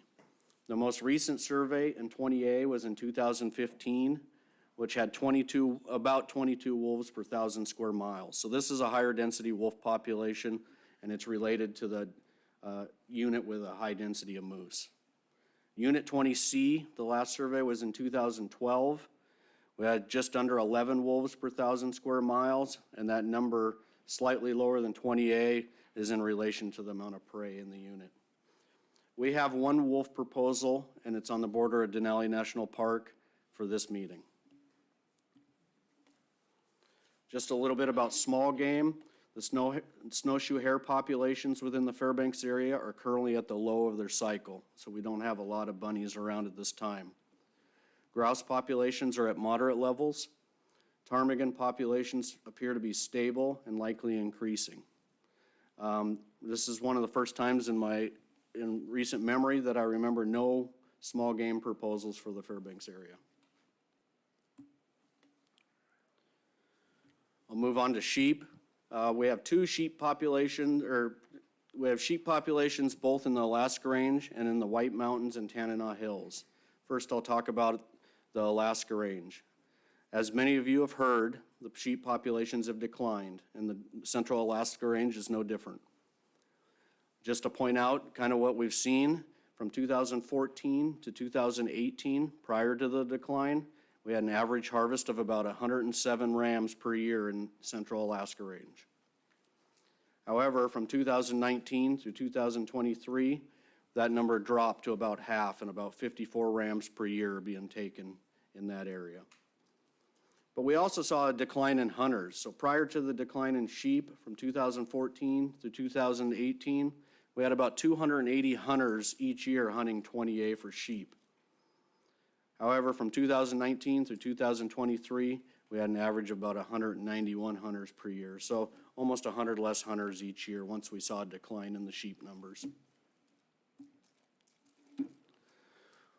This is a map of 20A highlighted in red. In the center of 20A, you see a kind of an orange box. That's our annual trend count area where we conduct sheep surveys. This area has one of the longest data sets in Alaska for sheep surveys, dating back into the early 70s. I just took a clip of the results for some of the sheep surveys within this survey area. We did see a pretty good decline in sheep, fairly similar to what we're seeing now back in 1992 from a hard winter. The population climbed up over time, and then again, starting 2020, we started seeing a decline again. And I just wanted to show that even though the sheep survey area is small, the trend count survey area is only a portion of Unit 20A. What we see in that survey area, that trend count area, matches very well with harvest data. You guys saw this graph when Brad Wendling gave his talk on Dall sheep. This graph shows the different horn curl strategies used in 20A from way back in the 60s all the way to the present time. But what I really want you to note is Unit 20A has a long, long history of harvesting 100+ rams out of it. It's prime sheep country, and when the sheep numbers are good, a lot of rams can be harvested out of there. So, but as you note, back in 1992, when we had a difficult winter, we saw a decline in harvest. The population then grew back. It took a while. We had a long period of time, 12 years, where we harvested over 100 rams a year in 20A. However, currently that population has declined again, and so has harvest. The other areas in the Fairbanks area that have sheep are units 25C in the White Mountains and in 20B, the Tanana Hills. Currently, also, the population is low. These were low-density sheep populations to start with, so the hard winters tend to affect them even more than some of the prime sheep habitat. Populations are low, however, effort and harvest is relatively low. In 2014 through 2018, prior to sheep numbers dropping, we only harvested about 8 rams per year in these areas. However, now, after the sheep numbers have dropped, we're harvesting about 4 rams per year. Incidentally, hunter numbers didn't really change in these two units. From 2014 through 2018, we had about 41 hunters per year hunting this area. And currently, after the decline of sheep, we have about 40 hunters slipping around there looking for rams. For this particular board meeting, we have one sheep proposal, and it's in regards to the Central Alaska Range. Finally, I'm going to talk about moose. And the Fairbanks area has been a moose hunting area, a popular moose hunting area for a long time. Fairbanks area units continue to have high effort and high harvest. From 2019 through 2023, 24,275 hunters have harvested 5,704 moose out of the Fairbanks area units. That's an average of 4,855 hunters per year, harvesting 1,141 moose per year. The Fairbanks area has lots of access and a large population of people. Now, the 5 different game management units do vary within the Fairbanks area. Game units 20C, 20F, and 25C are low-density moose populations. For the most part, these units do not get surveyed by the department. Harvest and effort is monitored, and that's our strategy for managing these units, is by harvest and effort. Note that these 3 units do not have antlerless moose hunts. Game management units 20A and 20B are high-density moose populations. These get surveyed regularly. We conduct population estimate surveys in one unit one year, and then the next unit the next year, and alternate back and forth. Both of these units get population estimate surveys. We also conduct spring twinning surveys during the calving season. We have research projects looking at moose, different moose questions in both of these units. And both of these units over time have had antlerless hunts. However, you'll note that currently very few are being conducted at this time. Unit 20B has an IM population objective of 12 to 15,000 moose. The IM harvest objective is 600 to 1,500. During 2019 through 2023, we had 2,161 hunters hunting Game Management Unit 20B annually. During that time, they harvested an average of 327 bulls per year and 49 cows annually. Our 2023 unit-wide bull-to-cow ratio for Unit 20B was 26 bulls per 100 cows. That's actually currently below our objective of 30 bulls per 100 cows.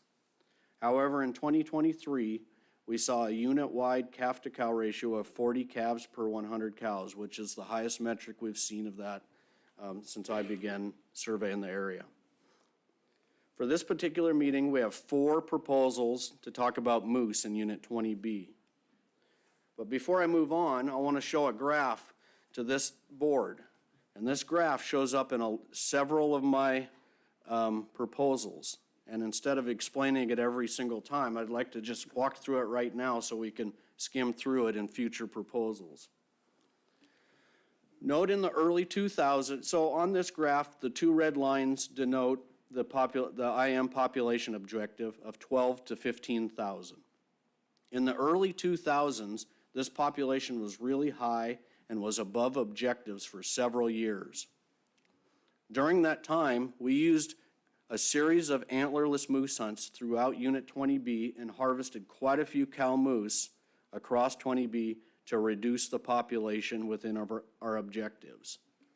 By 2013, we were within our objectives, and we have managed to hold the population within those objectives from 2013 to 2021. However, the winter of 2021 showed up, deep snow, a terrible icing event at Christmas time, and we saw the immediate effects of moose. At that time, we canceled any remaining or let me back up 1 second. Why that population was within those objectives, we were able to cut way back on our antlerless hunts. We still had antlerless moose hunts, but we cut way back on them. However, when 2021 came around, we saw immediate effects. We saw moose dying in town almost immediately after the icing event. We then canceled a majority of the antlerless moose hunts in both 20A and 20B. Our most recent estimate in 20B was last fall, and we had 7,848 moose as our point estimate, which is currently below our objectives. 20A is very similar to 20B. It's a different habitat type, but the IM population objective in 20A is 10 to 15,000. We have an IM harvest objective of 600 to 900. Over the last 5 years, about 1,610 hunters hunt Unit 20A annually. They harvest about 514 moose. The unit-wide bull-to-cow ratio in Unit 20A is 28 bulls per 100 cows, and that's above our objective of 25 bulls per 100 cows in that unit. The unit-wide calf-to-cow ratio was 33 calves per 100 cows, so we're producing some calves out there. For this meeting, we have 2 proposals regarding moose in Unit 20A. Unit 20A shows a lot of the same patterns as 20B. In the early 2000s, we had high-density moose out there, at some points above our objectives, well above our objectives. We used lots of cow hunts in the early 2000s to reduce this population. We have been able to hold this population since 2010 within our IM harvest objectives of 10 to 15,000. In 2021, just before the hard winter, we did a survey in Unit 20A and saw 14,000 moose. Then that winter hit, so we decided to survey it again the next winter to get an immediate effect of what the winter did on a population. And we had 11,000 moose in 2022 in Unit 20A. We saw a 25% decline, however, it was still within our IM objectives. Just like 20B, we canceled, after, when the 2021 winter hit, we canceled we canceled all the cow hunts in Unit 20A and have not held an antlerless hunt since then. Unit 20C gets surveyed, does not get surveyed regularly. It's a low-density moose population. We did survey the unit in 2011. At that time, we counted 3,800 moose in Unit 20C, and we had a real high bull-cow ratio of 49 bulls per 100 cows, which is very common in a low-density population to have a high bull-to-cow ratio. The IM objective is 3,000 to 4,000 moose, and the IM harvest objective is 150 to 400 moose. During the last 5 years, we've harvested an average of 154 moose per year in Unit 20C, and we have an average of about 594 hunters that hunt the unit each year. We're getting close to the end here. Units 20F and 25C, these are our units with the lowest density of moose. In Units 20F, over the last 5 years, we have about 164 hunters that hunt Unit 20F, and they harvest 33 moose per year. In general, 20F does not have a lot of great moose habitat. There's some pockets with moose, but there's a lot of country with not very good moose habitat. Unit 25C is kind of similar. Over the last 5 years, we have about 324 hunters hunting the unit each year, and we harvest about 65 moose per year in 25C. Finally, just a few things, few of the issues that the Fairbanks area staff have dealt with since the last Board of Game meeting. And one of them you guys are fully aware of, and that's the sheep populations are low. It's a big topic, comes up a lot. It's the same issue in the Fairbanks area as it is in other areas around the state. And like everybody else, we're looking for favorable winters and good lamb cohorts, which are needed to help recover these populations.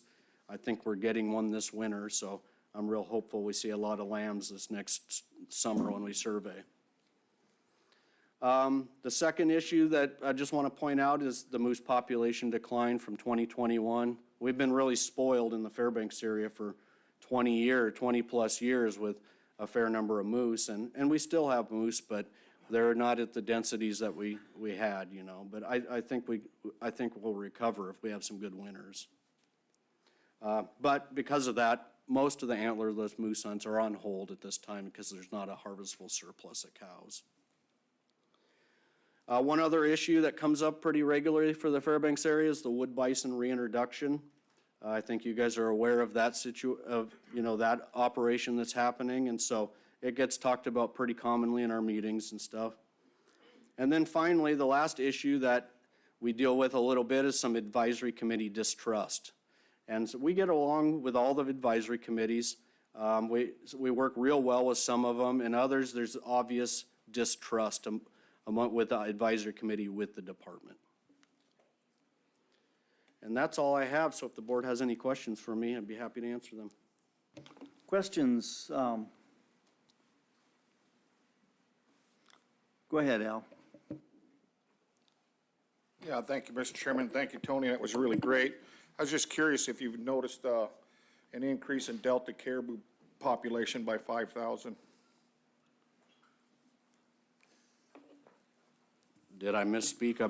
Through the chair, Mr. Barrett, Well, you said they intermix with the Nalchina herd, and oh, we have recently put some satellite collars, which have not been in the Delta herd for a number of years, so we've been seeing some interesting movements with them and learning some stuff about them. But yeah, they can come over and live on our side of the mountain if they want.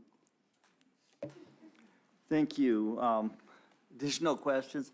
I have a question on your sheep. You showed sheep harvest numbers and hunter numbers.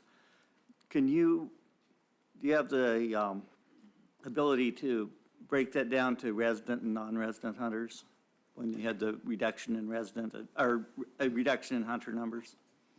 Through the chair, yeah.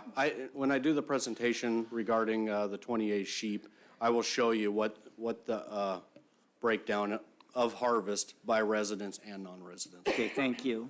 And hunter effort, I hope. Yeah. Okay, thank you. Additional questions from board members? You're getting off easy here, and you didn't even have to phone a friend. You know, we're pretty proud of you. I told you, a finely tuned machine. Okay, thank you. And at this time, we're going to have testimony from the ACs, a couple of the ACs in this area. First, the Minto Nenana AC testimony.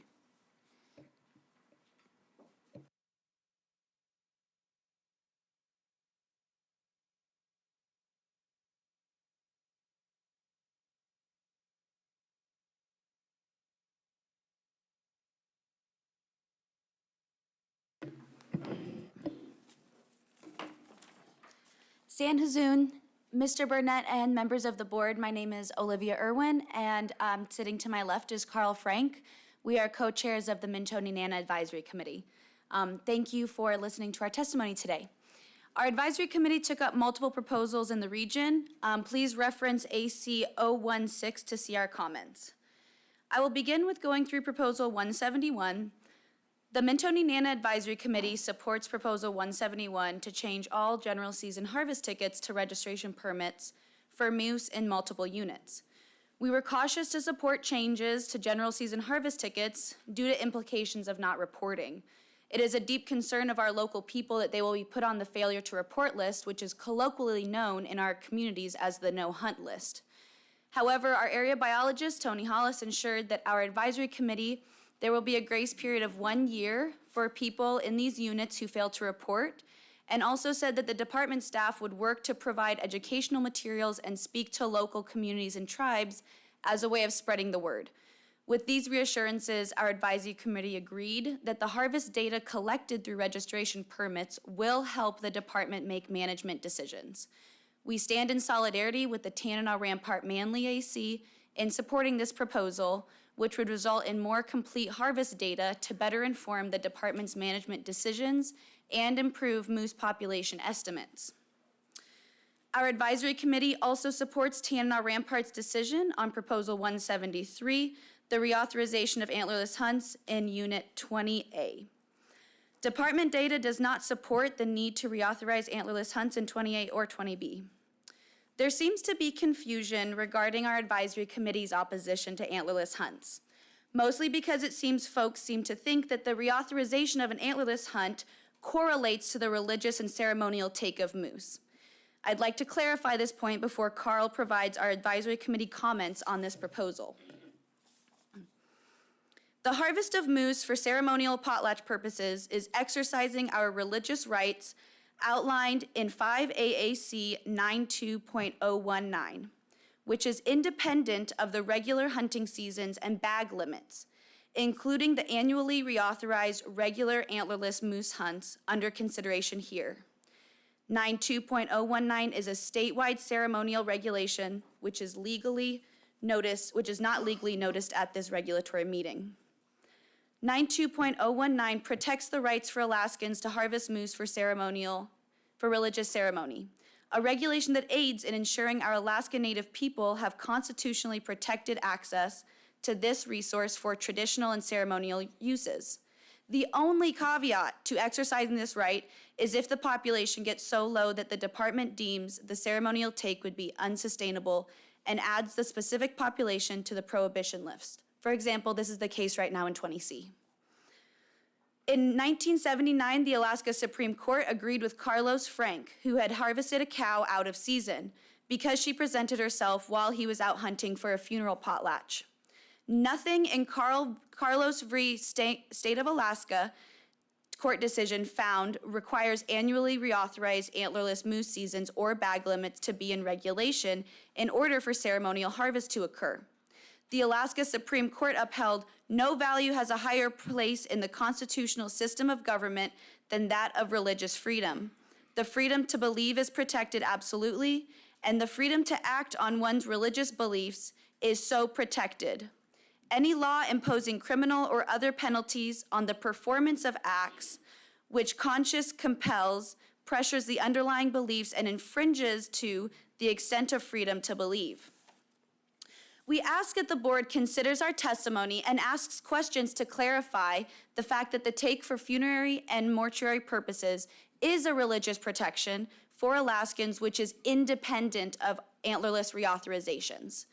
Our ability to harvest cows for potlatch is based on department conservation concerns and the ability to meet sustained yield. It does not correlate with whether an antlerless hunt is on the books. 1605-255-13, regulations of the board and game management requirements, includes promoting hunting and trapping and preserving the heritage of hunting and trapping in the state. Heritage originated for and by Indigenous people, but one that is now a shared culture among all Alaskans. I would like to remind the board that Alaska Native tribes are not a monolith. This is a strong belief held by our elders and tribal citizens in Minto, Nenana, Tanana, Rampart, and Manly. And we ask that the board and our area biologist not weaponize our advisory committee's decision on the reauthorization of the antlerless hunt against our tribe's protected constitutional rights.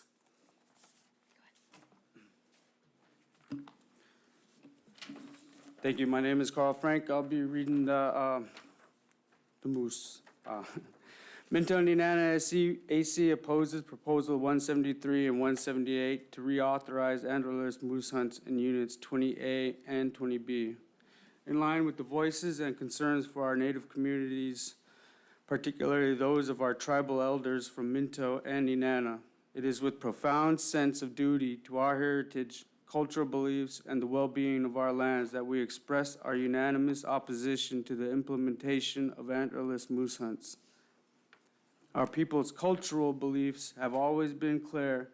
Unless a cow, unless a cow presents herself during a time of need for ceremony, we do not take cows. Traditional beliefs are unwavering, grounded in deep-seated traditions of our Athabascan culture. It is against our beliefs to take cow moose unless it is explicitly necessary for significant religious and funerary practices such as for funeral potlatch. The circumstances leading to the tentative initial support for the hunt predicated on the concerns over vehicle collisions with moose in specific areas of the Fairbanks non-subsistence area and failed to address the core issues at hand. Initially preoccupied with concerns for vehicle collisions and injury to humans as well as moose, our advisory committee supported this proposal, seeing it as the only solution available. However, upon further consideration and the remembrance of our traditional beliefs, our committee and elders now stand in firm opposition to the antlerless moose hunts. This reflection is not a reversal, but a reassertion of our traditional values and an acknowledgement of the need for solutions that do not compromise our ecological and cultural integrity. The most recent data collected from the department shows a mere 7,848 moose in Unit 20B with a management objective of 12 to 15,000. The current low-density moose population in Unit 20B cannot afford any antlerless hunts, and the department must take every effort to ensure the rebound of this population. The 20B population estimate has not been this low in the last 24-plus years, according to department data. Our population has been declining since 2000. For 10,000 years, the people of the interior have relied on moose for both religious ceremony as well as food security. With the ongoing, seemingly everlasting declines of salmon populations, continued closure for commercial fishing opportunities on the Yukon River and throughout the drainage, restrictions on species-specific salmon fishing that affects our cultural ceremonies, a continued lack of access to affordable groceries within our villages, and the most recent decision by the commissioner to put a 7-year moratorium on all Chinook salmon fishing on the Yukon River, and our people are experiencing extreme food insecurities that without proper resource management could remove our relationship to the animals that we have cultivated relations with for generations. We urge the Department of Fish and Game to reconsider the use of antlerless moose hunts as a management tool. The rationale provided centered on mitigating vehicle collisions and killing females to slow population growth overlooks the broader ecological and cultural ramifications of such actions. It is a nearsighted solution to a problem caused by human development. We assert that the moose should not bear the consequences of human infrastructure or mismanagement that have disrupted their habitat and patterns. Furthermore, the department's admission of insufficient moose populations and harvest data to justify the opening of such hunts, even as it proposes them as a solution to vehicular collisions, is contradictory and undermines the sustainability of moose populations. The killing of cow moose is not merely the removal of an individual from the ecosystem, but the eradication of potential future generations. Our people honor the animals that continue to provide growth to the population and sustain our people's spiritual and physical needs. Thank you. Proposal 210 seeks to move the boundaries of 20A and 20C along the Nenana River. Our AC unanimously opposed this proposal. There are a number of current proposed and potential land sales and projects, including the Nenana Taut Jacket agricultural sale and the Lower Tanana wood bison reintroduction, that have the potential to significantly impact the subsistence resources our local residents customarily and traditionally depend upon, which need to be prioritized according to 1605258. ADNR and subsequently ADF&G are not evaluating the cumulative impacts of these actions and are failing to collect essential baseline data to monitor future changes. For example, moving the boundary of 20E east to align with the 17-mile slough would give new potential landowners 50 more days for bear hunting and an opportunity for an early youth hunt. Moreover, there are no current updated biological studies, such as population estimates, for 20C, which is a low-density moose area that has increased hunting pressures. The last moose survey was done in 2011. Additionally, there are no studies for bears. We could learn from the Atana people on how to collect bear data. Furthermore, providing more hunting opportunities on the lands that could become privately owned soon will restrict our access to these resources, especially upfront water property. Our locals are being significantly impacted by the lack of subsistence resources in our area, especially salmon and moose. Moose population estimates for the adjacent area, 20B, show nearly a 40% decline in the past few years. The lack of salmon is having a cascading effect throughout our ecosystem that we have yet to fully understand. Predator controls of wolves and bears is something that we can work on without moving boundaries, and it is something that must be done with indigenous knowledge and local people. Most importantly, moving this boundary would change the parameters of ceremonial hunt in that key area just south of Nenana, where 17-mile slough drains into the Nenana River. 20C does not allow for the taking of cows for ceremonial purposes, while 20A does. While we do not condone the taking of cows in general, sometimes it is necessary. In times of potlatch, we try to stay as close to home as there is a lot of work to do. There are some nice areas around us with frequent moose in them. Our people were not consulted about the totality and the extent of all the proposed activities around our village. Both the Nenana Tribe and Tanana Chiefs Conference opposed the bison reintroduction in the homelands near the Kantishna River. The Nenana Tribe is carefully monitoring the impacts of the agricultural land sale and is concerned for many things such as soil and water quality. In closing, we would like to ask the board how often boundary changes are proposed. The channels along the rivers change all the time. I do not think there should be any confusion as to which channel of the Nenana River is the boundary between 20A and 20C. One solution is to provide higher resolution GMU mapping with clear boundaries and also include native corporation lands and allotments to minimize trespass and respect our people. One can navigate the river with an iPhone, toggling back and forth between old topo maps and current satellite imagery. I'm certain that a lot of our hunters use Garmin and other expensive satellite devices to travel throughout remote Alaska. This is the indigenous knowledge that we need to start including in our fish and wildlife management, the knowledge that kept our resources abundant for a millennial. We'd also like to provide, in lieu of not agreeing with antlerless hunts, the alternatives for moose management in our area.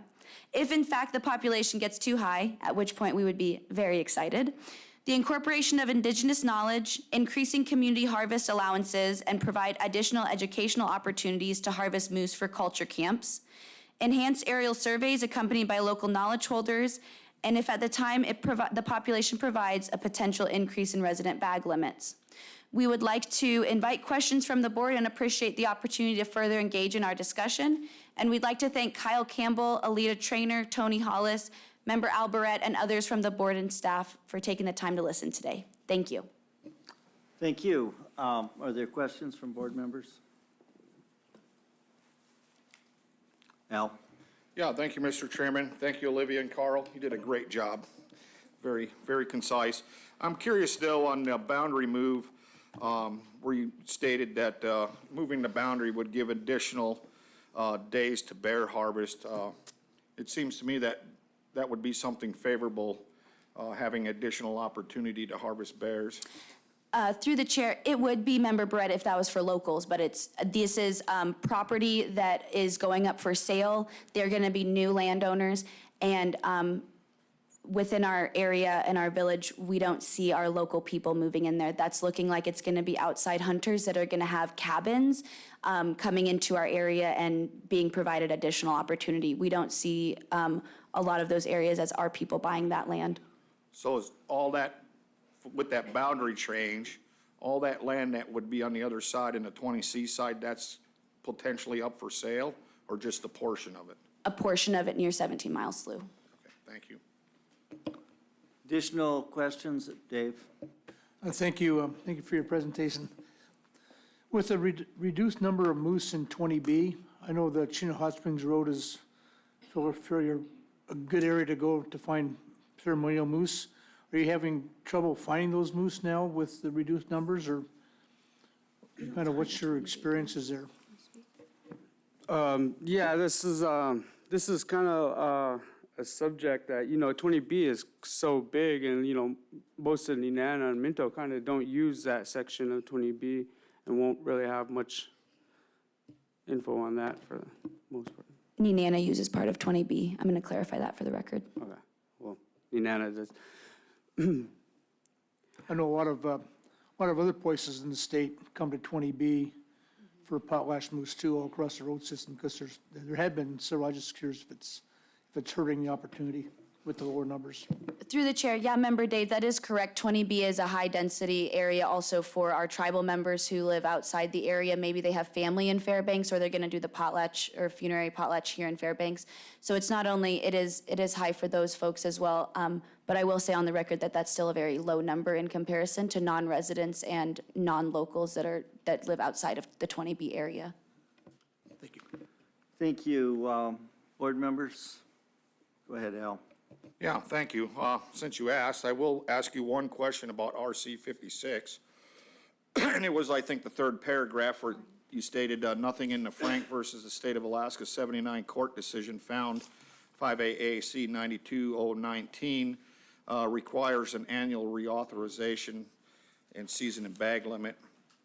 You wouldn't find it in that regulation, but that regulation was based off the statute of the antlerless take of 1605-780, which requires the local ACs annually to authorize or reauthorize an antlerless moose hunt. That's correct, Mr. Barrett, through the chair. I have that here as well. But what is the confusion is that is the antlerless reauthorization is required by the majority of ACs, but an antlerless hunt being on the books is not required for a cow to be taken under funerary and memorial potlatch purposes if in fact it's not a conservation concern. Currently in 20C, there is a conservation concern.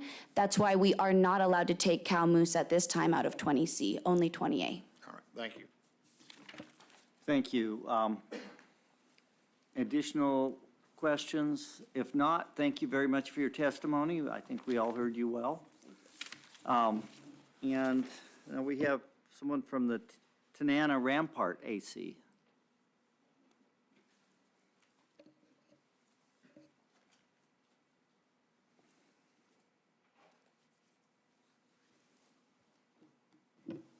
Good afternoon. My name is Janessa Newman. My family comes from Rampart and Tanana, but we've lived here in Fairbanks since the Rampart School shut down in the late 90s.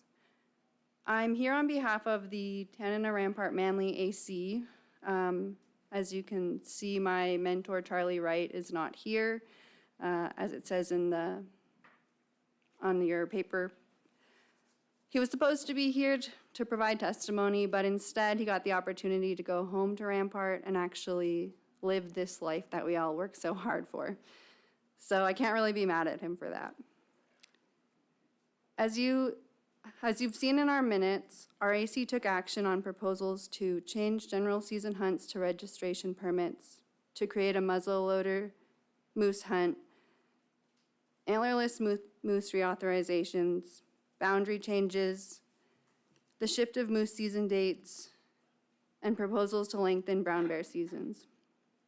To begin, RAC unanimously opposed Proposal 172 to create additional moose opportunity for a limited group of hunters who would already be eligible to hunt in the regular season.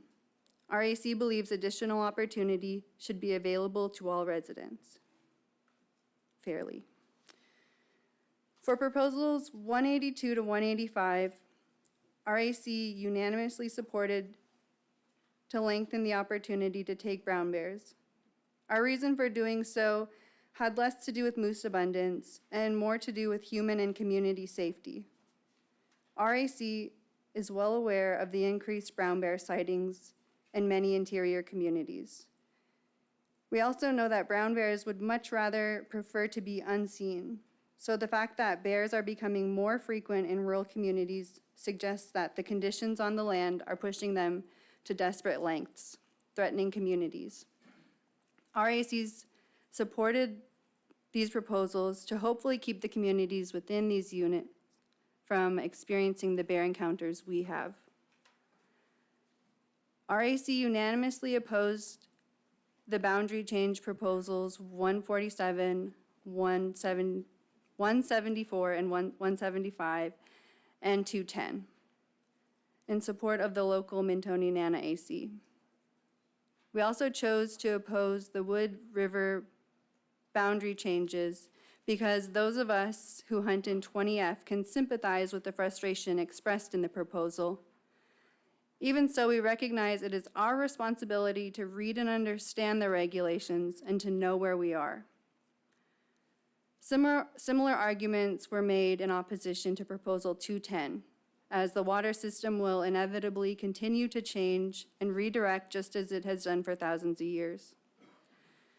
Proposal 171 to change general season harvest tickets to registration permits was the only split decision our AC had. The decision to support was based in providing the department with more reliable data to help maximize moose hunting opportunity and harvest through registration permits. Opposition worried that failure to report would inevitably put local hunters on the failure to report list. In fact, many of our members on our AC admitted they would likely end up on the failure to report list as well, but agreed that the benefits outweighed the risks, especially in an area many people across the state are relying on for food.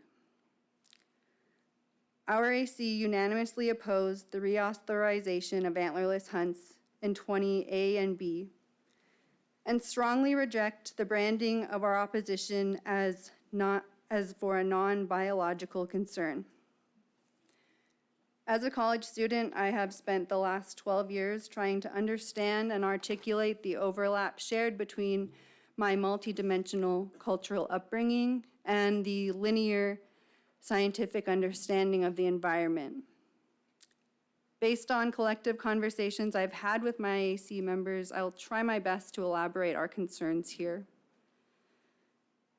Without the timely release of department comments, RAC could not support the reauthorization of antlerless hunts in Unit 20 for fear the cumulative impacts on moose would pose biological concerns. As mentioned, declines in moose populations can be caused by access to quality moose browse, consecutive harsh winters with deep snow, high rates of predation, and increased number of hunters in tandem with improved access. We know Unit 20 has the highest hunter effort and harvest in the state, and that there have been consecutive harsh winters. On the ground, we are seeing increased sign of moose predation and disease, along with increased number of moose with physiological impairments, likely the result of harsh winters. Additionally, people are seeing moose and moose sign much less frequently throughout the year. We also recognize how costly and resource intensive it is for the department to conduct regular moose population surveys. But in a moose population study done in Sweden, which has latitudes equivalent roughly to Ketchikan and Point Hope, deep snow years were associated with fewer calves per females and have a strong influence on calf survival due to low birth mass and poor nutrition. In a study done by the department, the odds of calves being killed by predators decreases 10% for every additional 10 pounds of additional body mass at 9 months. And as we know, calves account for 75% of predator-killed moose. In summary, RAC chose to oppose antlerless hunts because we fear that the cumulative impacts affecting moose populations as a whole, together with frequent extreme weather, could pose a risk for moose populations to sustain at levels strong enough to feed residents statewide. Because the department is limited in its ability to conduct population surveys, and we know that extreme weather is only going to become more frequent and intense, we urge the department to manage populations at the upper end of IM objectives. We recognize the department can't control the weather, predation, calf size, or survivability, but we can urge them to take a precautionary approach in our rapidly changing environment.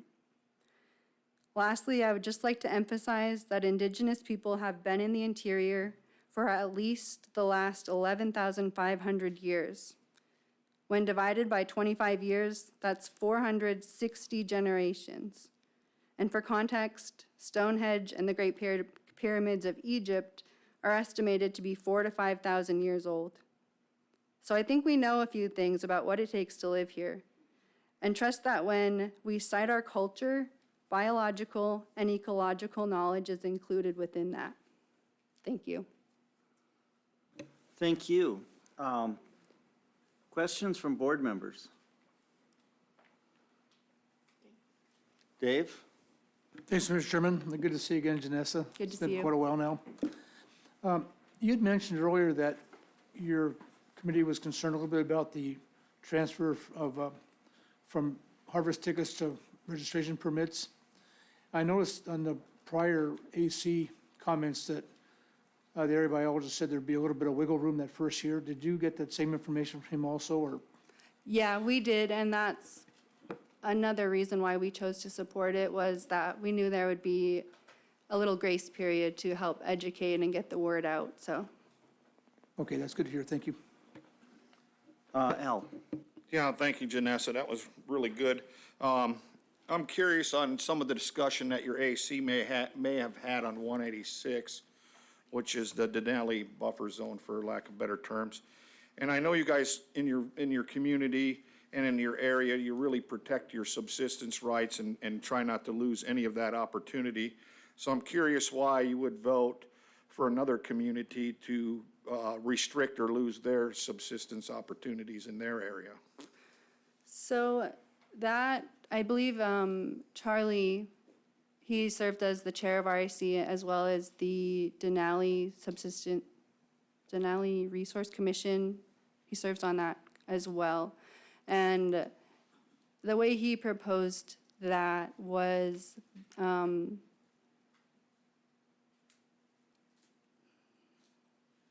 sorry, I'm trying not to mince my words. That it's such a small area to leave them as kind of a safety zone for wolves, because we recognize how important they are to the environment, but also for visitors and other non-consumptive users, just to get a chance to see wolves like this life that we have a chance to live, and much of the continental US doesn't have access to that kind of wildlife. Does that answer your question? Yes, it does, thank you. Okay. Thank you. Any additional questions from board members? Okay, with that, thanks you for your testimony, and we'll go on to the Fairbanks area proposals.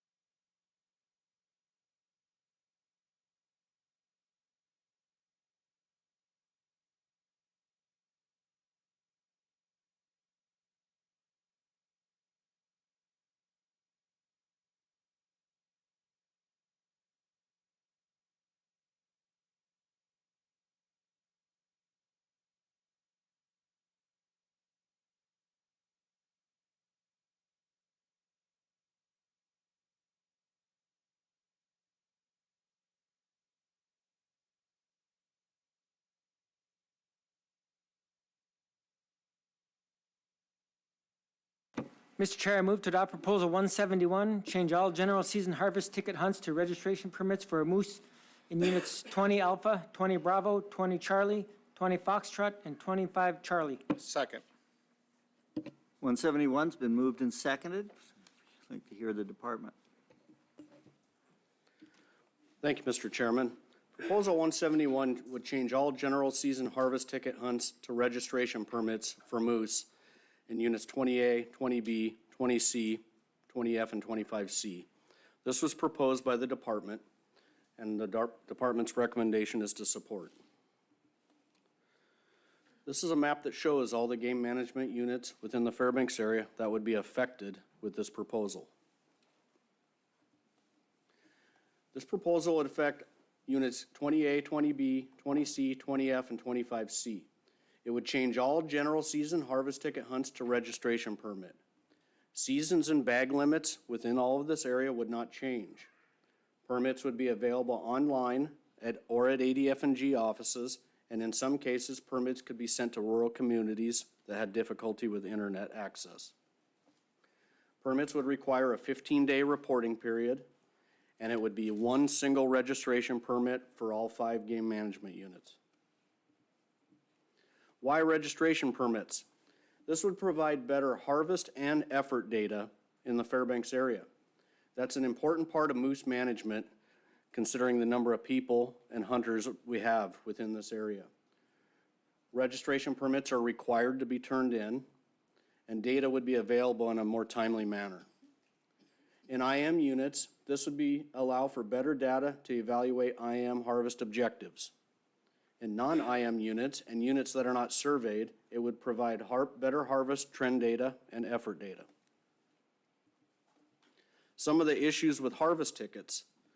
First of all, not all successful and unsuccessful harvest tickets are returned. In fact, a large quantity at times are not. There's no penalty for not reporting on a harvest ticket. And we've had some cases where vendors forget, the vendors that issue harvest tickets, places, like stores around town, forget or lose to overlays that come back to us, and sometimes quite a few of them. Also, hunters may hunt multiple game units, and harvest tickets don't capture all that data, especially if you're outside of the Fairbanks area. You might hunt unit 13 and then come up here and hunt. So that will not capture that data for us. This table just shows the 5-year average for each game unit in the Fairbanks area. So 20A has an average of 1,012 hunters per year, and they harvest 249 moose per year on harvest tickets. It's an IM area, and we do have population estimates in that area. 20B has 2,141 hunters per year. We harvest about 338 moose per year on harvest tickets. It also is an IM area and has population estimates. 20C has about 615 hunters a year. We harvest about 161 moose per year on harvest tickets. It's an IM area. We rarely do population estimates in this area. And then 20F, we have about 182 hunters per year that hunt this unit. They harvest 37 moose. It's not an IM area, and there's no population estimates for this unit. And 25C has about 350 hunters per year. They harvest about 70 moose on harvest tickets annually. It's not an IM area, and there's no population estimates for that area. So in total, we have about over the last 5 years, we had about 4,234 hunters each year, and they harvest about 739 moose on harvest tickets.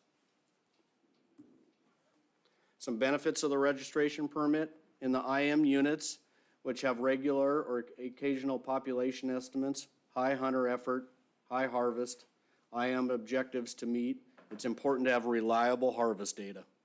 For the non-IM units, 20F and 25C in particular, we have no population estimates, or in rare occasions we do. Harvest is important for population trend and one of the ways we manage these units. And so it's beneficial to also have good effort data in these units. So in summary, Proposal 171 would change all general season harvest tickets to registration permits for moose in units 20A, 20B, 20C, 20F, and 25C. This was proposed by the department, and our recommendation is support. And I would like to add one more piece of information. When I came up with this plan for the Fairbanks area, prior to submitting the proposal, was last winter, last April 1st, when proposals had to be in. It was March, I had a couple ACs that had meetings left. So I pitched the idea to the ACs to see what kind of support I would get. And because I figured I would get some pushback. All three ACs I talked to were very supportive. So I submitted the proposal. Then this winter, when the ACs were talking about proposals for the Board of Game, I figured I'd get some pushback again. However, all the ACs in my affected area supported this proposal. Thank you. Thank you. Questions from board members? I'll start off with a question for you. You gave us hunter numbers and number of harvest, and how much more accurate do you think those numbers are going to be if you have harvest tickets? I think it could be in the hundreds. And I think one thing it'll really affect, I think a majority of the harvest tickets that are not returned are by those that did not harvest. However, I do think, I know of a lot of cases annually of harvested moose that are not captured in our harvest tickets.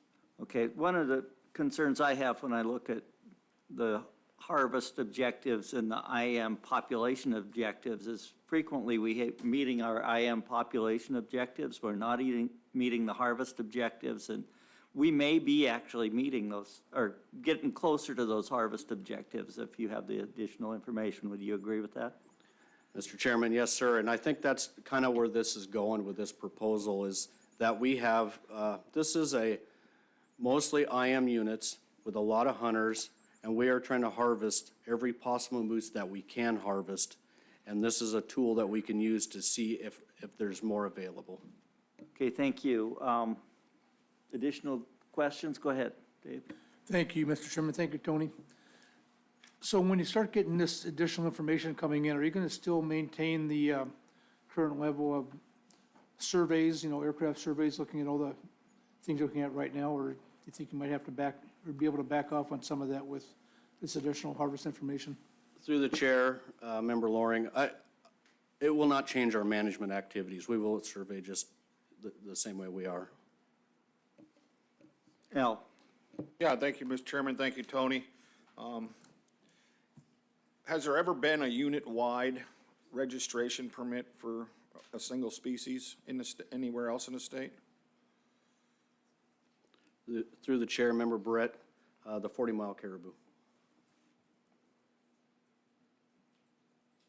It was just for the portions that it migrates through, not all of Unit 20.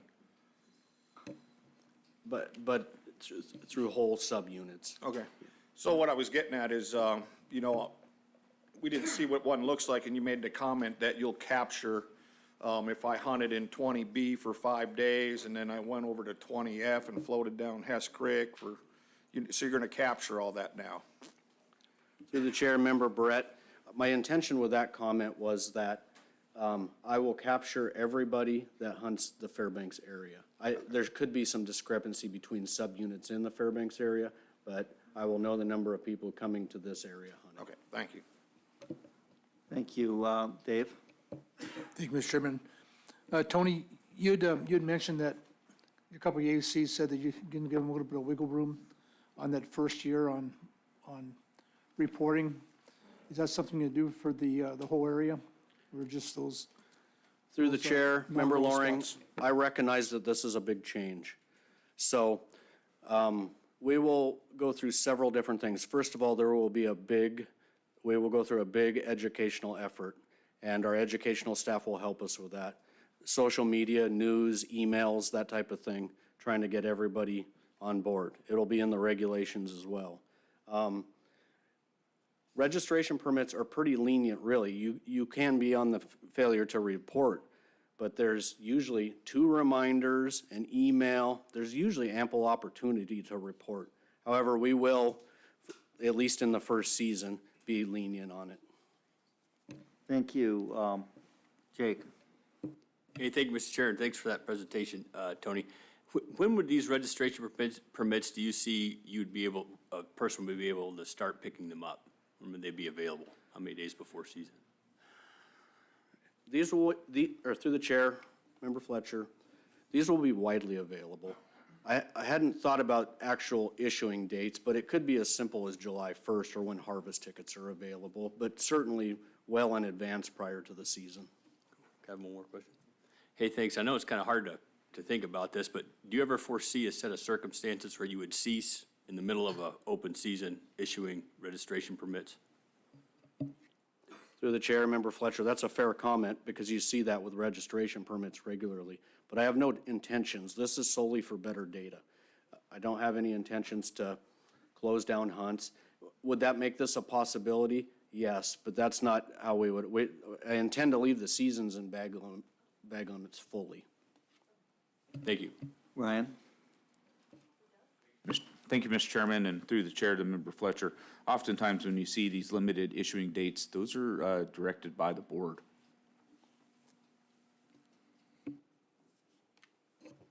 Yeah, so we may want to put on the record, I don't know that we'd need to do findings on this, but we may want to put on records that we want this online and available in person as early as possible, as practical, just to make sure that we don't have a situation where people are unable to get them in time or whatever. Additional discussion from board members? Al? So you're intending to trust the internet's gonna work 365 days a year? No, what I suggested that they be available online and in person, and Yes. there's no limit on the numbers of them, so, like with harvest tickets, so. That's the way I understood the proposal. Yeah, and we just want to make sure that people don't think that it's going to be less than that. Okay? Dave? Thank you, Mr. Chairman. Not directly with this proposal, but something that came up in Tony's presentation also earlier with public safety, that both of them said that there's no penalty for not returning a harvest ticket. Maybe I'd like to ask Department of Law if they'd look into that and give me an answer, because I think there probably is, but. Go ahead, Captain. Yeah, I can address that, Member Loring, through the chair. And just for the record, that was, I think, an unintended misstatement. There are penalties available. It's just not actively enforced. Okay, thank you. Additional discussion from board members, intent? James? Yeah, thank you, Mr. Chairman. I'm intending on supporting this. The department supports it. We've got 5 ACs that support of it, none opposing it, more importantly. And pretty compelling public testimony here from the local ACs when they just got up and said that they had a long talk about it and they wanted to support it, in order to provide the department with more accurate data. And I think we've also heard that from a lot of public testifiers that they would like to see more accurate data, for some of the species. And so, for those reasons, I'm going to support it. Thank you. Ruth? I'm going to support this proposal. It just makes sense. Okay, thank you. Are we ready for the question? Call the question, Mr. Chairman. Okay, the question's been called. Thank you. The board showed no concerns from the public regarding costs to private persons if this regulation is adopted. Thank you. Christie, would you pull the board? Yes, Mr. Chairman, final action on Proposal 171. Mr. Hoffman. Yes. Mr. Cooney. Yes. Mr. Barrett. Yes. Mr. Loring. Yes. Ms. Cusack. Yes. Mr. Fletcher. Yes. Chairman Burnett. Yes. That proposal carries 7-0. Mr. Chair, I move to adopt Proposal 172, create a muzzleloader-only moose hunt for residents and non-residents in 20 Alpha. Second. Been moved and seconded. I'll hear from the department. Thank you, Mr. Chair. Proposal 172 would create a muzzleloader-only moose hunt for residents and non-residents in Game Management Unit 20. This is proposed by the Middle Nenana Advisory Committee, and the department's recommendation is neutral.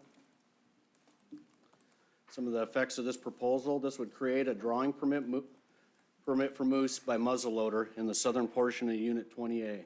The season dates for this proposal would be November 1st to December 15th, and the bag limit would be any bull moose. This is a map that highlights Unit 20A by the black line. The shaded orange area is the proposed area for the muzzleloader moose hunt, which also lies within the Yannert Control Use Area. This is a zoomed-in map showing the same area, and as you can see, it encompasses the Yannert River drainage and the Moody Creek drainage. The 2022 Unit 20A population estimate was 11,028 moose. It's within our IM population objective of 10 to 15,000. The bull-to-cow ratio in 2022 was 28 bulls per 100 cows. Our objective is 25 per 100. Unit 20A has several styles of hunts within the unit. We have a general season bull hunt that's September 1 through September 25 for antler-restricted moose with spiked fork antlers or 50-inch antlers. There's also a unit-wide drawing permits for any bull moose, September 1 through September 25th.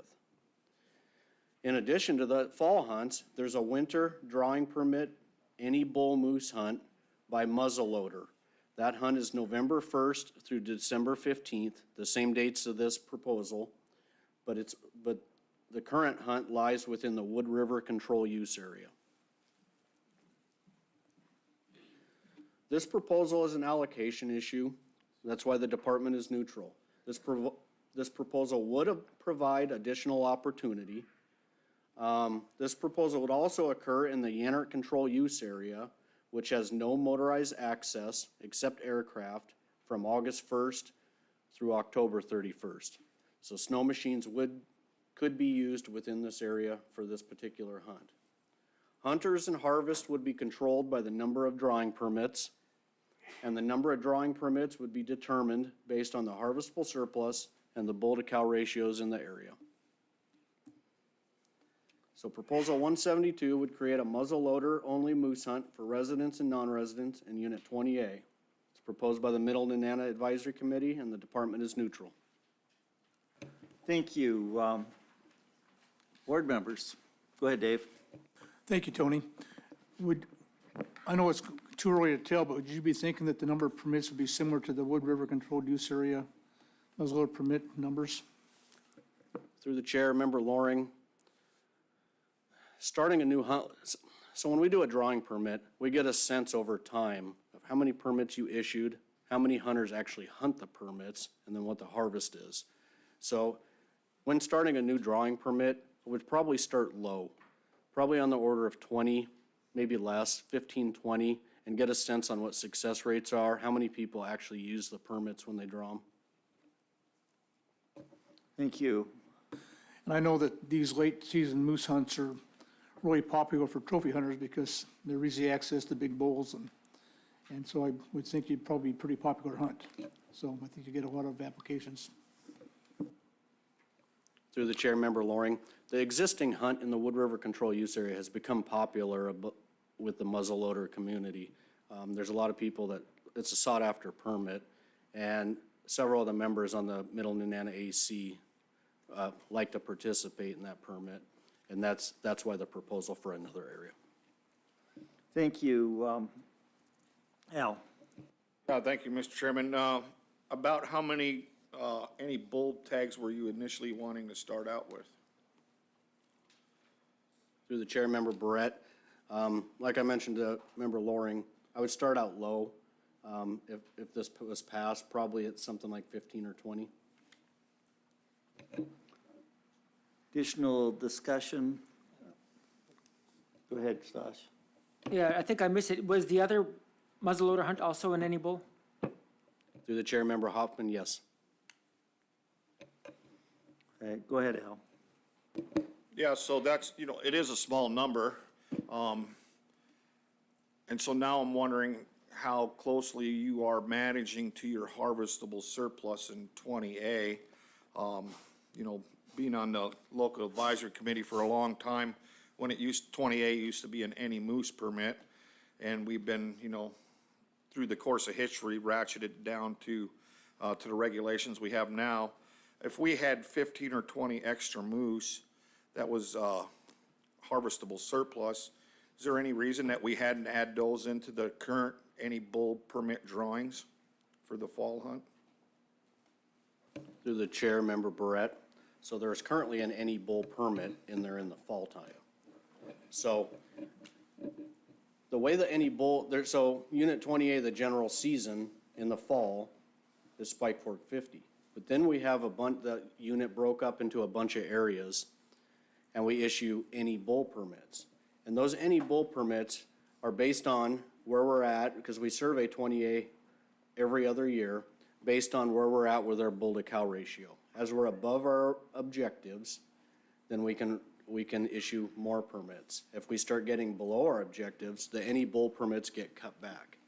And this would be used no differently. But it seems like you have currently 15 to 20 extra moose to start a hunt. Through the chair, Member Barrett, oftentimes with drawing permits, about 50% of the permits don't even get used. So if I issued 15 permits, likely 7 or 8 hunters would use the permit. And then of the 7, 8 hunters that hunt it, it's generally about 50% of that. So 4 or 5 moose may be harvested. So that was my original question, how many moose, and you went back to tags, I went to 15 to tags, 20 sorry. tags. Thank you. Thank you. Additional discussion on this? Go ahead. Thank you, Mr. Chairman. Should the board choose to adopt this, we would be interested in up to language, as well as a reminder that this won't start till fall of 2025. It'll be advertised as a drawing hunt this coming fall. If I could follow up on Al's, Barrett's question to you. If this were to go into place, would it reduce the number of any bull permits that would be issued during the regular season in this area? Through the chair, or Mr. Chairman, those any bull permits can be adjusted annually anyway, based on the bull to cow ratio in the area. So if the bull to cow ratio got below our objective, there would probably be neither hunt. If it's very high in that area, then yes, I guess it would have to be allocated in some way. Yeah, and that, I think a concern that I have is if you're already doing them, you're taking this, it would have to be necessarily taken away from the other any bull permits that you're taking. So I'm inclined not to support this. I understand, I mean, maybe we want to do a winter season, but I don't know if you want to allocate any bull permits specially to a muzzleloader season, if there's only a limited number. Board discussion.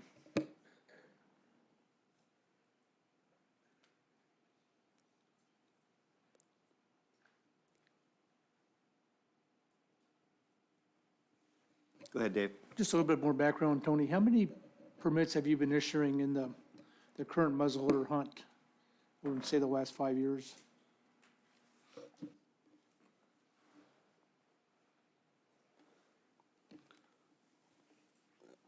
Trying to remember that. I got a lot of drawing permits. I think it's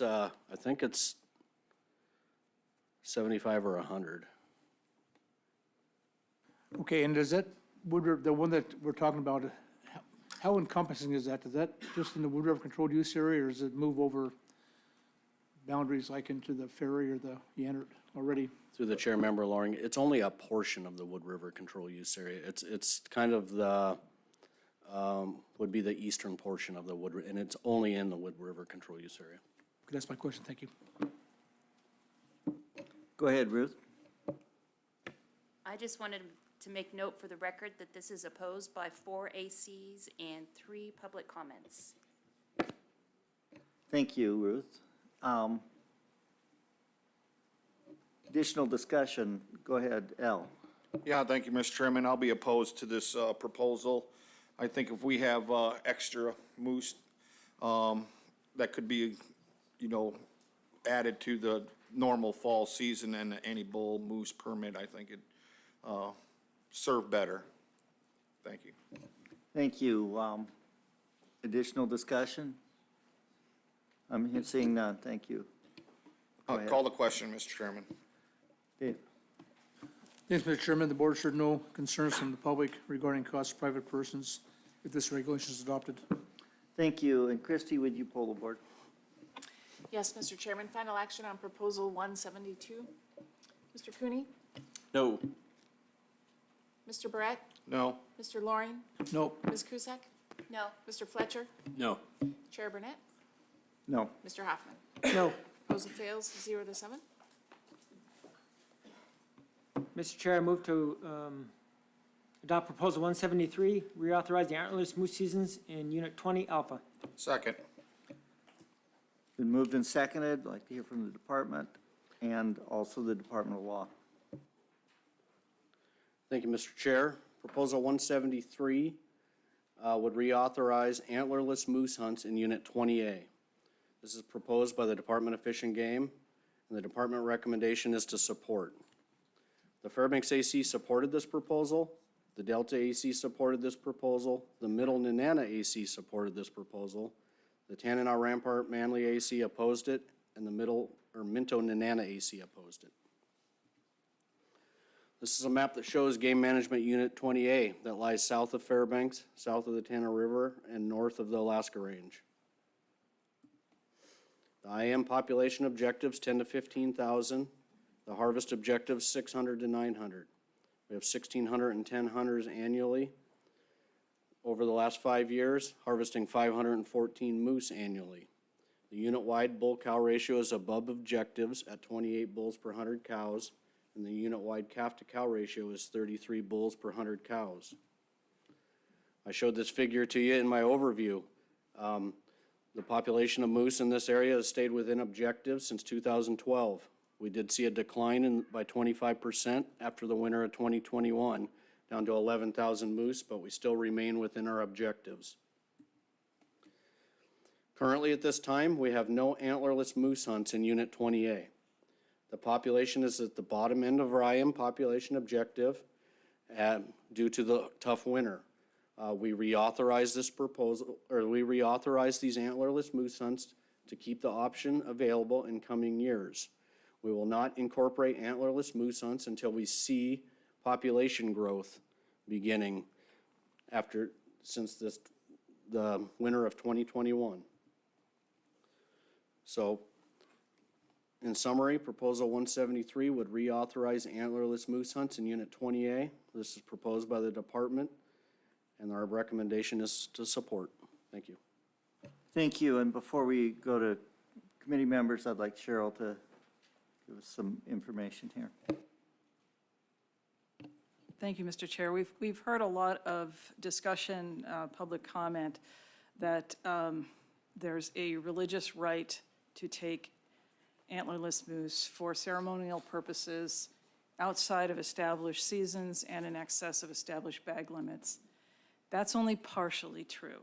The Frank case that you heard mentioned, as well as the Tanana Chiefs case, both the federal and state courts have held that there is a religious right to take an animal for a funeral potlatch, but not for a memorial potlatch.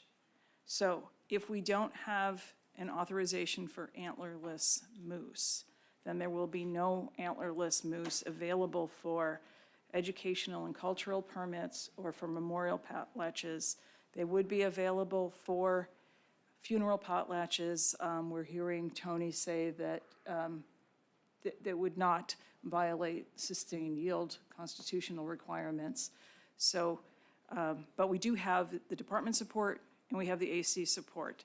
So I think what's really happening here, that if the board passes this, people are going to be getting what they're asking for, even though they seem to have voted against their own interests. And I just want to, I know I've said this before, I just wanted to try once again to clearly explain this on the record, because there seems to be this spreading misinformation. Thank you. Thank you, Cheryl, and I appreciate the information for the board.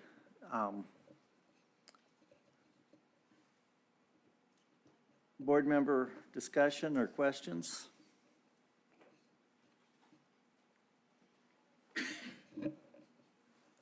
Go ahead. You have support from 3 ACs, and you have 2 ACs opposing it. Right, and those are the relevant ACs for this area. So we do have majority support from ACs with department support, but it is up to the board to decide what to do here. So at this point, yeah, we still have to vote on it. Yeah, any board discussion?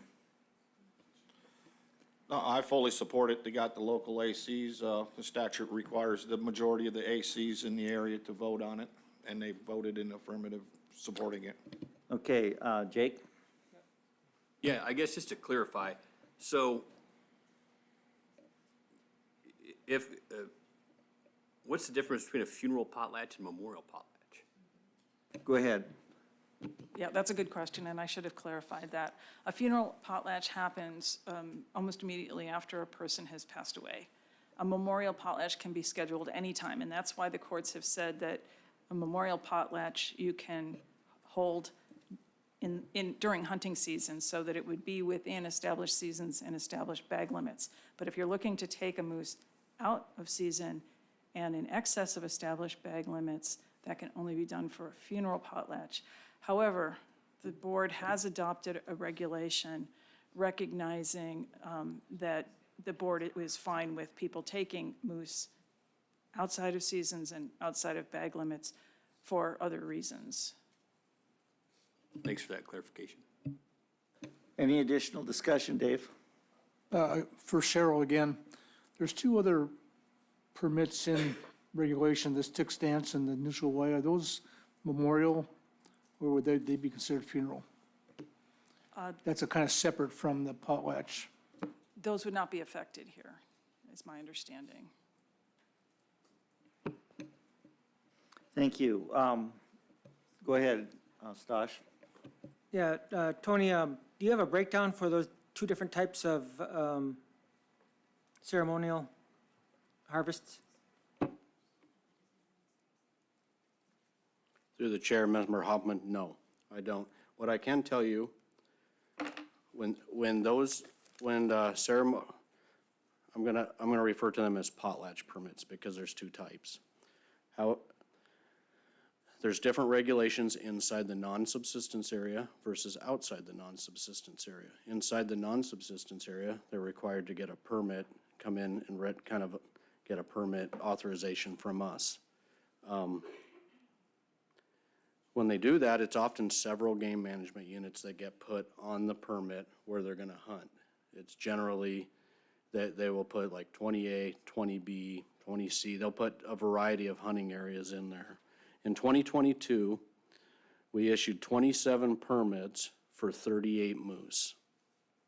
In 2023, we issued 34 permits for 49 moose. Now, that's just inside the non-subsistence area. I don't know what happens outside the non-subsistence area. I know potlatch occur, but I don't get report. And reporting is very poor on these permits, so I don't know how many, these permits were for that many moose. I don't know how many are harvested. Okay, thank you, Stosh. Yeah, just a comment here to the other board members. The board's always struggled with these where a certain segment of the ACs don't want to support it. And it really concerns me a lot, and it seems like we should be able to fix this, but, you know, in essence, what's going on is we're kind of saying we're going to use this as an option, but we're not going to hunt, but we can hunt. That's a big sticking point there. I mean, how do we, there's got to be a better way than to say we can hunt, but we're not going to hunt. I mean, that's kind of a weird spot. Yeah, I understand what you're saying. Essentially, when we authorize a antlerless hunt in this way, we're delegating discretion to the department to open or not open a hunt. And so not, you know, it's not our action that opens it. It's the action of the population generally, and then the response by the department. So I think that's the way I look at it. Anyway, go ahead, Stosh. Yeah, thank you. You know, I gave this a lot of thought, and given the ACs are split, I'm not going to be in support of this. I wish we could come up with something to where we're all on the same page, because this just seems to be happening, and it seems to be getting more so. And we either got to do something different, or we're going to keep going through this type of. Yep, I completely agree with you. It does make it not the best public process that we might have. But other than that, we do have a law that requires annual authorization if they keep these on the books, and it's our job to vote it up or down. If the ACs support. If the ACs don't support, we can't do anything. So, ready for the question? Call the question, Mr. Chairman. Question has been called. Thank you, Mr. Chairman. The board showed no concerns from the public regarding costs of private persons if this regulation is adopted. Thank you. Christie, would you poll the board? Yes, Mr. Chairman. Final action on Proposal 173. Mr. Barrett? Yes. Mr. Loring? Yes. Ms. Cusack? Yes. Mr. Fletcher? No. Chairman Burnett? Yes. Mr. Hoffman? No. Mr. Cooney? Yes. That proposal carries 5-2.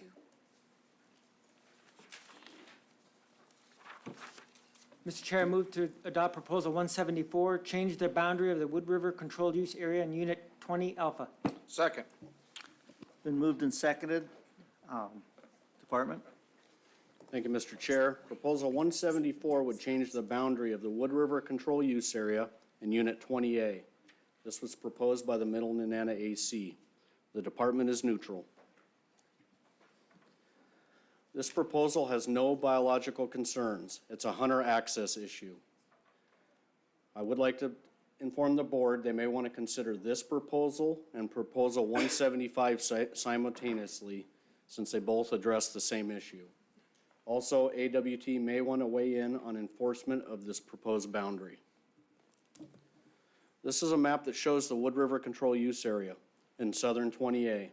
It's a 1,172 square mile area. The history of the Wood River Control Use Area is it was established in 1976.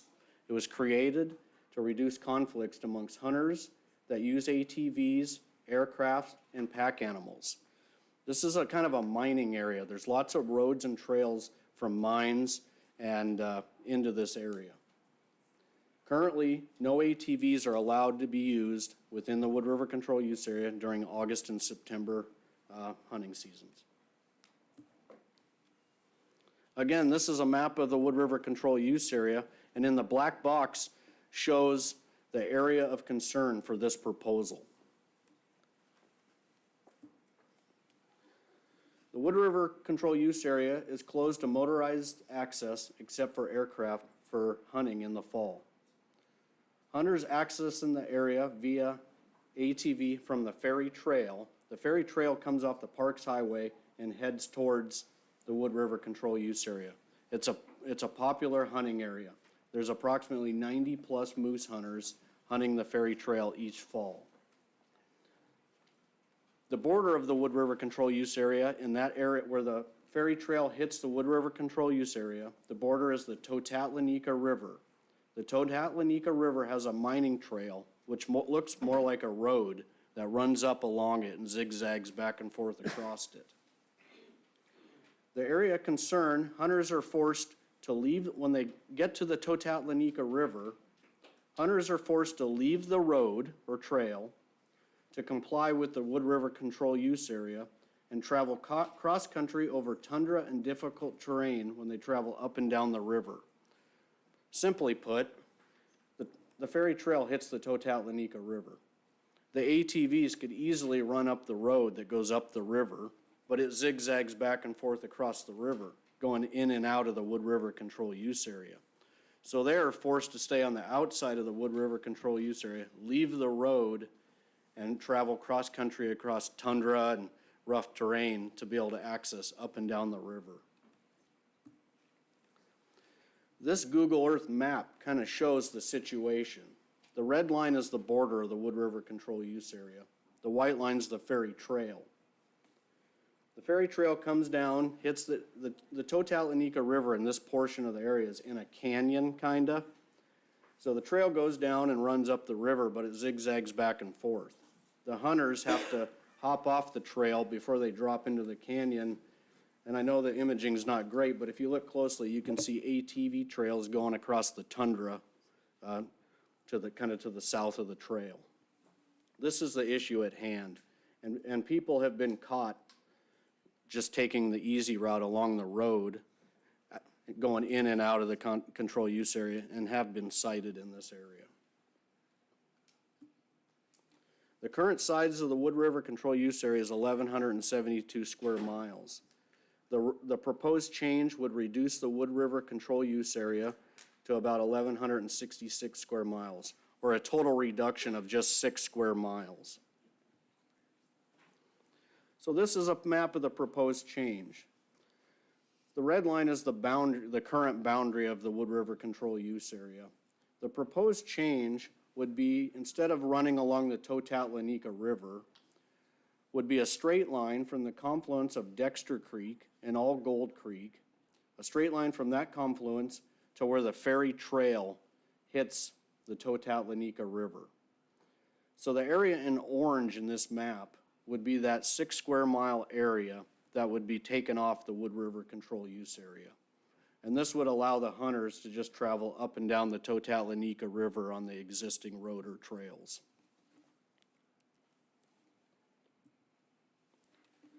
Proposal 175, or the next proposal that you would consider, looks to address the exact same issue in the exact same area, but it has a slightly different proposed boundary. And it would reduce the Wood River Control Use Area by 12 square miles. The boundary change in 175 would be a line from the confluence of Dexter Creek and All Gold Creek to Murphy Peak, a straight line, and then a straight line from Murphy Peak to where the Ferry Trail hits the Totatlanica River. So the area in orange would be the reduction from the Wood River Control Use Area, or 12 square miles. Proposal 174 would change the boundary of the Wood River Control Use Area in Unit 20A. This is proposed by the Middle Nenana Advisory Committee, and the department's recommendation is neutral. Thank you. Board members. Thank you, Mr. Chairman. So Tony, if we do have these boundary changes, that would then make that area that's inside that new boundary available to moose hunting by use of ATVs. That is currently not available right now? Yes, there would be 6 square miles in proposal 174 or 12 square miles in 175 that would allow ATVs. So instead of just giving the ability to transit, they'd also have some additional real estate to hunt. And so I guess I have a question for enforcement. Would it be easier to enforce the straight line boundary in the first regulation with the 6 square miles, or going from up to the top of that peak and then down? Seems like both of them would be pretty tough to enforce, but what would be easiest for you? Through the chair, Member Loring, it's a good question. Kind of put me on the spot. You're right, they both present challenges. This and previous boards and legislatures have fairly traditionally used riverbanks for boundaries because they're a natural feature that are easily seen. Drawing an imaginary line, granted, more people today obviously are using GPS than in the past, but it certainly prevents difficulties. I mean, direct answer to your question, I think the easiest solution is easiest, which would be a straight line versus 2 separate lines. But I don't know if that's the best solution. But of the 2 offered, that would be the easier to enforce, I think, yes. Thank you for that. Go ahead, Stosh. Yeah, thank you. Tony, I see the new proposed line there kind of ends up at really close to a landing strip. Is that a potential problem there? For people kind of zooming down the runway instead of? Through the chair, Member Hoffman, I don't think so.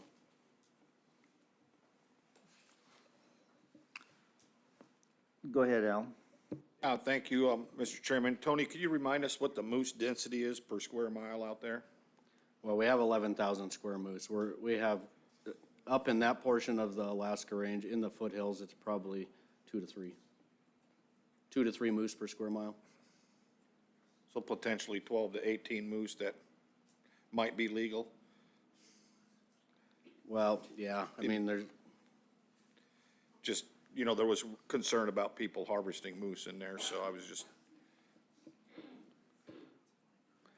Through the chair, Member Barrett, the hunters camped on the line are going over there and shooting moose anyway, probably, at least as far as they want to pack on their backs. Thank you. Go ahead. You had another question, Al?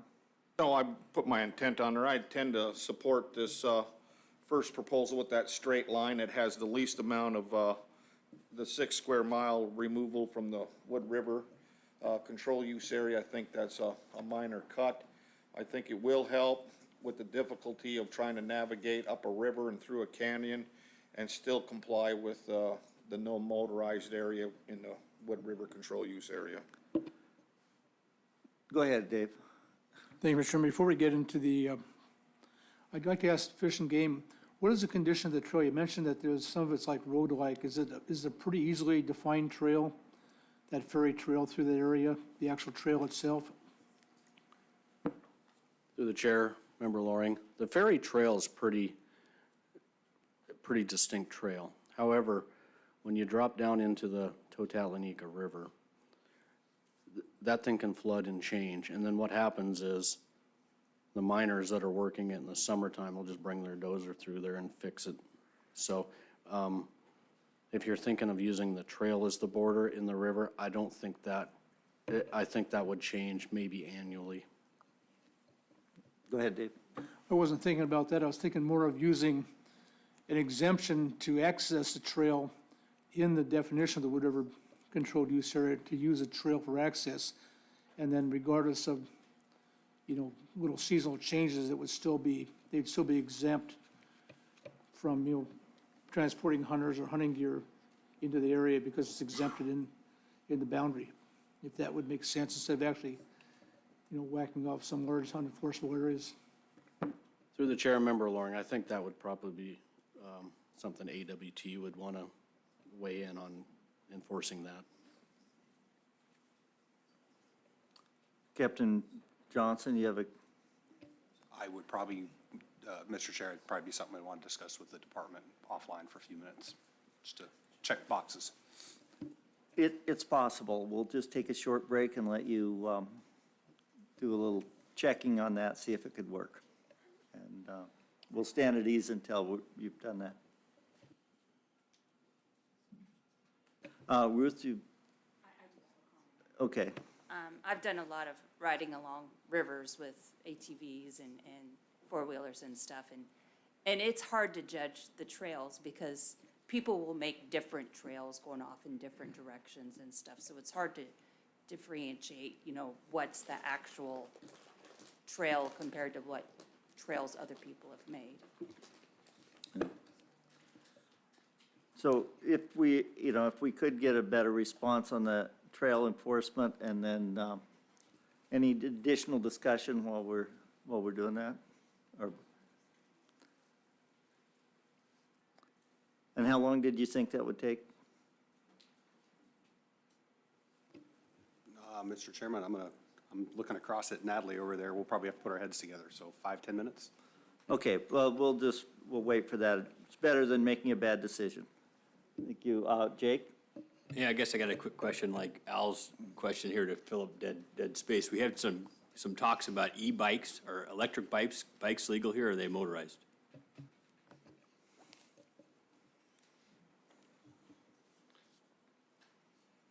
Through the chair, Member Fletcher, I don't know the answer to that. Within the Wood River Control Use Area, I think they're motorized. Okay, Ryan? Yeah, through the chair, Member Fletcher, there was a lot of back and forth on e-bikes, has been recently. And I actually think they would be legal here unless explicitly prohibited. Yeah, I think that's one thing that we may want to consider anytime we have a controlled use proposal before us, because the law requires that they be considered not motorized unless specific departments under their authority, including the Board of Game, make such a different determination.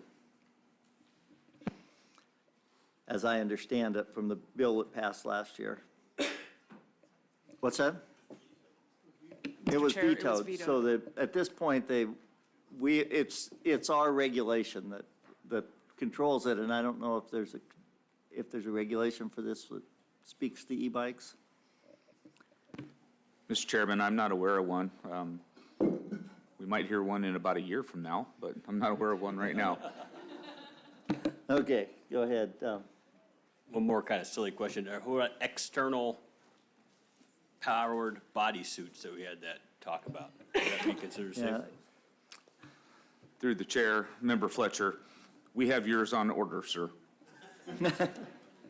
There are a variety of exoskeleton type products on the market that are available. And again, that would be a really good subject for a statewide meeting to consider the use of e-bikes and exoskeleton type things for our controlled use areas. Go ahead. Go ahead, Al. Yeah, you do have the Board of Game does have a definition of motorized vehicle. Means a motor-driven land, water, or air conveyance. And we don't have a definition of a motor, but it would be an electric motor, it would be included. If you want to go down that road. No, I don't want to go down deciding that. I think There's a difference between an engine and a motor. Yeah, I agree. Yeah, so, and we don't have it doesn't require, so But a engine motor driven. is, electric motor is a motor. Right. A four-wheeler is an engine. Right, yeah, so that means four-wheelers can be used, no, just, we don't want to say that, okay? Okay, you have an answer? Go ahead. Yes, Mr. Chair. So after discussions with the department, I think AWT is in concurrence that the straight-lined option for 174, I believe it is going to be more workable, more enforceable, and make more sense to most hunters than trying to carve out a section of the trail, as Member Loring has suggested. Okay, well, we're going to have to, we're actually going to go at ease here for a second because one of our members has had to step out of the room for a second. But as soon as he gets back, we'll go back on the record.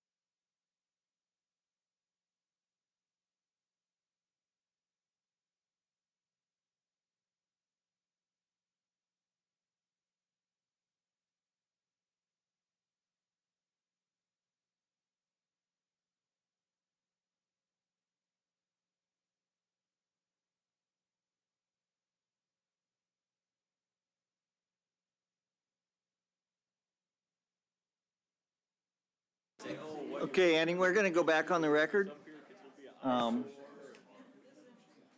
If we could. We're still under board discussion on proposal, on the proposal 174. Is there additional discussion from board members? Go ahead, Jake. Hey, thank you, Mr. Chair. I guess this is, first off, I really like this map here, Tony. This is cool, being able to see it. But my kind of take and my 2 cents on it, on this is, and I don't know how scientific it is, sometimes it's kind of cool to have places you just got to walk. It's hard to get in there. This makes it easier for some people to get in there. I don't think I can support either one of these proposals. Okay, additional discussion from board members? Go ahead, Stosh. Yeah, Mr. Chair, I won't be supporting this as well. Sometimes changing these boundaries make things worse and unintended consequences pop up, but it's been here for a long time and people have learned how to use it. And I don't see no sense in changing it. Okay, thank you. I was intending to support it because there's a lot of environmental damage when people are driving across the tundra with their with their four-wheelers, and I think it's a good idea to make boundaries that work, but it's the will of the board, so go ahead, Al. Yeah, thank you. Thank you, Mr. Chairman. Like I said before, I intend to support it. It's not about walking in or not. It's about people being able to access an area without the fear of having a citation because of terrain and trail degradation. We hear a lot about it. We hear a pile more up in the 40-mile country. We have an opportunity to lessen that trail degradation and have a straight line, noticeable boundary. Go ahead, Dave. Thank you, Mr. Chairman. I don't intend to support it. The other large northern boundary is the Rex Trail that had a lot of trail degradation, and that was handled by DNR. DNR went in there and cut down sizes of rigs that can go on that, and they spent quite a bit of time on making that work, and it did. So I don't think the degradation issue is the main issue. I just think that access and not violating the law is the issue, nothing to do with the trail degradation, because that's a DNR issue. Thank you. Any additional discussion? Go ahead, Ruth. Yeah, I'm going to support it too, because there's already going to be a road that's made there, that the mine has already made there. And, it's kind of basically something that just needs to be, enforced. Thank you. Additional discussion? If not, go ahead, James. Yeah, I'm going to go on the record on why I'm going to oppose it, but I think this has been the controlled use area has been there for a while, and I think people just need to obey the law. And I understand that the trail zigzags across the river in and outside of the boundary, but I'd like to see people just, sportsmen are good people in general, and I'd like to see sportsmen just follow the rules. And for that reason, I'm going to be opposing it. Okay, thank you. Al, would you call the question? Call the question. Question's been called. Mr. Chairman, there's been no concern from the public regarding costs to private persons if this regulation is adopted. Thank you. And Christie, would you poll the board? Yes, Mr. Chairman, final action on Proposal 174. Mr. Lauren? No. Ms. Cusack? Yes. Mr. Fletcher? No. Chairman Burnett? Yes. Mr. Hoffman? No. Mr. Cooney? No. Mr. Barrett? Yes. Proposal fails by a vote of 3 yeas to 4 nays. Thank you, and I think we can take no action. Mr. Chair, I move to take no action on Proposal 175 due to the action just taken. Second. Been moved in second that we take no action with unanimous consent. Mr. Chair, I move to adopt Proposal 176, reduce the non-resident moose bag limit in portions of 20 Bravo and eliminate non-resident moose hunting opportunity in portions of Unit 20 Bravo. Second. Been moved and seconded. Department? Thank you, Mr. Chair. Proposal 176 would change the non-resident moose bag limit in portions of Unit 20B and eliminate non-resident moose hunting opportunity in portions of Unit 20B. This was proposed by Resident Hunters of Alaska. The department's recommendation is neutral. This proposal has two components to it. First of all, it would reduce the bag limit for non-residents in a portion of 20B from 1 bull to 1 bull with 50-inch antlers or 4 brow tines on each side. This proposal would also eliminate non-residents from hunting in 3 separate drawing permits for antlerless moose in the Fairbanks Management Area. So this map is Unit 20B highlighted in black. We have the area in blue, or this shows the 3 areas of concern for this proposal. The area in blue is the Upper Salcha River drainage. The area in yellow is the middle fork of the Chena drainage. This proposal would change both of those areas currently are any bull for non-residents, and this proposal would change that to Spike Fork 50 in those areas.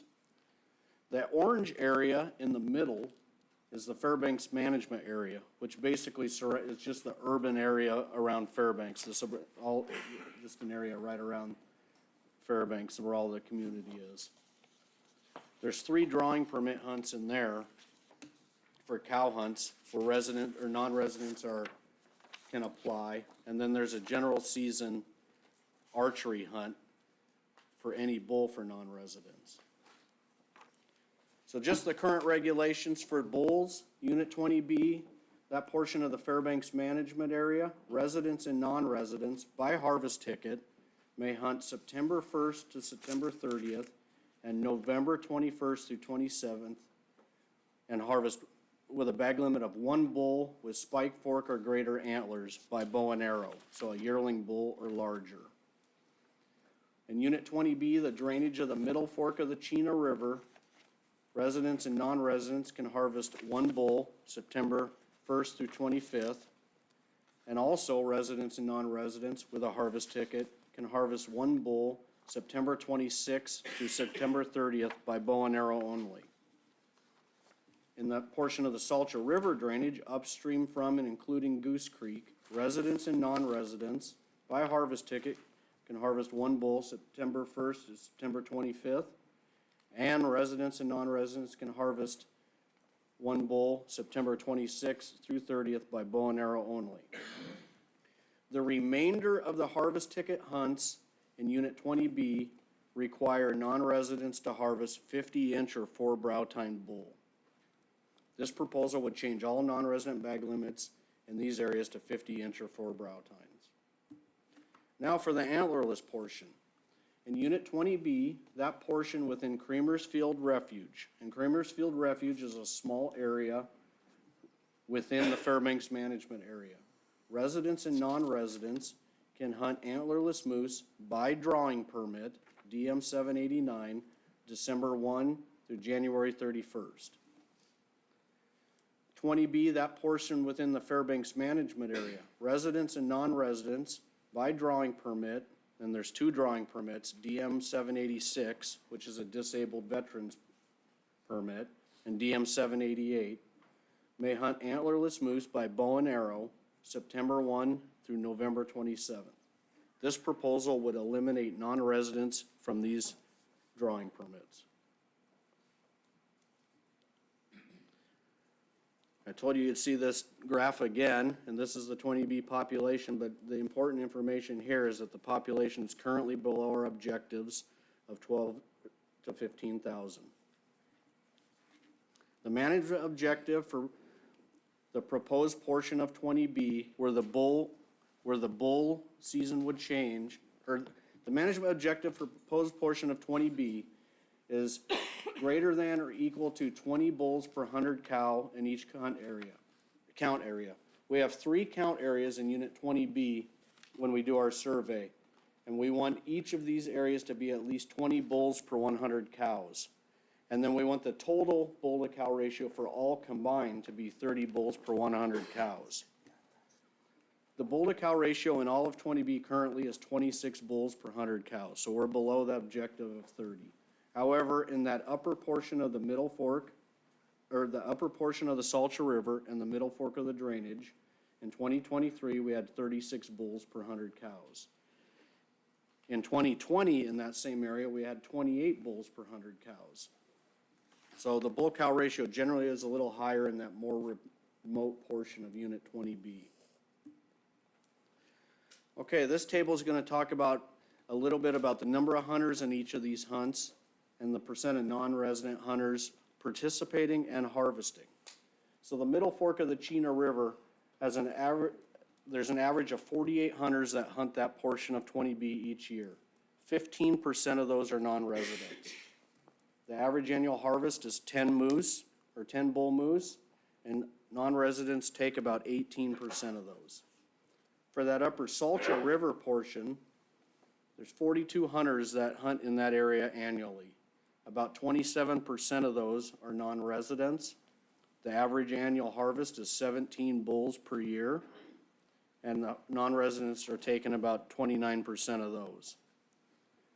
For the Fairbanks Management Area General Season Bull Hunt, there's about 200, that's right around town, the archery area. There's about 200 hunters that hunt that annually. Only about 1% of them are non-residents. They harvest about 17 bulls each year, and 1% of those are by non-residents. Now, the Fairbanks Management Area Antlerless Draw Hunt, 81 hunters hunt that each year. About 3% are non-residents. They harvest about 28 cow moose out of that area, and about 4% by non-residents. The disabled antlerless hunt in the Fairbanks Management Area has about 26 hunters per year that participate. About 2% of those are non-residents. The average annual harvest is 7 antlerless moose and 3% by non-residents. And then the Creamer's Refuge muzzleloader hunt draw permit, the smaller area. We get 6 hunters annually. There's never been a non-resident hunter. They harvest 2 moose on average, antlerless moose each year on average, and of course none by non-residents. Some additional information. In 2020, the Board of Game added antler restrictions for non-residents in the remainder of 20B. So everywhere else in 20B, other than these areas we're looking at in this proposal, non-residents already have a 50-inch or 4 brow tine bag limit. There's not any bull moose hunts for non-residents that remain in Alaska, and there's not many antlerless moose hunts available for non-residents as well. So in conclusion, Proposal 176 would change the non-resident moose bag limit in portions of Unit 20B and eliminate non-resident moose hunting opportunity in portions of 20B. This was proposed by Resident Hunters of Alaska, and the department's recommendation is neutral. Thank you. Board members, go ahead. Do we know how many of those non-residents are military personnel stationed here in Alaska? Through the chair, Member Kuzak, we do not. Thank you. Al? Yeah, thank you, Mr. Chairman. I've heard a lot of public comments on the Salcha River. Do we have an idea of how many bulls over 50 inches that the upper Salcha, the non-residents, are already taking? If we had a registration report, we'd have that. Bingo. No. Through the chair, Member Brad, I don't have that information. I should have that in this, now that I think about that, but, yeah, I do not have that, sorry. Additional board member questions? Intent? Yeah, I'm kind of on board for supporting this. We have a lot of public comments in support of this. We don't have much against it, and we had really good testimony from the people in the Salcha, Upper Salcha River area on this. I never have supported having non-resident hunts for antlerless moose, and I think this is a good opportunity to deal with that issue in this area. Go ahead. Just another quick question for staff. You weren't able to determine how many non-residents military, but on the disabled veterans hunt, have any information on those demographics there on who participates other than that they qualify? Through the chair, Member Loring, I haven't looked at the makeup of that particular permit. There is lower participation in it than the other one. It's the same boundary, just two different permits, and, yeah, I have not looked at the makeup of that. Thank you. So Dave, were you interested in amending this to allow non-residents to participate in the disabled veterans hunt? That's correct, Your Honor. I'd like to, Your Honor, Mr. Chairman, same difference.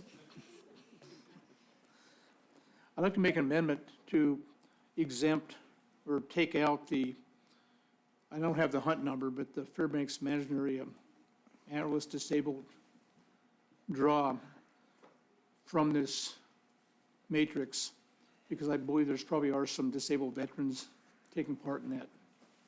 Second. Been moved and seconded. Any additional discussion on the amendment?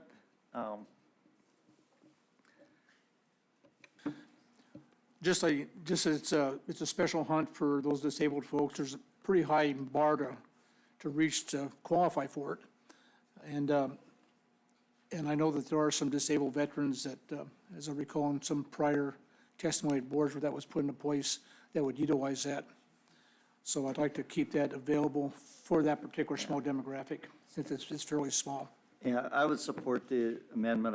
I think people do come up with Wounded Warrior Project, and there was a question the other day on a disabled hunt of having to pay for the fees, but for the most part, the Wounded Warrior Program or SCI or someone pays all their fees and costs for them to do this. So and sometimes it is someone from out of state. So I would support that if they happen to win the draw permit. Additional discussion on the amendment? Not, call the question. Call the question on the amendment, Mr. Chairman. On the amendment. On the amendment to exclude that specific disabled hunt from the proposal, Ms. Cusack? Yes. Mr. Fletcher? Yes. Chairman Burnett? Yes. Mr. Hoffman? Yes. Mr. Cooney? Yes. Mr. Barrett? Yes. Mr. Loring? Yes. The amendment carries 7-0.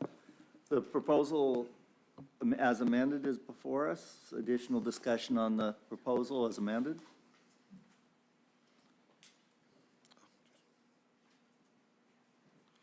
Al? Yeah, thank you, Mr. Chairman. I would also like to make an amendment. I would also move to amend Proposal 176 and remove the Middle Fork archery season from September 26th to 30, which is one bull by bow and arrow, and also remove the resident, non-resident archery season by bow and arrow September 26th to 30, and remove the Fairbanks management area from the proposal. Second. Discussion on the amendment? Yeah, those are, two of them are, well, all three of them are archery-only areas, or archery opportunities.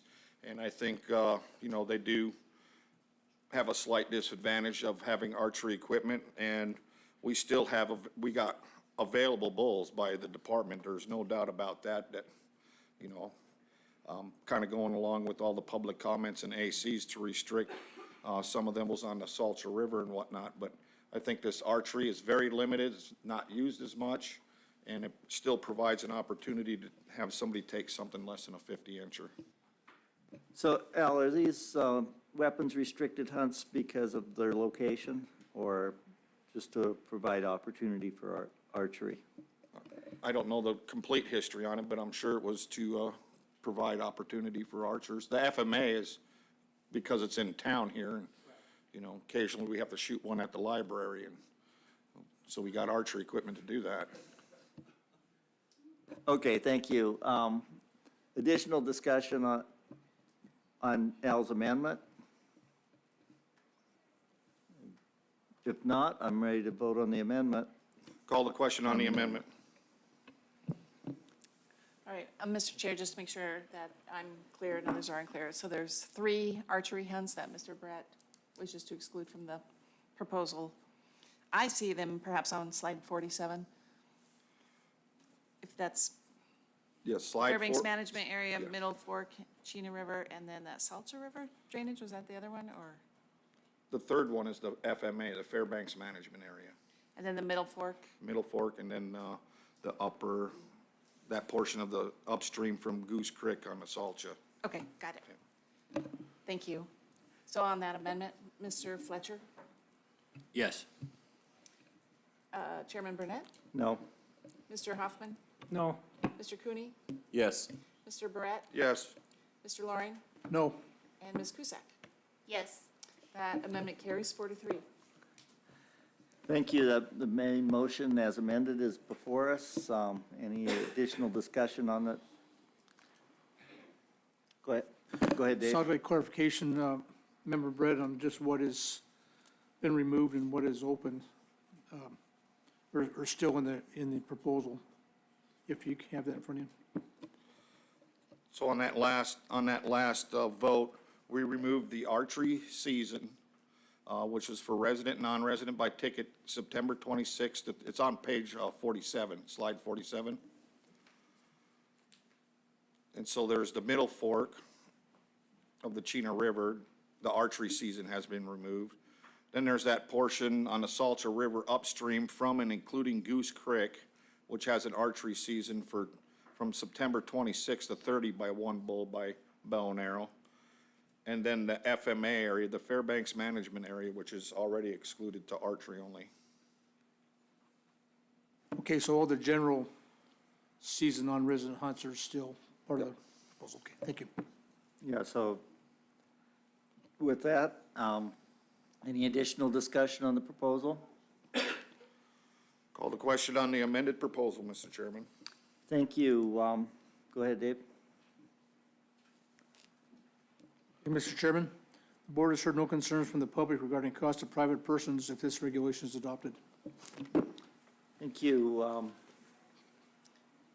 Christie, would you poll the board? Yes, Mr. Chairman. Final action on Proposal 176 as amended. Mr. Hoffman, Yes. Mr. Cooney, Yes. Mr. Barrett, Yes. Mr. Loring, Yes. Ms. Cusack, Yes. Mr. Fletcher, Yes. Chairman Burnett. Yes. Proposal carries as amended 7-0. Okay, so that's the last one we're going to take up today. Tomorrow morning, we have some more Fairbanks area, we have some outside areas to take up, and we have some other business to take care of, but I think we'll get done fairly early tomorrow. But I want to make sure that all the board members think back on everything we've done this week, and if there's anything you want to bring up, that will be your last opportunity to reconsider any proposals that we may have passed earlier, if there's new information or concerns. So we'll see you in the morning at 8:30 a.m.